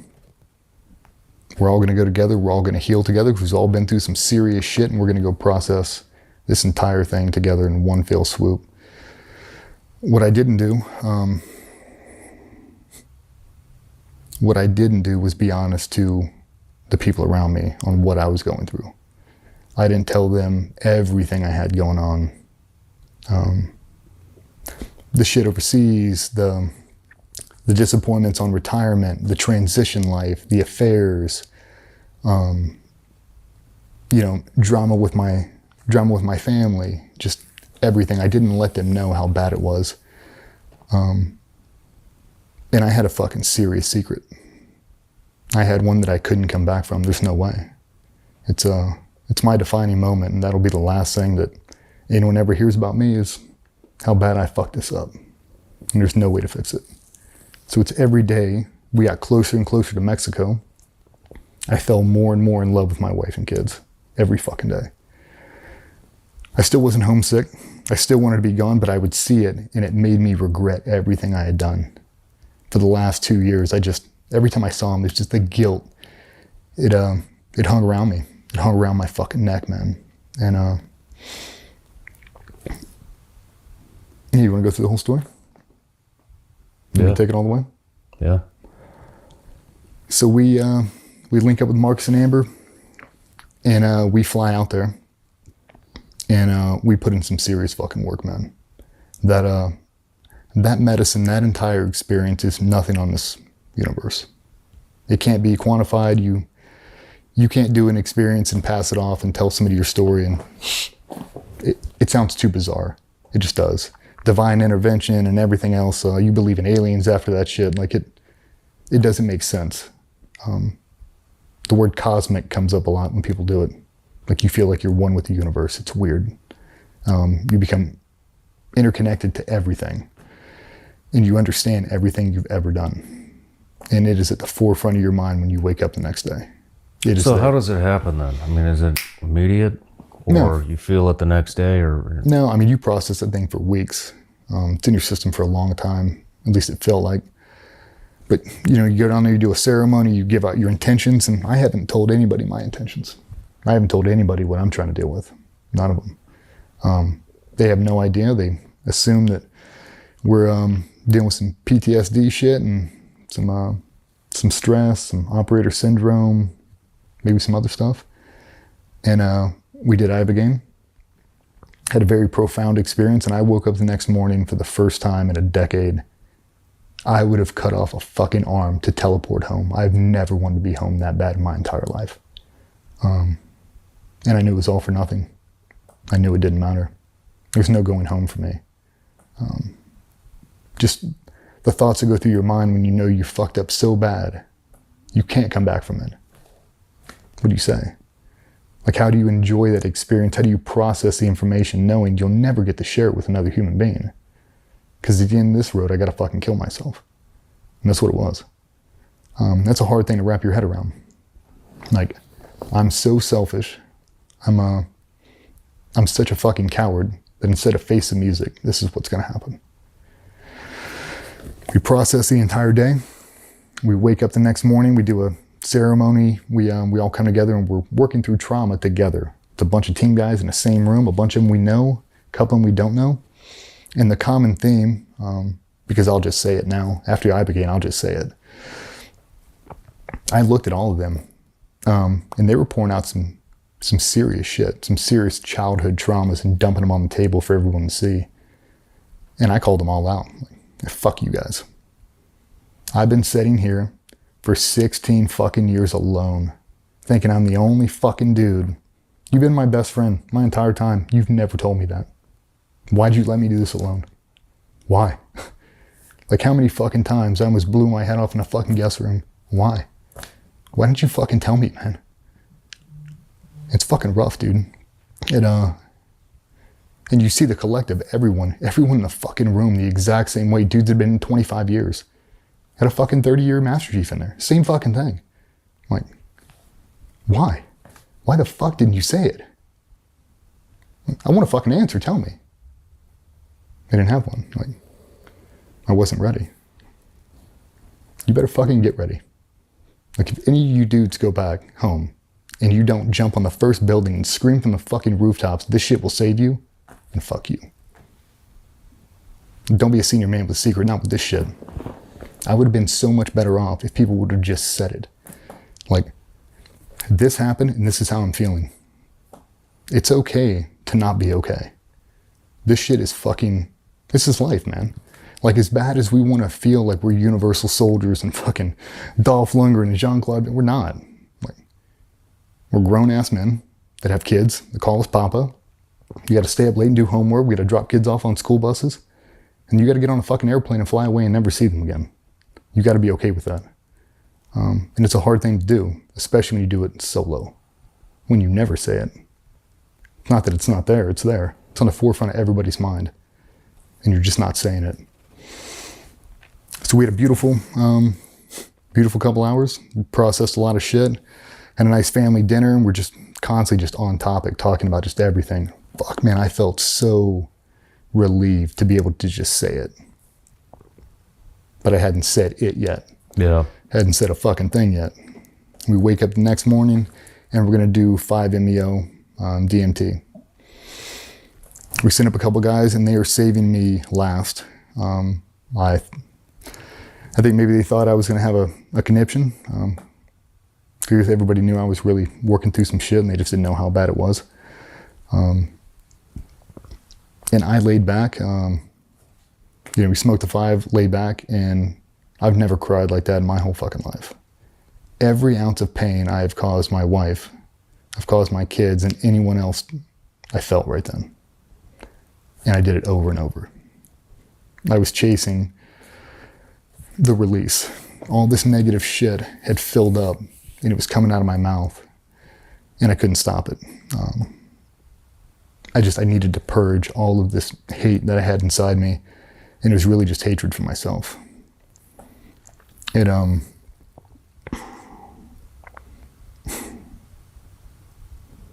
They told you you'll know when you're done.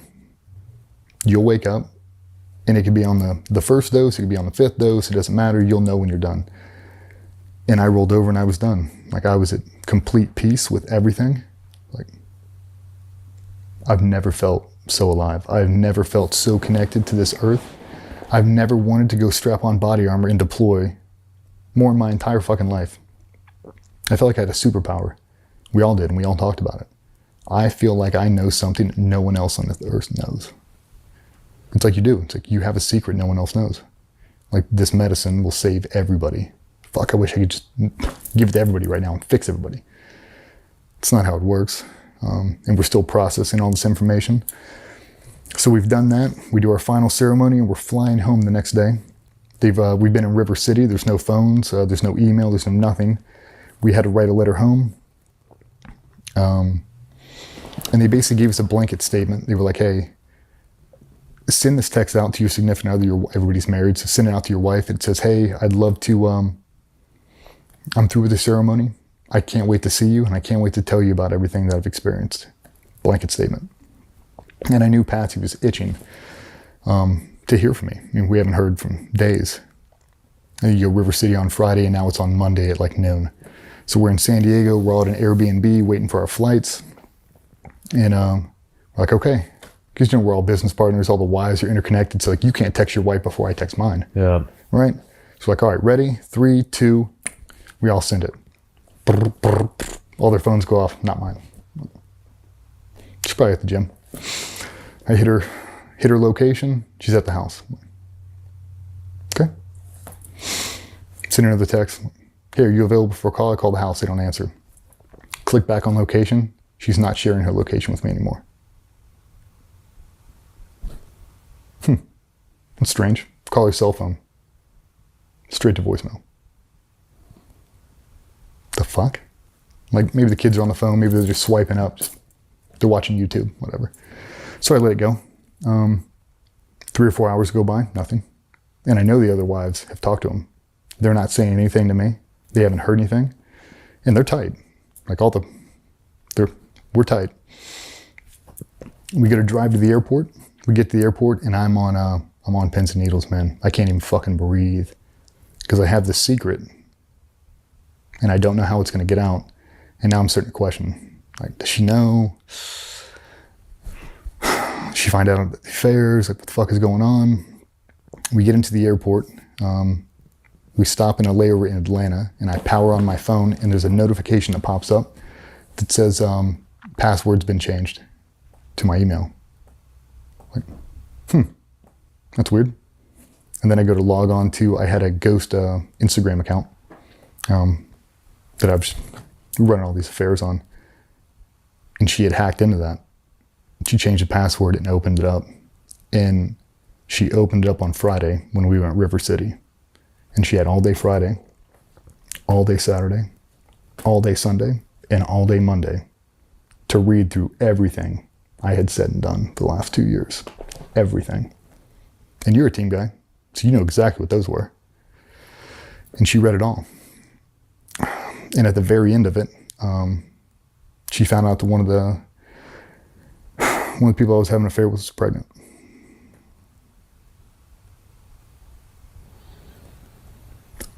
Oh, fuck. So I don't know any of this. I just know that now she's in there. And now I'm Panic at the Disco. And now I'm telling them, oh my God, like, she's hacked into my Instagram account. Like, she knows. I'm like, we don't know. We land in Virginia Beach. We drive back to the shop. All the wives are there, except mine. Take a big breath and I walk upstairs in my office and every fucking thing I owned is in cardboard boxes sitting in my office. Everything. And there was just printouts of all these text messages that I had been sending out. Screenshots of pictures and all kinds of shit. There's everything in there. And I knew. That's it. You know, coming back from that one. There's no coming back from that one. It's heavy, man. And I saw the other wives, give everybody a hug. And I looked over at Cole, kissed him on the cheek, told him I loved him, and said I'd call him in a little bit. And I had no intention of calling him in a little bit. I jumped in my truck and I drove straight out to Sandbridge, right out by the ocean. And I backed my truck up right next to the command gate, and I sat there in my truck and I contemplated everything I had done my entire fucking life, from the fallout with my parents to the, you know, having kids and the affairs and everything in between, actions overseas, everything I'd ever done. It was so crystal clear. It was like I had superhuman memory for the first time. I remembered everything, but it wasn't anything positive. It was just all the terrible shit I had done. And it was at the forefront of my mind, and I didn't have the courage to call Patsy. I didn't. Thinking about making that phone call and her not answering, but her just dismissing me, I couldn't do it. All I wanted to do was see my kids. That was it. Just let me see my 2 girls. Just give me one fucking glimpse of them. And I'll be out of your hair. Just let me say goodbye to them. And I'm parked over there, and she called me. Out of the fucking blue, just called me. And she was tracking me. The call had actually followed me, so he knew where I was going. She tracked my location, knew exactly what I was going to do. And she called me. And she's like, hey, I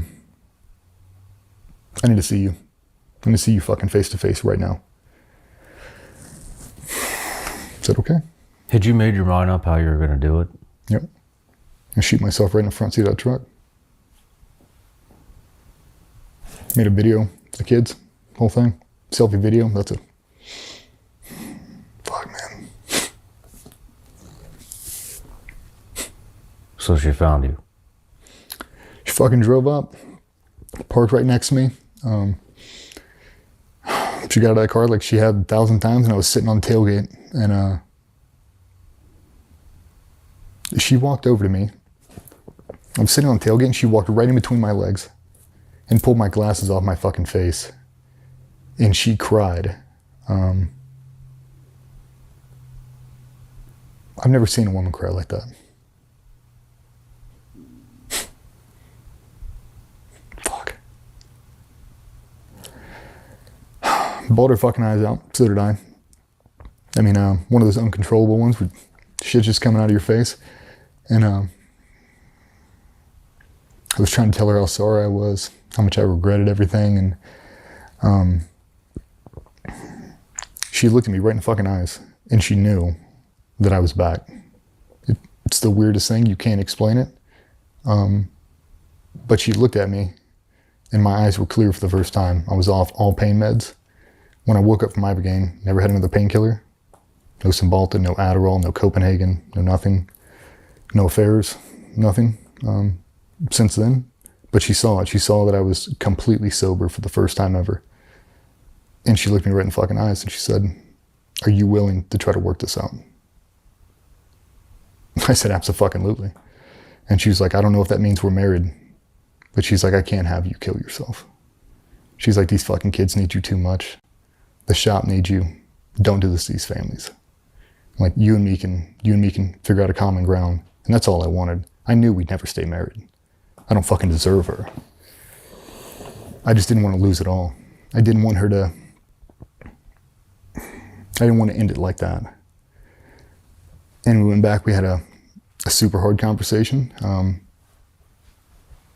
And she asked me, she's like, I want to know everything right now.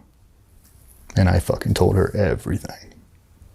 I fell on my sword, and for the first time in my life, I didn't filter a fucking thing. I sent it the whole way. I told her every ounce of it, every detail, how long it had been going on, why it had been going on, and what I'm going to do now. And I told her, I was like, I don't want you to stay with me. I don't want you to stay married to me. I want the opportunity to make it up to you. Just give me one fucking chance to prove to you every day that I'm fucking sorry. Like, I don't need to be forgiven. Just give me the opportunity to make it okay. And every day I wake up with that on the forefront of my mind. Like, I'm going to show you today how committed I am. I'll show you today how far I'm willing to go for the family. And that's the goal every day. And ever since that fucking day, since I landed in Virginia Beach, we have never been better. It's it's hard to say, man, but we have never been better. My kids have never loved me more. It's weird. My oldest called me DJ until I retired. All of them. Yeah. And now it's like, that's my why now. It is. Like, I'm the luckiest fucking dude I know. I am, and I don't deserve to be. I don't deserve to have her. I don't deserve to have those kids, but I'll fucking take it. She stuck with you through all that shit. She fucking did, man. She stuck through with all of that. Everything she's fucking been through. All that shit I put her through. Not the affairs. Like, that life in the teams with me was fucking rough, man. She used to look forward to me being gone. All I cared about was that fucking place. Yeah. did. I cared about the teams. I wanted to do that, and I didn't want any distractions, and then I let it consume me. And then I needed to find something else. Skydiving, I couldn't do that anymore. Now what? Now we're doing this. It's the worst thing that's ever happened to me. It's the worst thing I've ever done. And it's the only thing in my life that I wish I could take back. The rest of that shit I'll take. The scars I'll take. The bad memories I'll take. The look on her face. That's what keeps me up at night. Just the breach of loyalty. She trusted me. Everybody did. They trusted me to do her right, and I fucking didn't. I let my ego take control. And it fucking sucks. Some fucking heavy shit, man. Yeah, that is some real heavy shit. That's an amazing woman. No shit. If we think back to not going to Mexico, just imagine if that happens on a Tuesday. She finds out there's no Mexico. Yeah. I'm the same way that I was before. I wouldn't be here. I was too fucking suicidal. Yeah. Like, I mean, I was hinging on it. Like, I was, man. I was itching for a reason. And that was my reason. Without her, man, I wouldn't be here. Yeah. I was actually going to have her call in, but things didn't go as planned. But well, we're wrapping this up, but I got to tell you, man, you've got to be one of the most resilient people I've ever fucking met. That is, been through a lot of shit. It's a daily struggle. It is, man. Like, that fucking road ain't easy. And I'll tell you what, after the whole thing kind of came out, you know, it spread through the community like fucking wildfire. I was surprised how many other people it happened to. A shit ton of people. A bunch of people that I knew. I had no fucking idea. Like, I mean, cheating's it's a common theme in the military. I mean, it just is. Gone on the road a lot, it's a common thing. I feel like she should have gotten an exemption. I feel like I owed that to her. You've been through enough. You didn't deserve some fucking typical team guy piece of shit cheating on you. You didn't. She's fucking perfect. And I took her for granted. It's fucking terrible. Every day I wake up, I'm gonna prove to you one more time. That's a struggle. She said that when I talked to her, that every day, that's the first thing you say when you guys wake up. Yep. It's the truth. I mean, she keeps me accountable. And that's what I needed. I needed someone to hold me accountable. It's like, since that's happened, I mean, we turned over, the Gold Star thing started right after that. And it's like, every day I'm dealing with that. And I'm also dealing with everything else that goes along with it. So, I mean, me and her, we're thick as thieves now. I mean, we have to be. Like, put our backs against the wall, and it's like, just you and me. Like, at the end of the day, it's just this. The rest of it's just noise. It doesn't matter. Good for you. Like, the big thing about Mexico, it doesn't matter. The only thing that matters is just family. Things I can control, things I can reach out and grab and pull in. Everything else it's fake. Social media, it's not real. People pretending like they're happy, they're fucking not. And I see it now. I know exactly who that guy is. I know exactly the pain he's in. I know the pain that she's in. Doesn't have to be that way.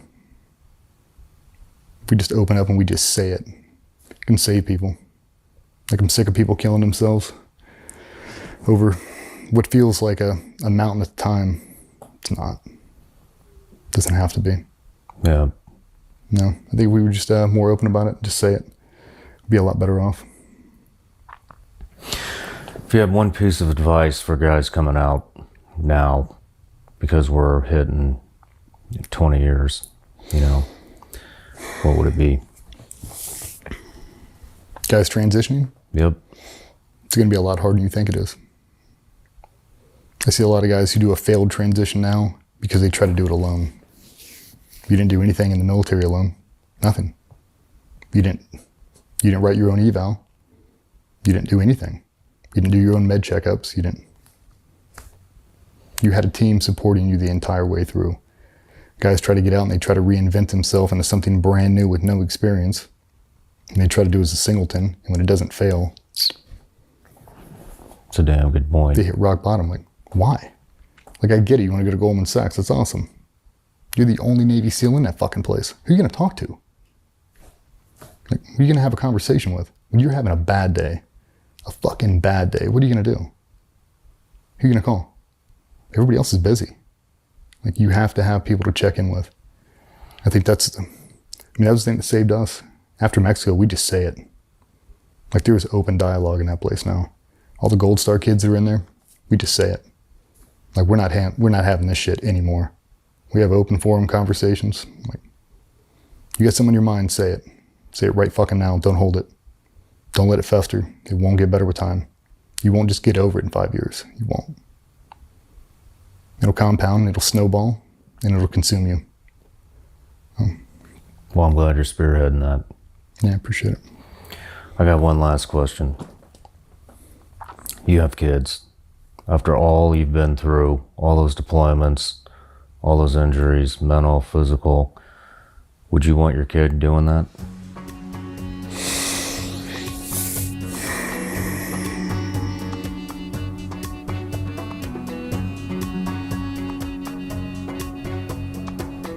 Yes and no.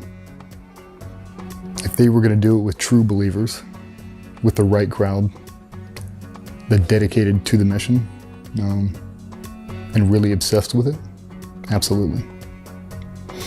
If it turns into some watered down thing in 15 or 20 years where it becomes like a part-time thing, no.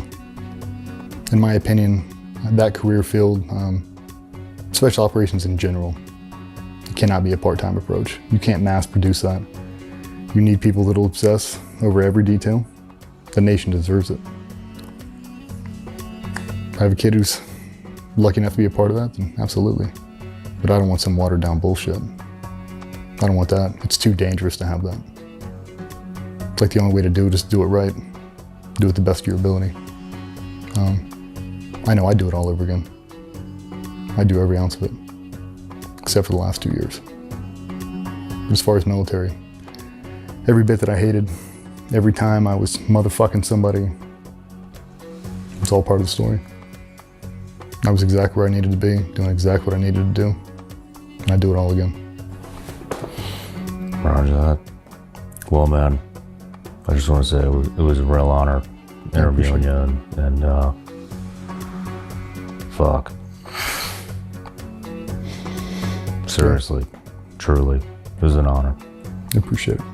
So, anybody looking to find you, the links are below. And man, I just wish you the best of success and most happiness. I appreciate it, man. Thanks for having me on. Cheers.